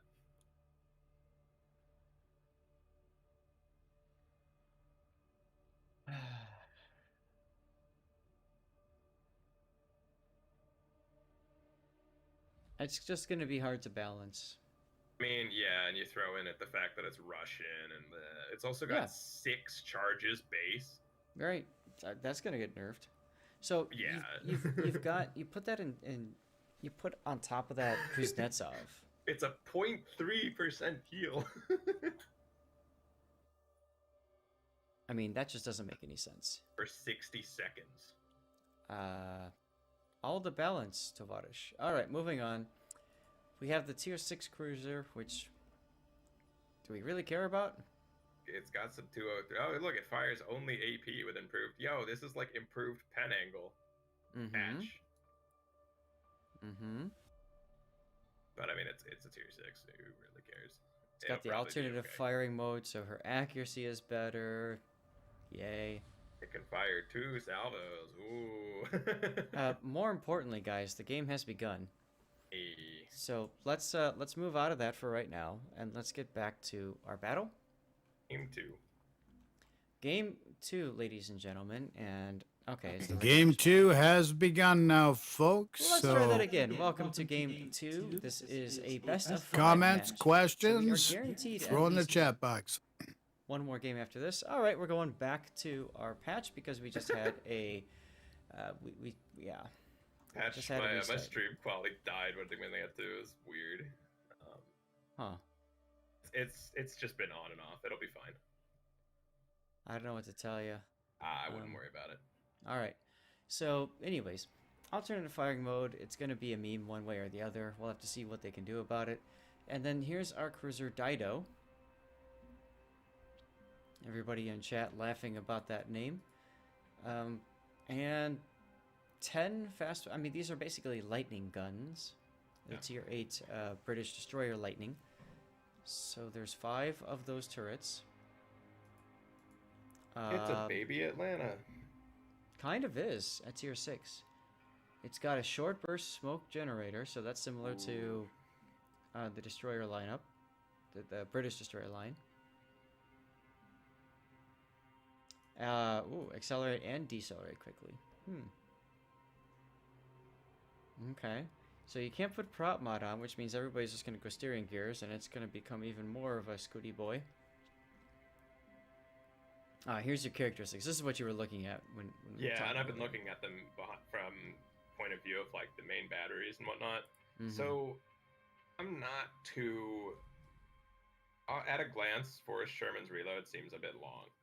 Three barrels, 2.5 seconds. Like, yes, it shoots SAP, but that's not enough. Like, I mean, if we're looking in terms of say reload times and whatnot, Yeah. you know, is it makes Vampire me think, 2. It makes me think about the Harakaze, right? With the 127 millimeter gun option, where you've got these single fire guns that, like, big freaking deal. Like, who cares? All right, we got our game up again. All right. So let's take a look at that as we start spinning everybody, and this is done correctly. So once again, Shaft versus Band CV, round 2. You're guaranteed one more game after this. Hopefully, we can get to a game 4 or game 5. If not, it's that's it. Oh, look. What are we looking at? Spammy boy. What's Spammy boy? Do your lineup. All right, so we've got Yamato and Kremlin for battleships for Shaft, and then we've got Des Moines, Stalingrad, Minotaur, and Venezia, and then we're finishing up our destroyers with and Salem, and our destroyers are Ragnar and Daring. Oh my God! So Band CV's got an interesting lineup.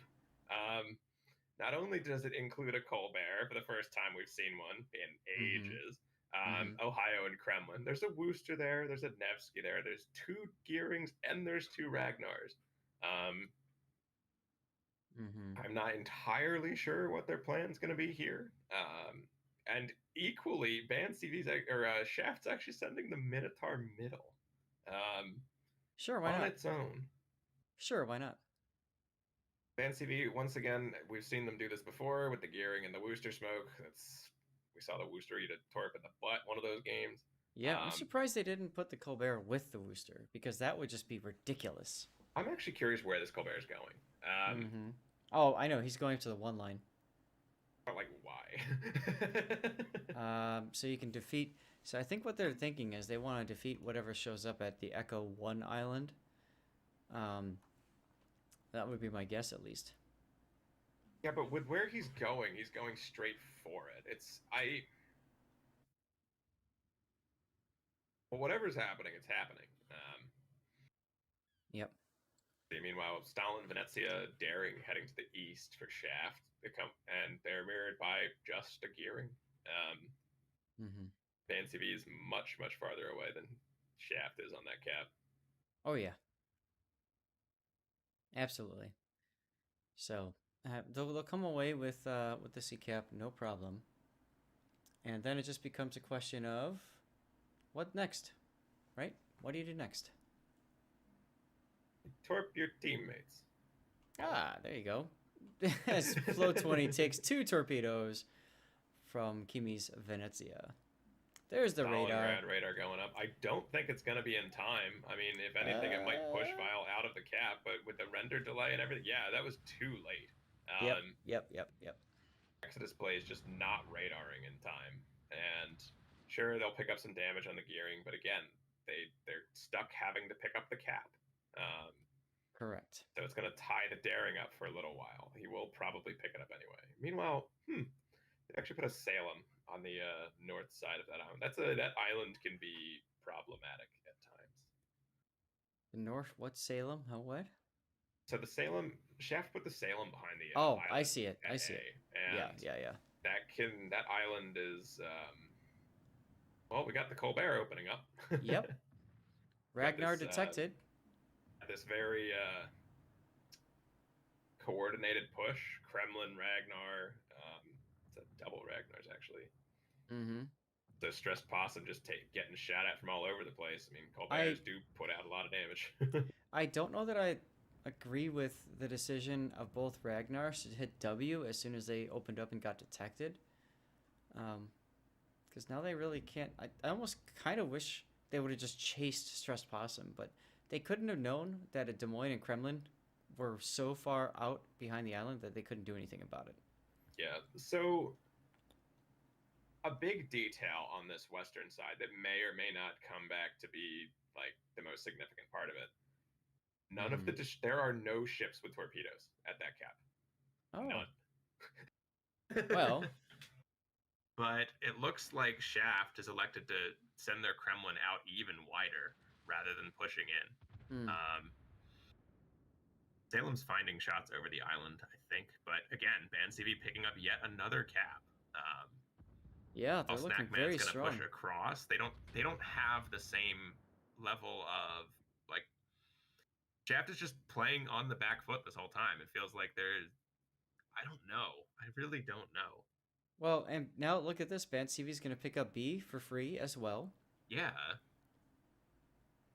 So it definitely feels like BAN-CV just really in the driver's seat here. Shaft has C cap, but that's it.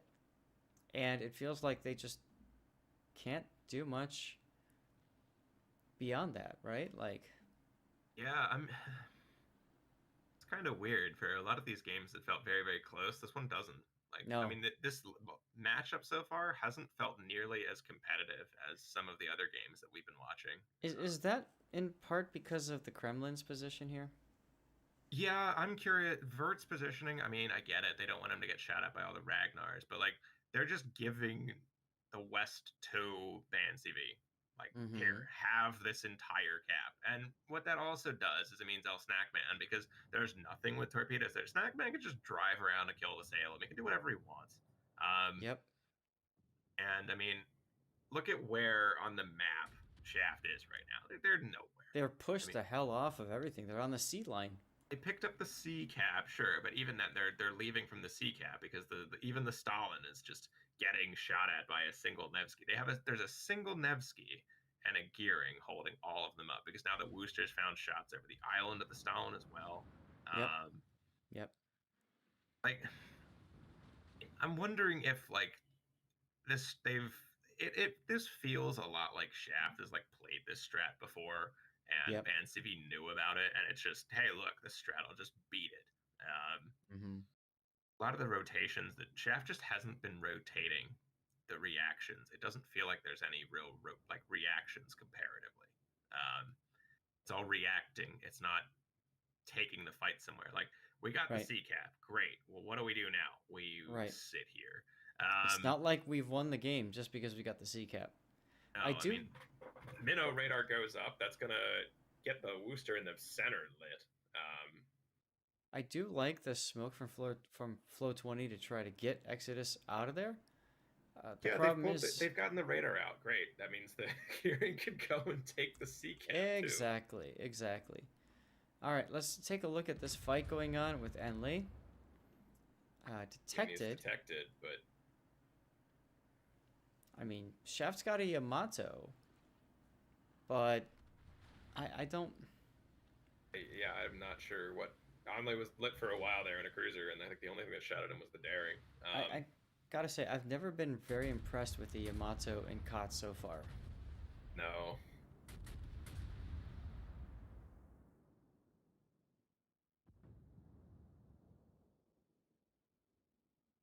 Hey!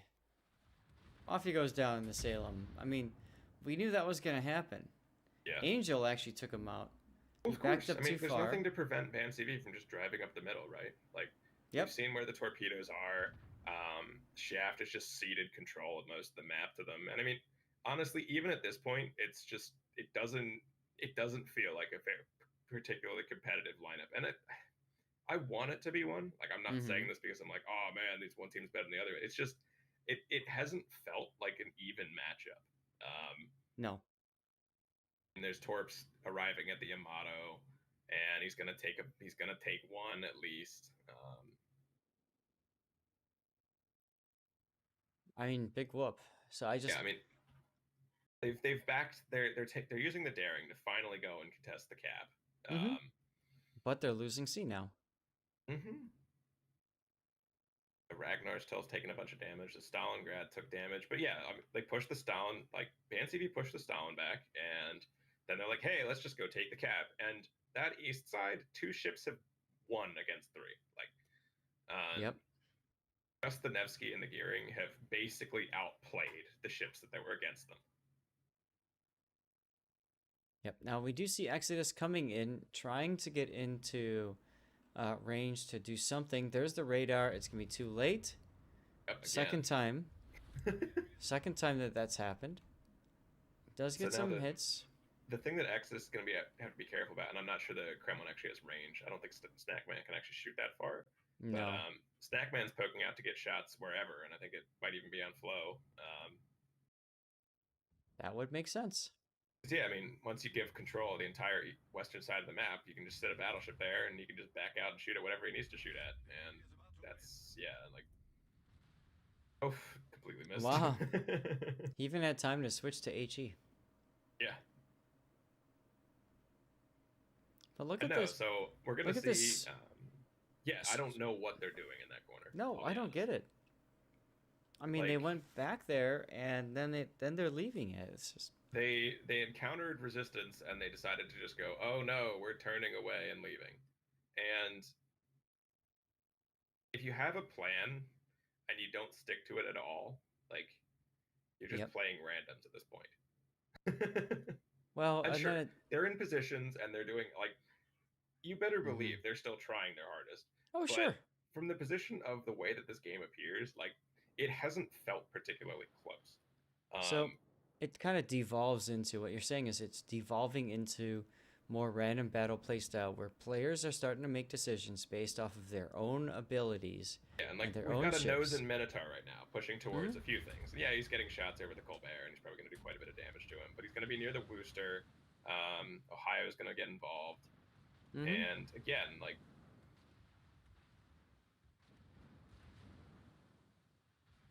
What is the play accomplishing here? Push forward, YOLO, radar. Right, and catch nothing, except maybe the gearing. He got the gearing now.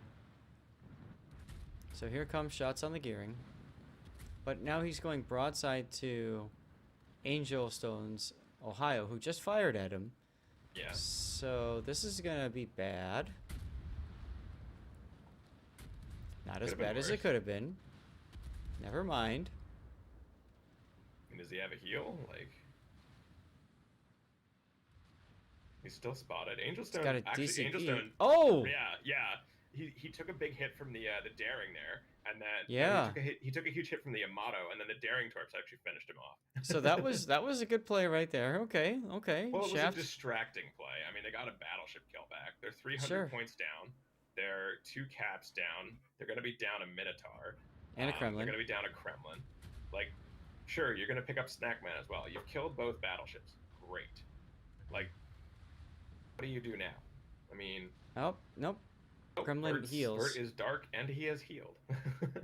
Because he's a Kremlin. 300 points. Down 2 caps. They're getting hits on Villieu in his gearing over on the east, but I mean, such a giant points margin at this point. And look at Exodus. Yeah, I mean, I wouldn't be surprised if Exodus dies. Like, yeah, we're gonna go watch him. Long range shot at, and they still don't have that cap. The Nevsky and Venezia, or no, so that's the gearing.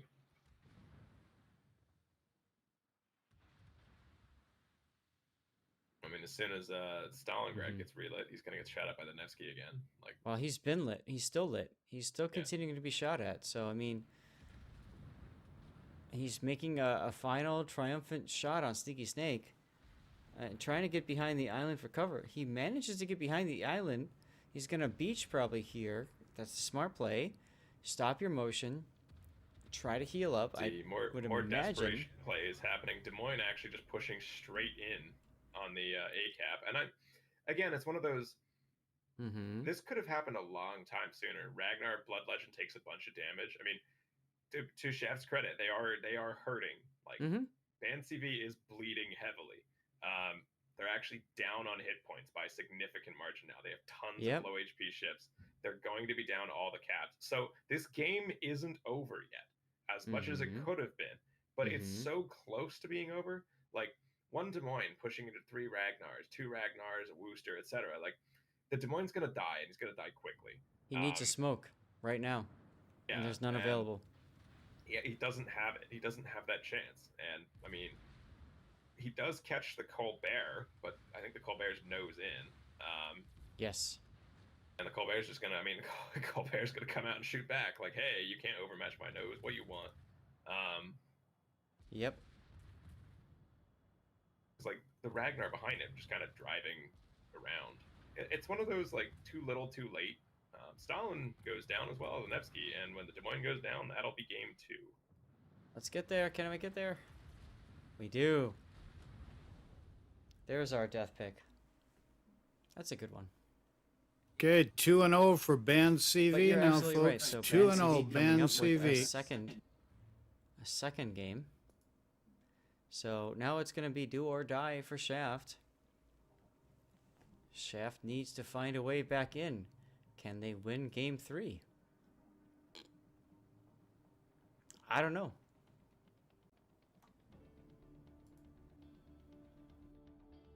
Oh, I have to update. So our next match is going to be on Hotspot. So that's going to be fun. Yeah, I'm gonna go move laundry around. I don't mean to be rude, but I'm beginning to see where the 3-0 came from. Toxic has some things to do, no problem. So guys, we're going to go back to our dev blog post because we have to add the fact that we have our first Russian submarine. Aren't you guys excited? Not only is Wargaming saying, hey, we're fine with subs, now they're adding subs as well. On top of that, we have our Russian sub.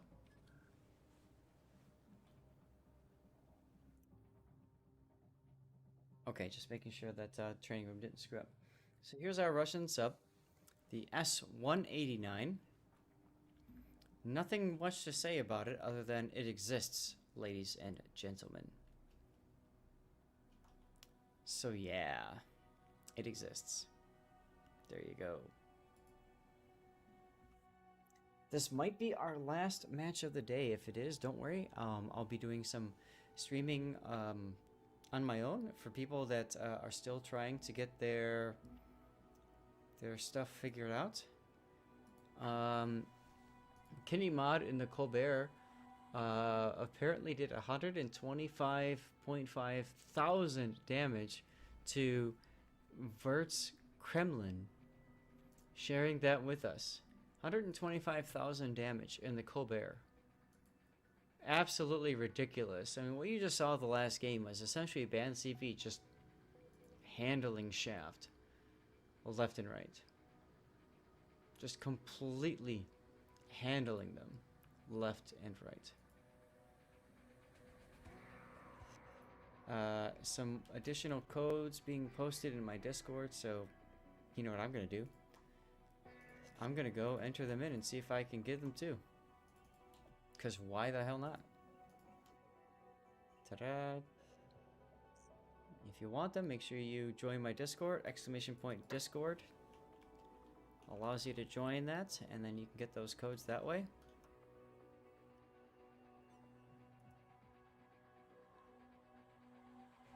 Okay. Dev blog now has been posted with the new ships. There we go. And here's our minimap rendering. So if you would like to see that replay again, let me change the file. There you go. Toxic, you still with me, man? You back? Let me think about how I just called it spammy boys. Because that's what you had. You had Wooster and you had Colbert. Both spamming like crazy.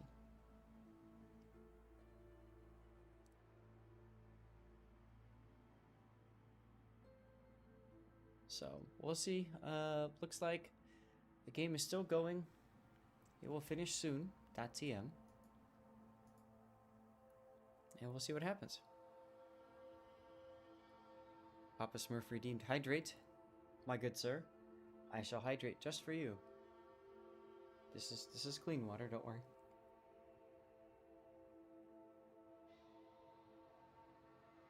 All right. This might be our last battle of the day. If so, we will move over to a replay analysis.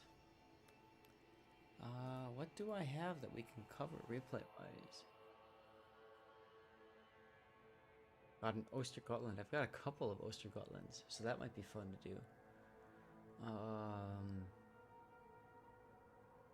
All right, what we at? Where are we at? Got a Summers game. I'm just looking at the replays that I have. Okay. Oh, Colbert. We could do a Colbert replay. A-Gear would be fun too. Dallas. I could see us doing a Dallas game, sure. Ban CV had almost 100,000 hit point health disadvantage and gained over time. Yeah, so Didn't notice that. Toxic. I talked about the sub. Congratulations, you missed it. Not like it matters. Another tube. Right, and then we now are looking at the replay. So, yeah. Moving on to From the Trap. get-go, if you just watch the two teams, Ban CV has a stated goal, and they know where they're going. They know what they want to do, and they know how they're going to do it. They have to boost in the center, etc. Right? Shaft does too, right? Yes. They go into CCAP and they get CCAP, or well, Ban CV gets C first, then they take it back. They take CCAP or BCAP with the Minotaur. The problem is that Kremlin and Des Moines, that they spent so much time getting all the way to the C1 grid square, haven't done much at all. I mean, if you watch them from the beginning, it looked as if like the Kremlin and the Des Moines were turning as if they were going to go forward, and they stopped immediately. There wasn't even an attempt to go. The Kremlin just decided, no, I'm going to turn out, and then just be Kremlin and B1. Like, that's the point. Yes, Ban CV pushed their Kremlin hard up through, and he lost a bunch of health doing it, but he didn't lose all of it. And I don't think that push would have happened had, or it wouldn't have been nearly as effective had the Kremlin from Shaft not just randomly kind of just turned around. And yeah, you're getting shot at by a bunch of ships, but your purpose in a battleship is to be shot at. The Des Moines, meanwhile, just sat at that island. I mean, look, we're already at 900 points. Like, you get the Minotaur there, the Kremlin. Yeah, they eventually farmed down the Kremlin. The Des Moines was sitting behind the island shooting the Kremlin for an eternity with the Ragnar. Yes, they eventually farmed him down, and then the Des Moines kind of hero pushes in and whatnot. I mean, I think so. If Shaft had pushed the Shaft definitely could have pushed the east significantly earlier, but the only reason they ended up getting it is because of a big hit from the Yamato and then the subsequent daring torps that finished off Angelstone in the middle. I'm just curious what was the plan on West and why did it immediately stop? Gotta run pre-roll ad now, by the way. Yeah. Okay, sorry. Is it because what? Say that again. Is it because there's a Colbert or something? Like, I mean, there's no reason to stop for that. I don't know if you were here for this. I told you that. Welcome to Dash Pass from DoorDash. With unlimited orders, no delivery fees, and perks that nearly grow on trees. Pizza for less dough, salad for less green, east to west, local cuisine reigns supreme. Subscribe to sweet, salty, sour, and the corner store at almost any hour. Open your door and let the flavors in. Subscribe to Dash Pass from DoorDash and let your unlimited feast begin. No delivery fees, exclusive deals, plus savings on every order. Introducing the all-new Ford Maverick, a truck for people who didn't know they needed a truck with an available standard hybrid engine, built to defy expectations. The all-new Ford Maverick. Ah, a package. You know what this human ordered?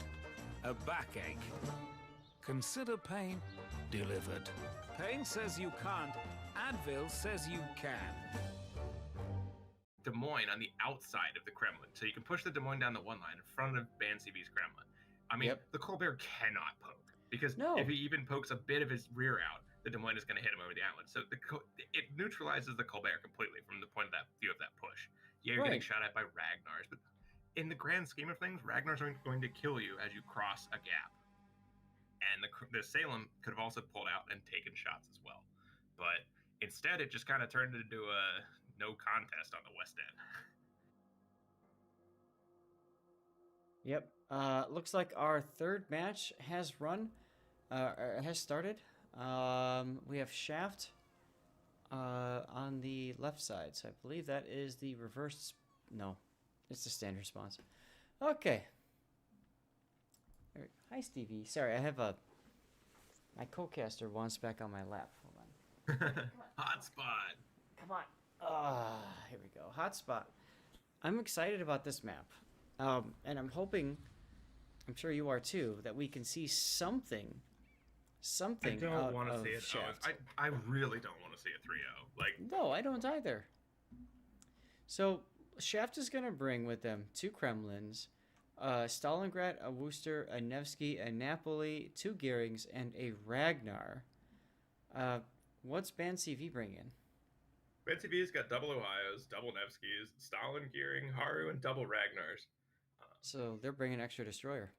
Yep. Okay. Well, 2 Kremlins versus 2 Ohios. We got a team set up to push against a team with a couple torpedo destroyers. Yep. So, okay. Well, let's see what both teams able to do with them. I mean, both of these are good quality comps. So, I think it comes down to execution as always. By the way, the last game I put down was for title Spammy Boys, because I think that says it all, doesn't it? Yeah. Hi, Steve. All right, hang on. I have an idea. Oh no, what's your idea?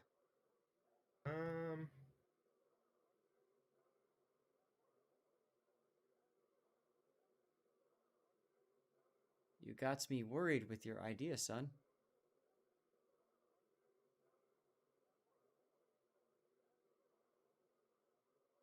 Did they not do bans? Hang on.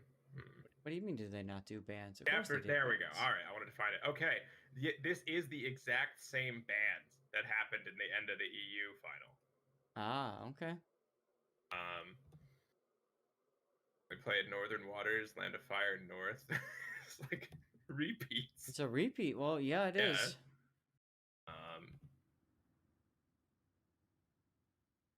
See. So we got both Ragnars coming into the decap right now. Ban CV's gonna bring the Haragumo along with a Nevsky, smoke him up the middle.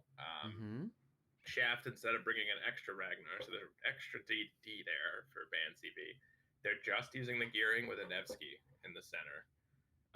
So the Ragnar will be able to spot the Gearing. Well, they'll spot each other, but the radar will spot the Gearing. Yep.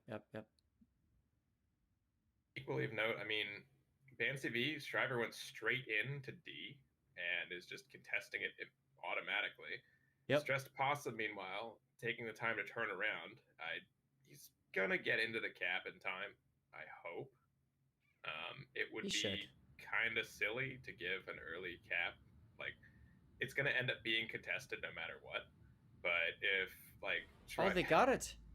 If again, one of these last split second things, so Shriver's able to pick up the cap. So again, that Stressed Possum's just going to be stuck there for a little bit longer because he has to cap no matter what. The cap is already in the hand of Ban CV. Well, and the point gain goes up for Ban CV. So now there's a little bit of cap pressure. It's early in the battle, but still, that immediately puts Shaft on the back foot. Another one. So meanwhile, we have a Worcester and a Gearing from Shaft on the 10 line. Comparatively, we've got a Gearing and a Nevsky. So there's a difference in radar ranges. I would say just the Worcester and Gearing are just flat out not as effective as the Nevsky and a Gearing. Well, they're going to be dependent. So the Worcester's going to be dependent on Stressed Possum's Ragnar in the middle. use Blood his Legend radar. did get radared. Blood Legend was getting shot at by quite a few people. I see that. He does take fairly significant damage there.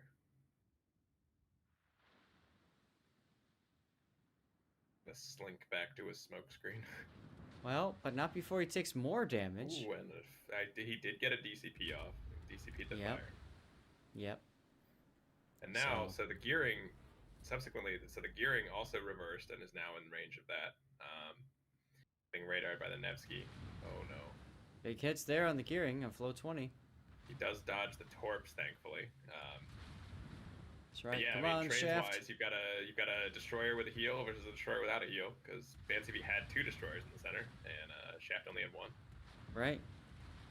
Shots still coming in on flow, still doing damage. And again, the Nevsky's just forced farther away from the cap than Stalingrad took a bit of a hit. Mm-hmm. I'm curious as to this whole Wooster on the 10 line versus like a Nevsky.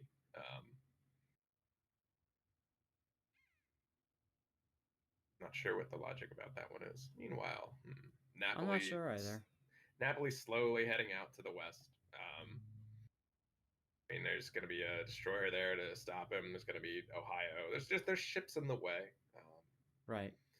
Once again, another smoke screen coming up. We got very long range shots coming in against the Stalingrad. Yep. Yeah, so Shaft, they're taking a reset. They are pushing their Kremlin up. Vert isn't actually in the cap yet, but he definitely could be.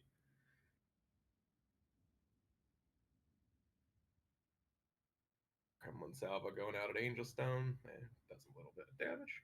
Sure. It's a battleship. Mm-hmm. It'll be fine. Yeah, Flo definitely got off worse than that initial. So, okay. Oh, yeah. We've got the Wooster. Gearing currently has the Nevsky spotted. Wooster's able to shoot at him. Stalingrad takes a chunk of battleship salvos coming out. So yeah, I mean, you've got a Wooster versus a Nevsky in a long-range spamming contest is like doesn't make a whole lot of sense. I mean, they have the Kremlin here. Fortunately, that salvo does miss. Yeah, that salvo did nothing. No, that salvo was pretty big too, but Kinema just hit the brakes and they flew right by. Mm-hmm. So, double fire on Kinema, though. That could mean something. Never mind. So Vert, they're smoking him up to get shots on Vert. And so Snackman has now pushed up into the cap. The Ragnars are still just behind things shooting at each other. Salvo once again only getting a small amount of damage. Looked like an overpen through the rear. Yeah.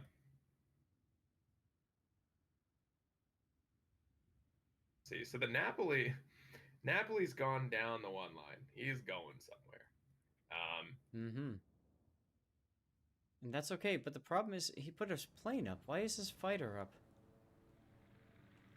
I don't know. Because all that does is before he's spotted, if they see the plane, you can see the plane, yeah. then you know that there's a Napoli coming. That's just weird. Yeah. If it's a spotter plane, I can see it. He's gonna get damage in on Angelstone here. But I mean, Battleship's gonna shoot back. See what else has happened. Ragnar's kind of came together. Angelstone continuing to take some damage. It's not a ton.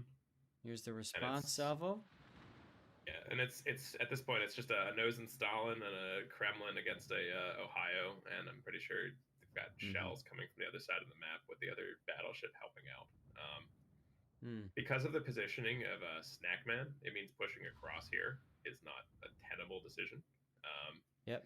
And if you notice, Snackman has shots on Pepegazando, and Vert just doesn't have shots in the Kremlin. I mean, I don't think he has range anyway. But now, the thing is, at long range, those shells have less chance of penetrating the Kremlin side armor, right? Yeah. But it's still damage. Like, sure.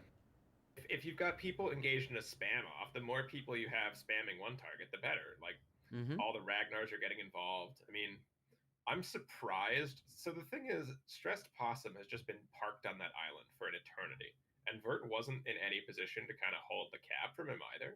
So their Chef just had their destroyers stuck in the cap with their Kremlin. Because the Kremlin wasn't actually in the cap. So only now are they able to pull their full health destroyer, who's basically done. He's sat behind an island so far.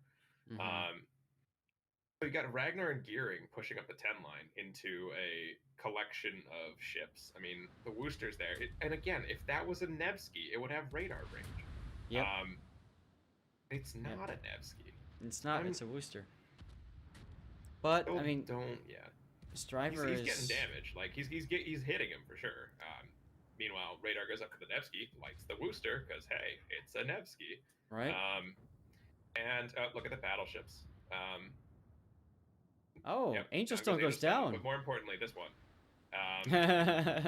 Like, what Snackman needs to do right now is nothing. Just beach and stop. Let your team kill Vert and go from there. The kill on Angel Stone is significant on the western side of the map, though. Absolutely. For now, Shaft actually has the advantage. That being said, Ban CV has made up the HP difference that we started with. Although it's going back and forth. But, yeah, they're now going for C. Like, the mid-cap has been open for ages. Yep. There's a single Stalingrad there. Between the Napoli, the Stalin, and the Kremlin, they did pick up the Ohio kill, but they've lost most of the HP on both of their battleships. Stackman popping a plane up. That's hilarious. Yeah. Now, if I'm Shaft, if I'm Shaft, I'm turning my guns left. There's no point in looking towards Snackman. There's every purpose in looking towards whatever's spamming you. Oh yeah, and he has been. But now he's turning the guns the other way. Like there's a bit of indecision, no gun lock there. Takes a shot before the ships were lit. But yeah, Snackman could just sit here and wait for the rest of his team to farm him down. Here come the Gearing Torps.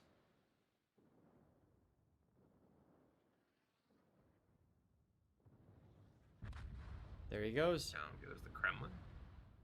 Now and as you can see, I mean, Snackman is shooting at the other side of the map. He's shooting at the Kremlin. He's shooting at the Stalingrad, which makes sense. Yep. The question is, can Shaft farm out Snackman? I just don't think so. Not at this point, at least. No, I mean, and they're getting spammed down by like Ragnars and whatever else. Flo once again getting lit.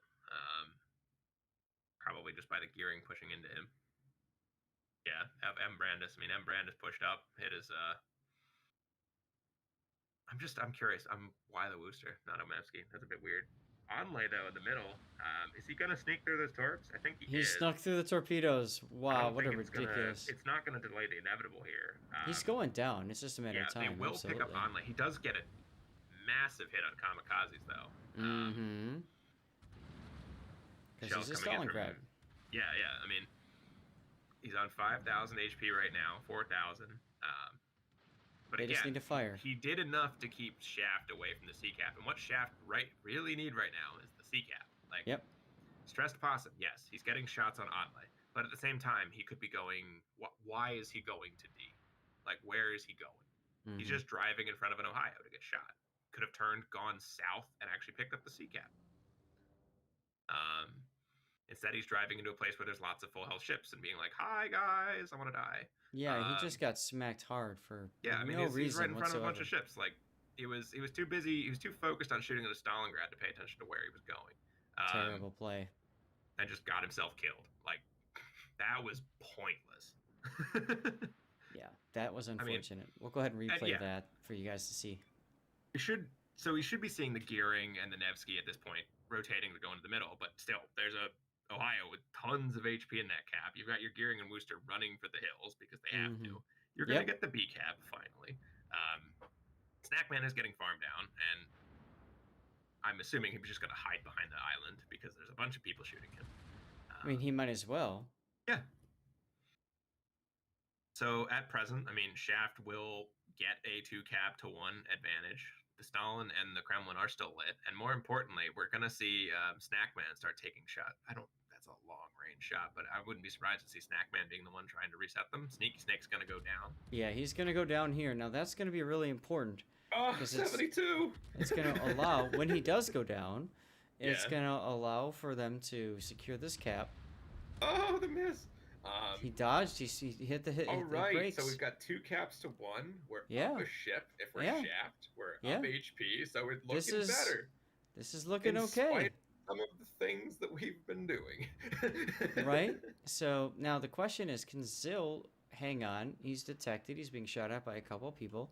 Now, when you have a player die in cooperative clan battle, or competitive, I mean, clan battles or King of the Sea, you always send somebody to go and spectate the battleships, right? What are they looking at? What are their guns looking at? Snackman right now, you have to say, all right, Snackman fired. He's firing at Zill. So Zill needs to hear that, and Zill needs to react. Is he reacting? Yeah, well, he was did. dark when the shots were fired. Right. All right, look, gearing finally. Okay, so note again, CCAP, the gearing of flow, like Ragnar's right there. Blood Legend's waiting for him. There was so long between when like the CCAP was free and everything else was happening that the Ragnar's just driven over and said, "Hey, I'm gonna." Why did he shoot? Probably figured he was going to be radared for some time, so he might as well shoot at least once. No, he shot the water next to him. Like, it wasn't like like, oh, I'm shooting because I'm shooting back. He literally just shot next to him. Like, give up. Or maybe he was look because might he just fired torpedoes. I'm assuming it was just an accident, but like, what was that? that feels bad. You're still up 2 caps to 1. You're getting pushed into the corner though.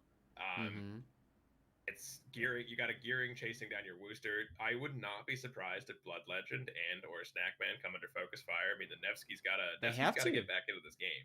They gotta kill these two. Absolutely. Yeah. You push your Kremlin across to take C. Like, you still need another cap. You're not in the safe zone at all. No, you're not. No, you're not. Not at all. So, I like this. Now, Haragumo, trying to get shots on the Napoli. Might get it. He's going to get a torpedo hit on the Napoli. No. Napoli turns last second. Beautiful dodge there. Mafi knows he's detected the whole time. Oh, yeah. And the thing that the Haru's doing right now is he's just trying to delay. Like, Yep. The more time you buy right now, the more time you give your Nevsky to continue shooting the Wooster. I mean, you're gearing your Ragnar. Everybody's pushing up. Even Stackman's back out to try and shoot this Wooster again. And so right now, Van CV is going to be like, we got to get the Wooster down. You can see, I mean, Shaft is pushing. Like, they've got their Stalin, they've got their Kremlin coming across. But for now, I mean, that Wooster is on borrowed time. Right. He's on the border. And Gearing tried to save him with smoke. Here come the shells from Snackman's Ohio. Nope. Miss. The border saves him for now. Yeah, but here comes the Gearing's torpedoes, and if he doesn't die by shells, he will definitely die to torpedoes here.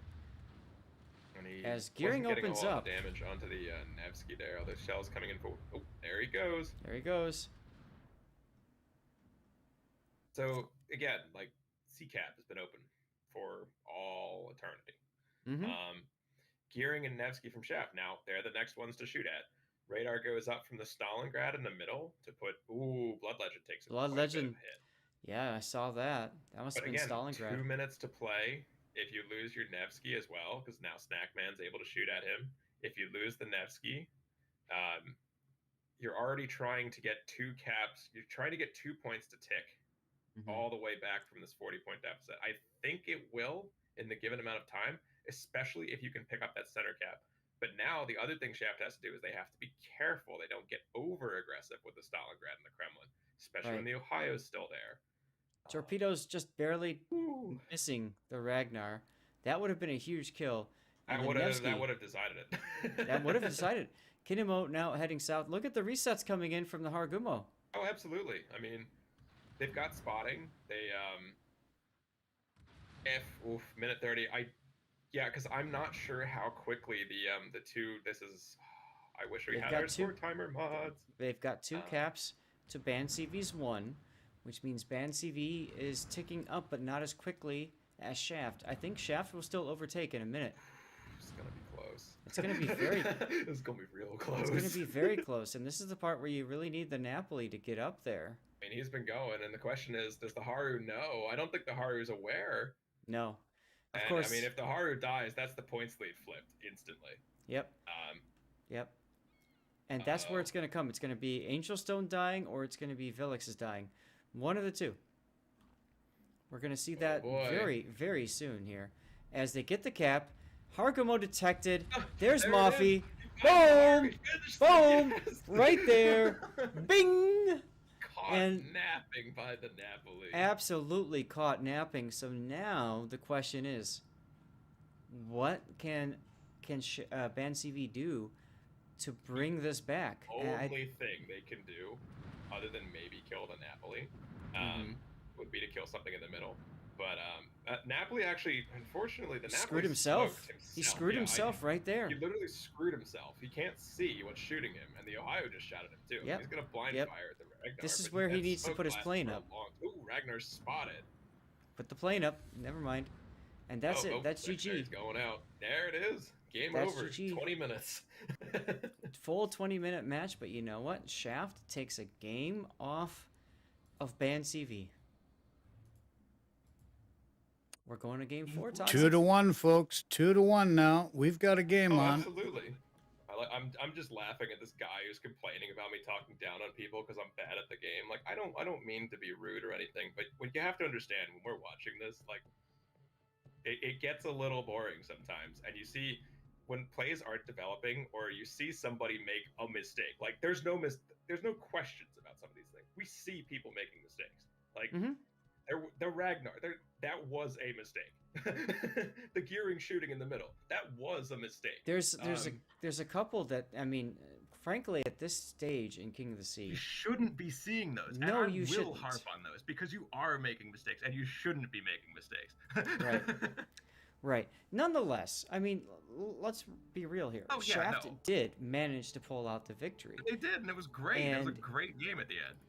It was a fantastic ending. I thought it was really awesome to see how that worked. I'm so glad they pulled that back, and it was a nail biter right at the end until the Napoli walked up and killed the Haraguma out of nowhere. That was a thing of beauty because the Haraguma had no idea it was there, and the Napoli's like, hi, like, hi. So that was really cool to see. Yeah, and I think the point I'm trying to convey is like the game shouldn't have been as close as it was. Right. Right. Now, I've played with you plenty of times, Toxic, and I know it's easy when you get in your mind, all right, this is over, and you start looking and looking at the mistakes that people are making. Come on. Like, the problem is that when you're watching it, I mean, it's just like when you watch the Super Bowl or something like that. It's much easier from our perspective than it is from their perspective. Yeah. Yeah. Sometimes you just don't know where the ships are. Like, that's the other thing. A lot of the time, you don't know what's happening. You don't know where the enemies are going. And I mean, all you can do is react some of the time, but it's like every time I watch the Chicago Bears, guys, it's pretty much like, here we go again. You know what I mean? Like, it's gotten to the point where people ask me, I'm from Chicago, people ask me if I'm a Bears fan, and I always respond with, I'm a fan of anybody that plays the Bears. I have a better time. Because I could just laugh at the silly plays that are being made. It's like, come on, guys. Like, exactly. You should know by now. And I think when it comes to King of the Sea at this point, and I gotta apologize, I do have some dirty water in me, but at this point of the tournament, we're watching. I guarantee a lot of the other teams that are watching, they're like, really? You did this? Oh, yeah. Like, you know. We're supposed to be watching top tier play, and yet we're watching silly mistakes like I'm shooting this guy and not watching where I'm sailing right into like two enemies that are just gonna smack me to death. And yes, these players have been playing for a while. There's like it's been a long day, but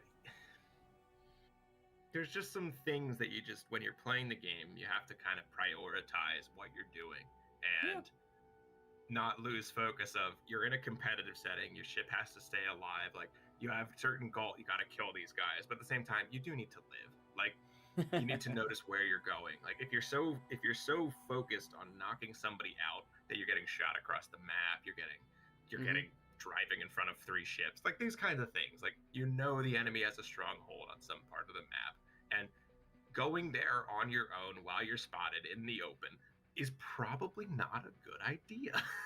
And remember, guys, we want We want Game 4. We oh, absolutely. Want Like I'm Game rooting 5.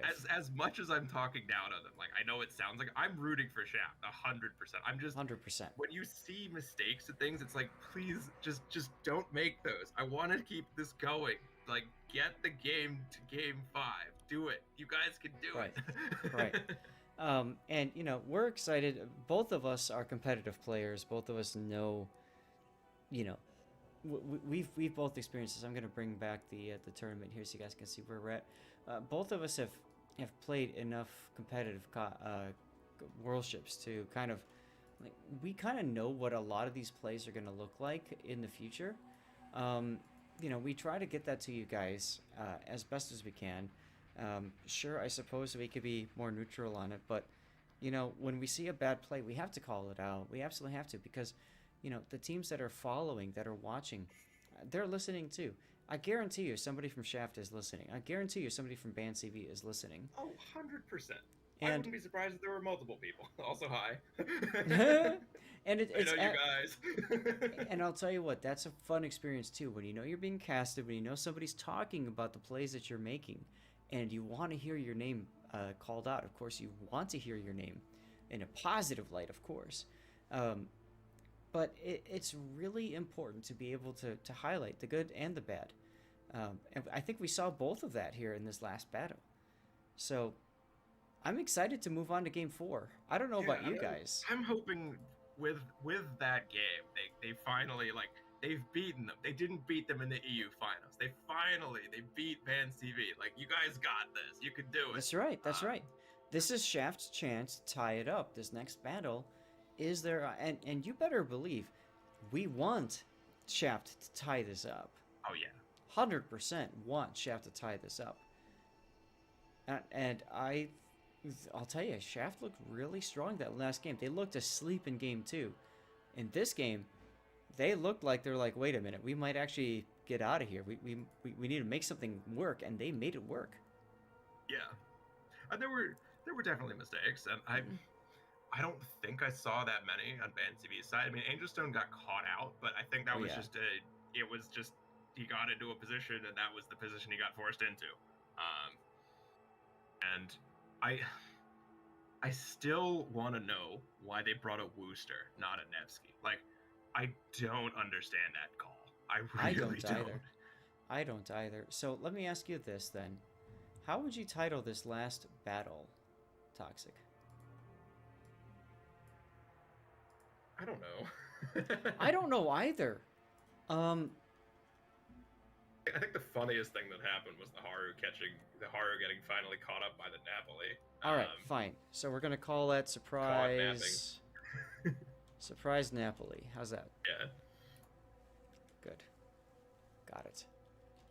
Game 4. Yeah, Stevie is on my lap. Once again, he is hanging out.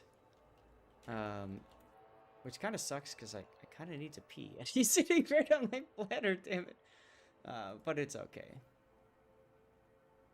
We'll see what happens. But no, I really do appreciate you guys are engaged. You guys are enjoying the stream.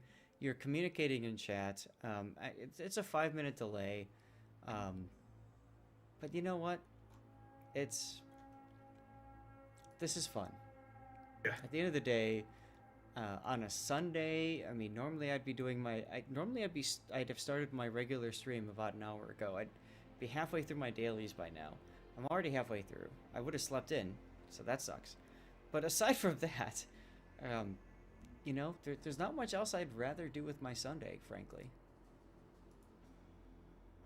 And that's a tribute to you guys. It's a tribute to Toxic as well. All of the organizers and adjudicators and all that good stuff that you know, that have helped put this on. Nice and good flow here. Apparently there were some issues on the other official cast. Oh well. But you know, like, this is, at the end of the day, this is what it's all about. It's hanging out with you guys. We're moving on to our next game, what could be our last battle here. No time for a pre-roll ad, so hopefully nobody gets screwed watching ads. And oh, let's go here. Sorry, I got stuck putting Stream Raiders in. Okay. Ban CV. So this is, I think it was a reverse because Shaft is usually alpha spawn. Nope, I screwed it up. Lol. I mean, it doesn't really. Hey, No, I had it let's right the go. first time. I had it right the first damn time. Been a while. Okay, ladies and gentlemen, here we go. Ban CV. This is their second attempt at clinching the deal, making an extra, what was it, $2,500 US, and taking the title of King of the Sea. Ban CV bringing Ohio, Kremlin, Stalingrad, Des Moines, Napoli, Goliath. This is the first time we've seen Goliath, and Hargumo and double Ragnar for destroyers. Shaft's bringing their 2 Ohios, 2 Des Moines, Napoli Daring, Shima, and double Ragnars. Ragnars for everyone. Oh, it almost sounds as if Ragnar is a very strong ship.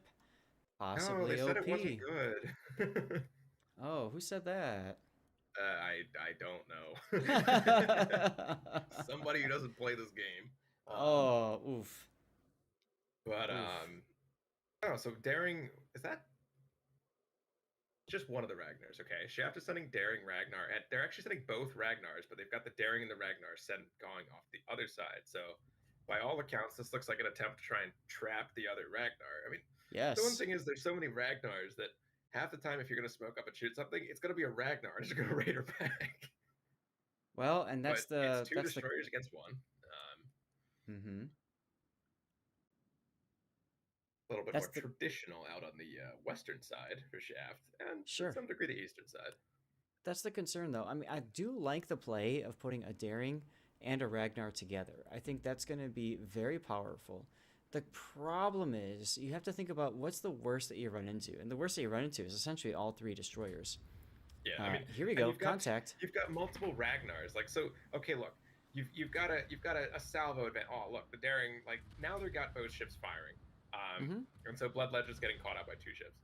But the thing is, at the beginning of that, like, they pop a smoke. What is the actual benefit of that smoke? Oh, he has to hit his radar. It's going to cost him 2 salvos. Okay, so the radar is like, or the smoke, I should say, is so that that Zill can shoot for free. You're right, though, in that obviously it's going to pull out the Ragnar's radar. Right? Correct.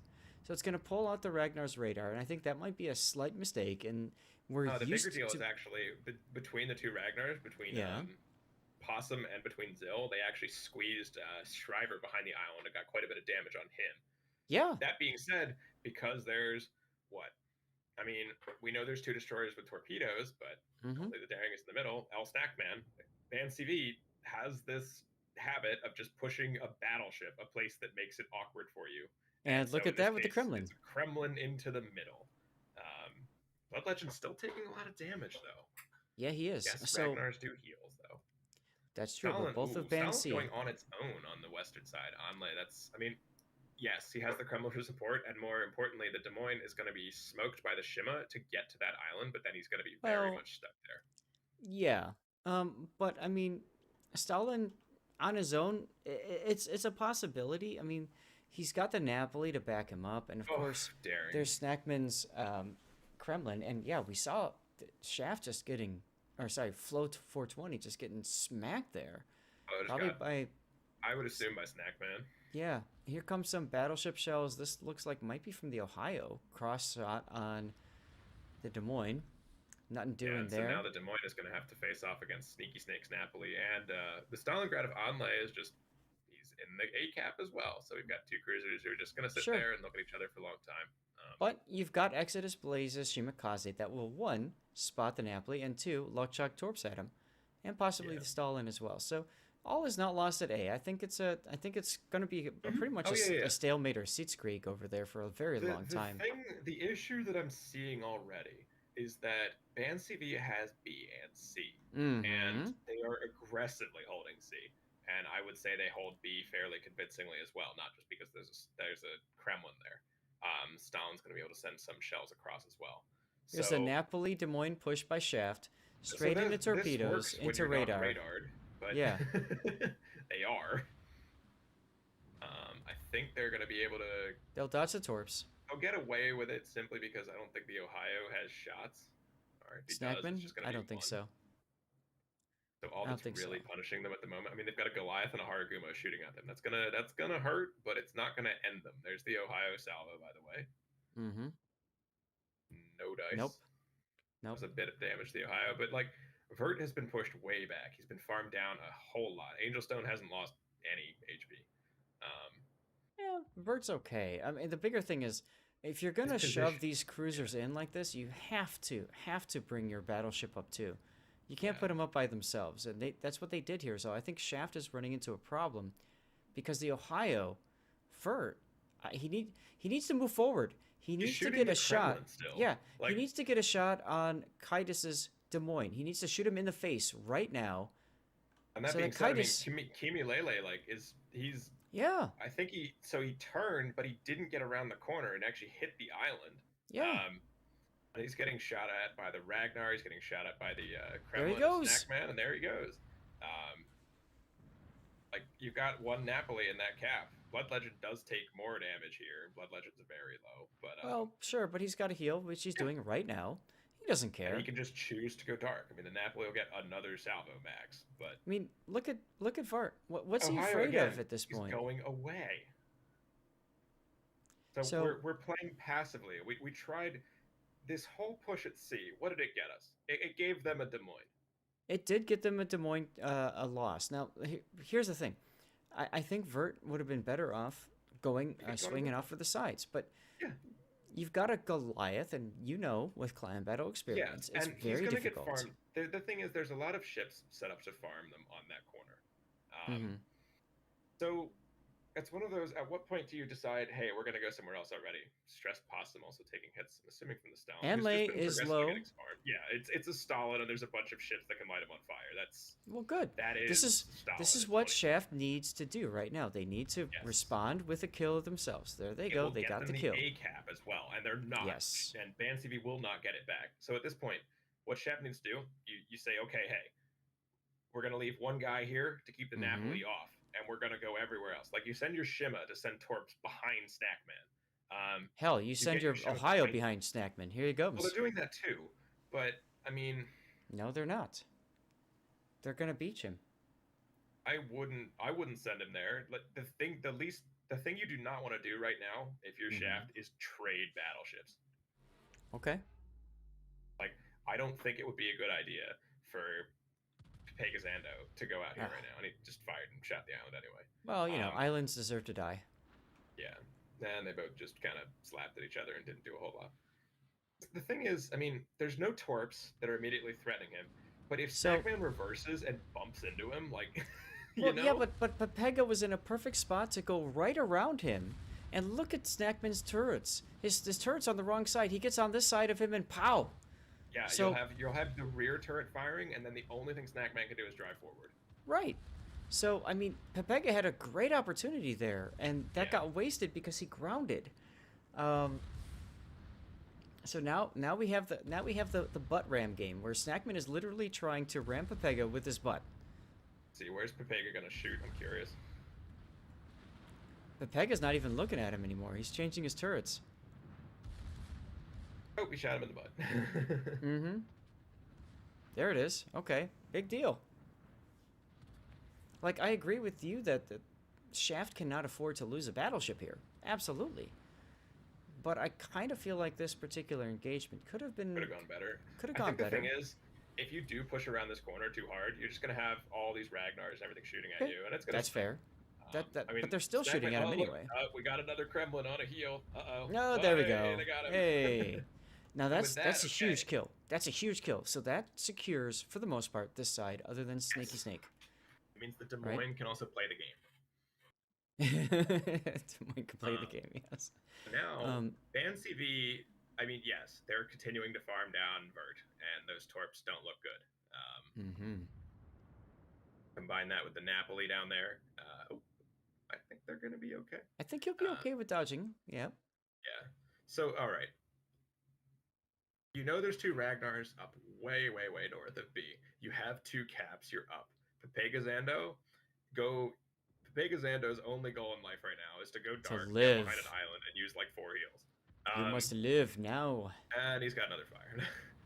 Oh, and he's still eating damage. Oh, yep. Angel! Loops the shot over the island and takes him out. That was a great shot. That was absolutely a great shot. So let's go back to that engagement with the Kremlin. I mean, I think he would have been better off just going around and killing the Kremlin and then dealing with what came after it. He still died anyways. It definitely forced Ban CV. Like, it would have pushed him well into the, oh, geez, what do we do now mode. Yes, exactly. And so if we take a look at the map, the Des Moines has continued to just push up the 2 line. Yes, there's Ragnar's over there. But the Death Snail is still continuing down the other end of the map. 8-9 line. Haru, yeah, 9 line. Yeah, Haru's keeping the Ohio and the Napoli lit, and they're just still taking damage. I mean, Ragnar's coming over to try and, I would assume, find the Haragumo. Because at this point, Shaft is on very borrowed time. I mean, Verd's on very borrowed time, not Shaft. Well, but Verd did get a heal off. Now, the thing is, if Zill finds the Haragumo, right, he opened up with his guns. Okay, so why? He's got his radar going. He's given up on finding the Haru, so he's opened up with his guns. That's going to be 3 ships that are probably going to respond.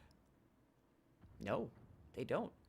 Yeah, Haru I understand because there's a Des Moines there. You don't want to get too close when you try and radar but I think if they'd caught the Haru out there, instead of just starting shooting immediately to just farm some damage and pop your radar as soon as you come around the corner, I think that would have been a better option. Well, that being said, his radar was already up, so that kind of, I think that screwed him. He just used his radar too early. Yeah, he popped the radar pretty early.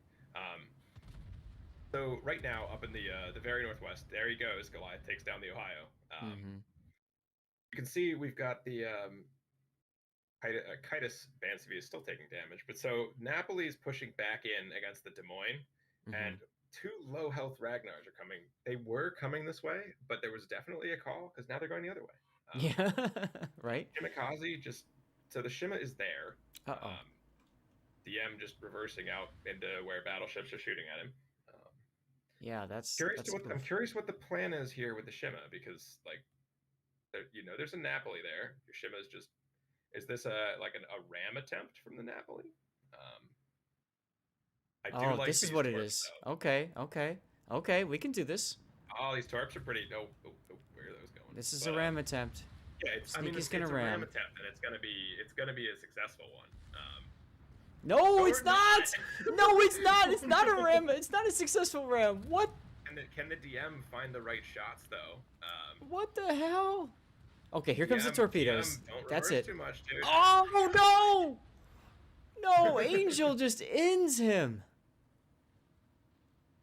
Oh, that feels so bad. He's still not dead. Oh, my God. What have we just seen, ladies and gentlemen? Sneak is on fire. But it's not going to kill him. That okay, was... So we've got a B cap, we've got a C cap, we just got a torped on the Goliath. We've got a couple low health Ragnars, we've got an Ohio and a billion HP.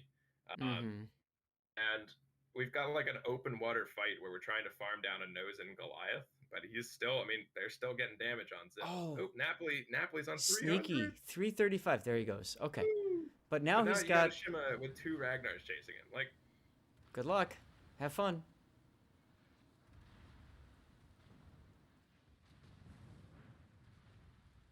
And Goliath goes down though. Too. That will almost put the points equal. So the problem here now is the Shima's going to have to keep running. Yeah, and guns. I don't know why he's not shooting. Oh, he's dark right now. He can't. Okay.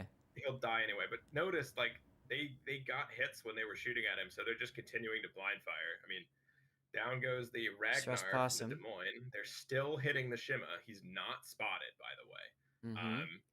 And so Bansivi's going to pick up A. The response, what is Shaft do in response right here? Do you send your Daring to go cap C? There's a Des Moines with a lot of HP there. You've got Napoli's your only really meaningful ship left. Yep, there goes. The radar, down goes. Yep. Shima. Yep. So you've got your daring is also lit in the middle, and you just Honestly, single fired a bunch. Yeah. honestly, what you do is you send all your ships to A. You send your Napoli and your Ragnar together to A. You go and kill the 2 low health Ragnars because you know that they're low health. Oh, absolutely. And like, forget about the people that are chasing you. That doesn't matter at this point. Yeah, there was a bit of indecision with the Ragnar's positioning. The Ragnars also just kind of went out and were like, "Hey, we're just gonna go shoot at the Des Moines and the Goliath for a while." And yeah, they did kill them. And they picked up an advantage over there. But like your Napoli's still getting shot at. Torps are not going to be good for him. Nope. And there's look at all the low health ships left. Like there's yeah. Oh, Napoli and the Torp. And he takes the Torp up the butt. There goes the plane again. What's that doing for? I don't know. I think it's just a comfort thing. Well, it does give spotting should he die, I suppose. Yeah, even the Ragnars are now getting involved over from the A cap. Why not? What are you afraid of at this point? I mean, they've got a low health Ragnar that could start shooting back. Like Zill was shooting back here. They may get Shriver. They may not. Shriver does juke. No. Zill's just not getting the same shots that the guys from Band CV are. Nope, and that's gonna do it right there. Oh, we got a trade. Well, we got our daring pushing towards the Ohio, and that's gonna be our kill. I gotta look for death picks now because I think at this point it's pretty much all over. Unfortunately, that's gonna make we're gonna go to we have game 4 and that's it. As Band CV is gonna come out on top. Shaft still a very good showing. I mean, let's be real. They defeated a #1 team to get to this point. The final boss, the same guys you played before. Yeah, how do you feel about this, right? Seriously. Yeah. I mean, you can't be upset. You win a bunch of money. That's right. And hey, they took another game off of Band CV. They took a game off of Band CV, something that they didn't do before. Correct. They weren't able to do in their own respective regional finals. So, congratulations to Band CV coming out first place, getting Band CV #1 overall. So that's Band CV #1 overall. Shaft got a bit of the shaft, but they came in number 2. In this particular rotation. And then number 3, I believe, is Vor. Really, to both teams. Let's go back to the tournament page for a second. I mean, you know, every team earned their way here. Now, this hasn't obviously finished and updated, but both teams have earned their way to this point. And, I mean, our official lineup is going to be Band CV coming in first, Shaft second, Smile third, and Panzer IV fourth place. My apologies, Smile number 3. What a series! What a day! Absolutely. Now, remember, it got more fun as we went. Yeah. So there's the prize money again, so you can see Band CV getting paid 17.5, but I'll tell you what, Shaft still coming in with 10,000, not bad. Smile getting 7,500, and Panzer IV even coming up with $5,000. They're doing quite well for themselves, I gotta say, huh? For sure. So. And the most important thing, you can not have to stress about this anymore. No, so for all of these players, they can they can go back to bed or they can go to sleep. Over in Europa, it's the late evening or afternoon now. Yeah, it's about 8 p.m. So they can go have dinner. You know, I think a few of them might go and have some alcoholic beverages, and you know, they can just chill. And that's good, right? Like, I mean, that's kind of it. Yeah, it is. So let's talk about what happens next. I'm gonna go ahead and do my normal stream for a little bit, because why the hell not? And we're gonna do some replay analysis. I think I'm feeling an Ostergotland. And I'm feeling Sleeping Giant because we haven't done that before. in quite some time. So I'm going to go ahead and do that. What's going to happen is I'm trying something different. I'm going to kill the stream, and then I'm going to switch the delay. This time I'm using Twitch to do the delays, and then we'll do some regular replay analysis. I don't know how late we'll go. We'll see, but you guys are all welcome to join in and maybe finish up your missions if you haven't gotten your King of the Sea containers yet. Toxic, it's been fun. Thank you so much for being a part of this. Yeah, I've got places to go run off to, an F1 race to watch. So oh, there you go. There you go. I will bid you an adieu. It was a good time, though. Absolutely, it was. All right. Well, so here's what we're going to do. We're going to go to the outro. And actually, we'll go to the break, and I'll be back in just a little bit. Yep. All right. Take it easy.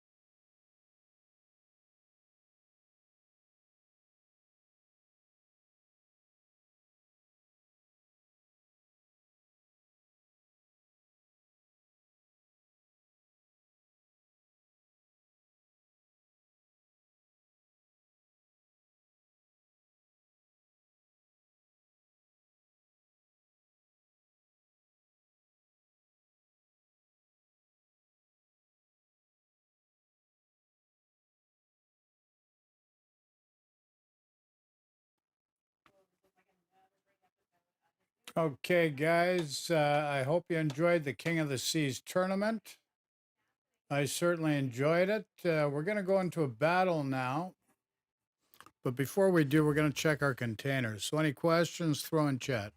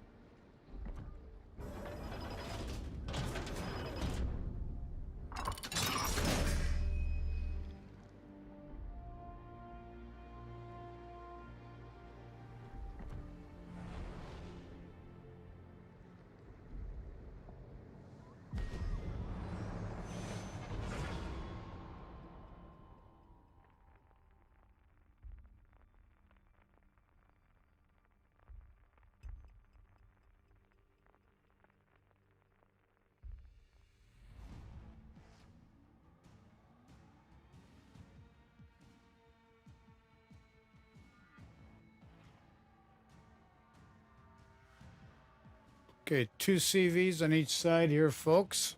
Any questions, just throw in chat. Any comments, just throw in chat, folks. Let's check the map out.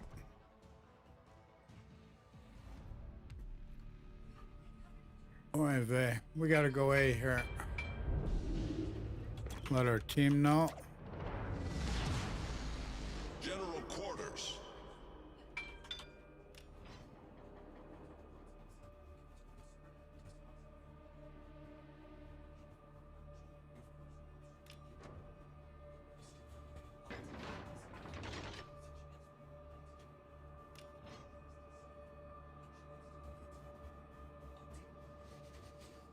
Okay, heading to A.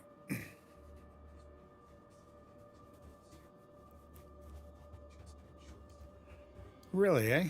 Yay. Enemy force detected.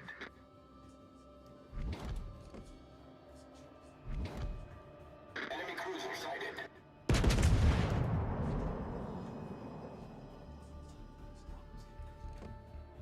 Enemy battleship detected.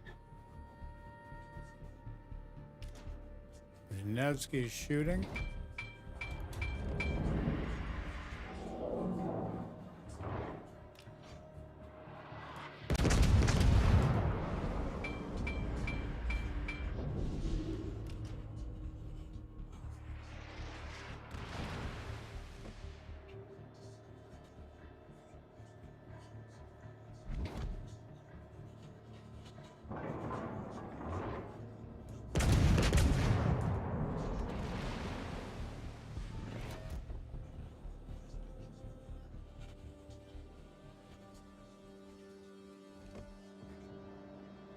All right, slow down, eh?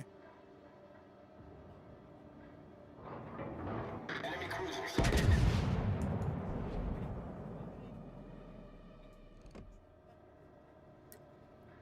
That bugger. Enemy cruiser sighted. The Bougère.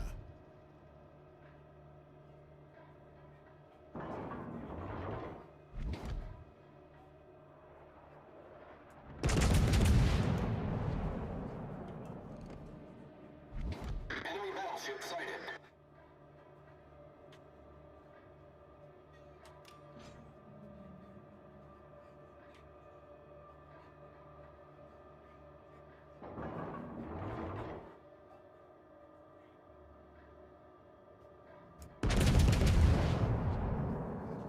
Concentrate fire on the designated target. Enemy battleship detected. Freaking floating or what? Holy crap, man. Enemy cruiser detected.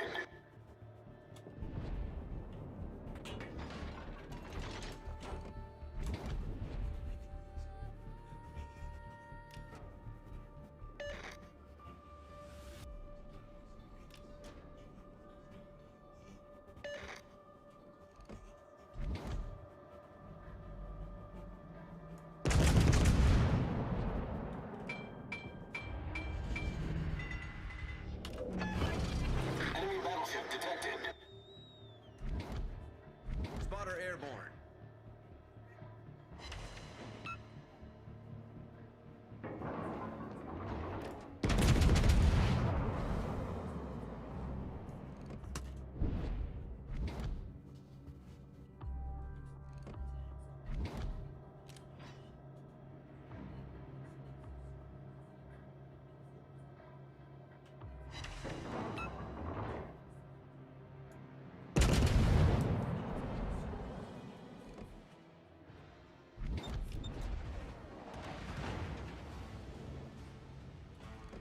Freaking yummy, eh?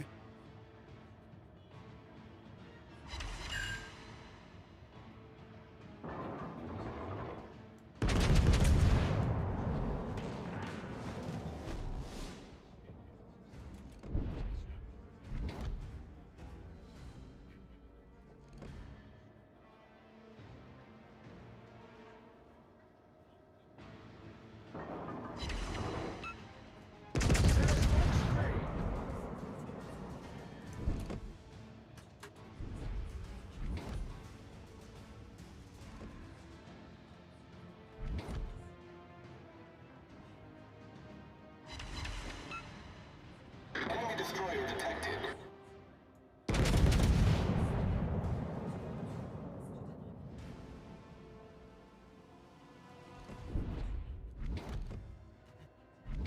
Set a smoke screen.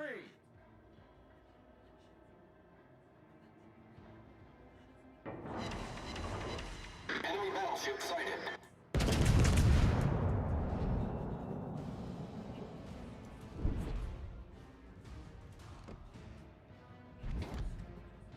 Much obliged.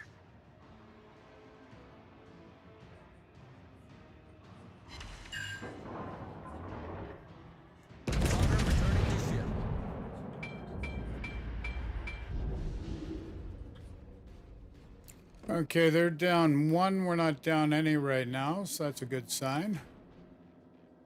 Come on. Falling short.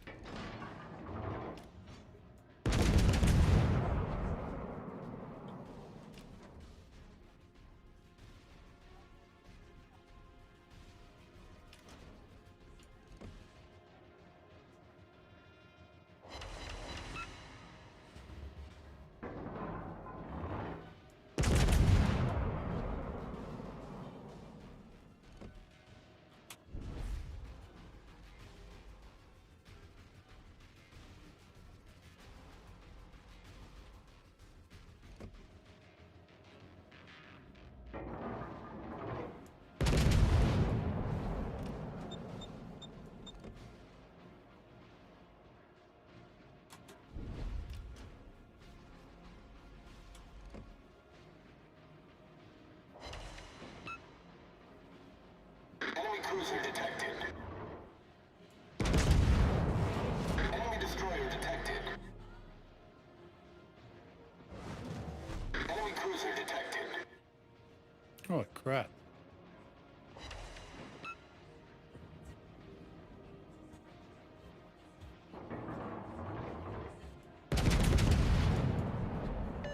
Hopefully we can nail this guy. Oh, he's toast. Marcel got him. Well done. That's how it's done.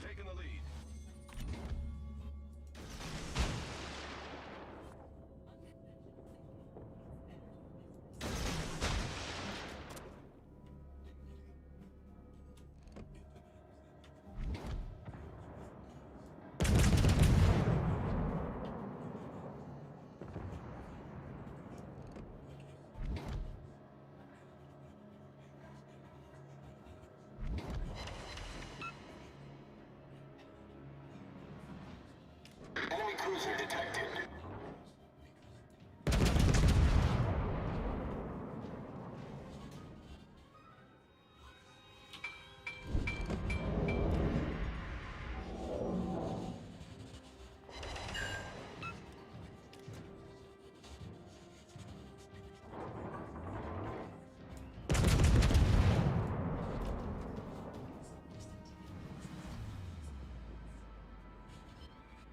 Provide anti-aircraft fire support. Let's get some more fires on that yammy, buddy.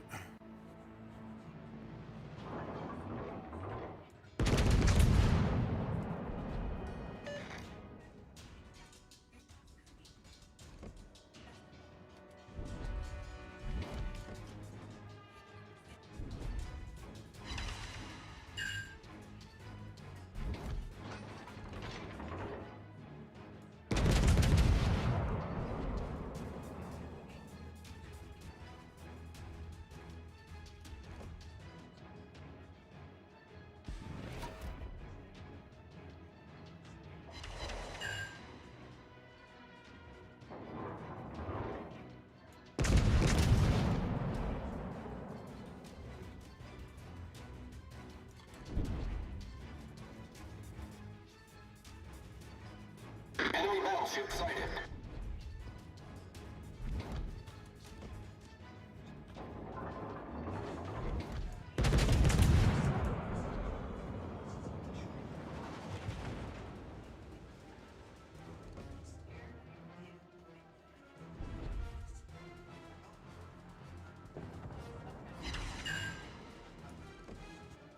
Enemy cruiser sighted.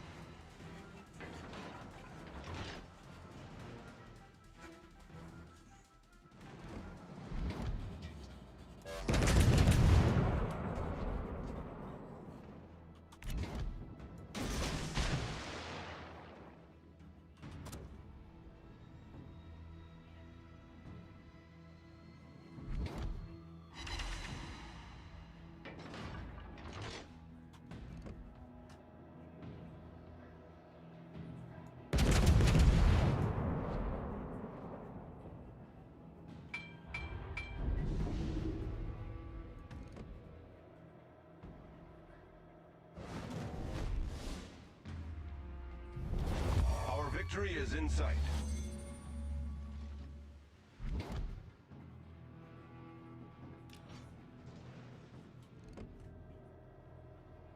Enemy destroyer sighted.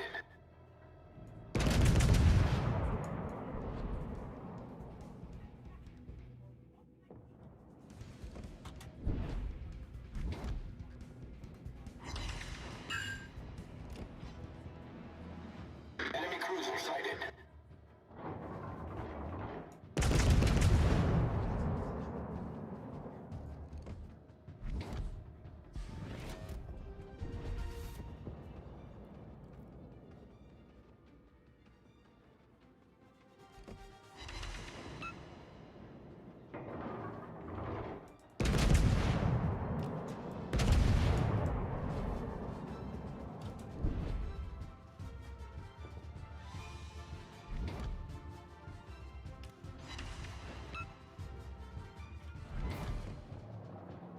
All stations, concentrate fire on the target.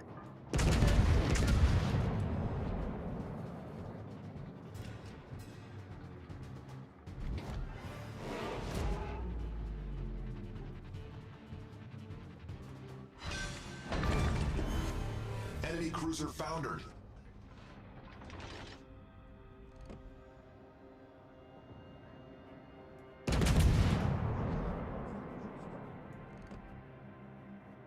Provide fire support for Allied aircraft. Allied aircraft need fire support. Concentrate fire on the enemy warship.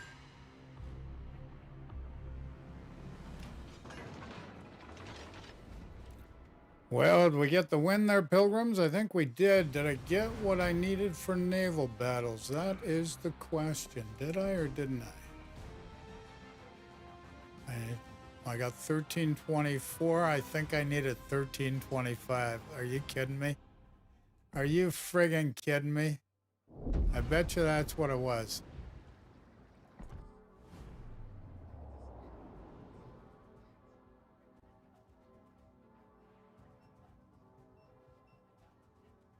No, I needed 1375. I needed 1375 and I got 1324. What a crapshoot, eh? What are you gonna do? Can't do too much, folks. That was close. Can't do much. Let's check our containers. Open the container. Thank you. Let's collect our daily container. We're going to take resources. Thank you very much.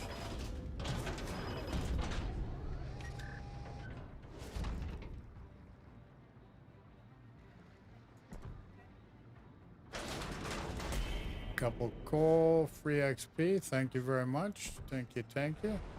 Okay, let's check that last battle. I probably scored about midpoint. Let's see where we ended up here. Yeah, midpoint. 1324. So friggin' close.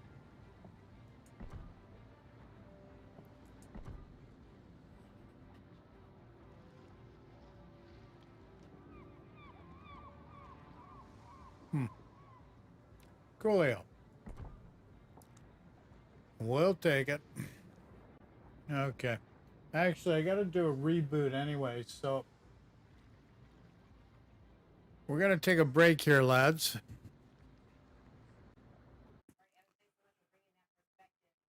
Like to thank you all for watching today. It was a long day, but it was a lot of fun.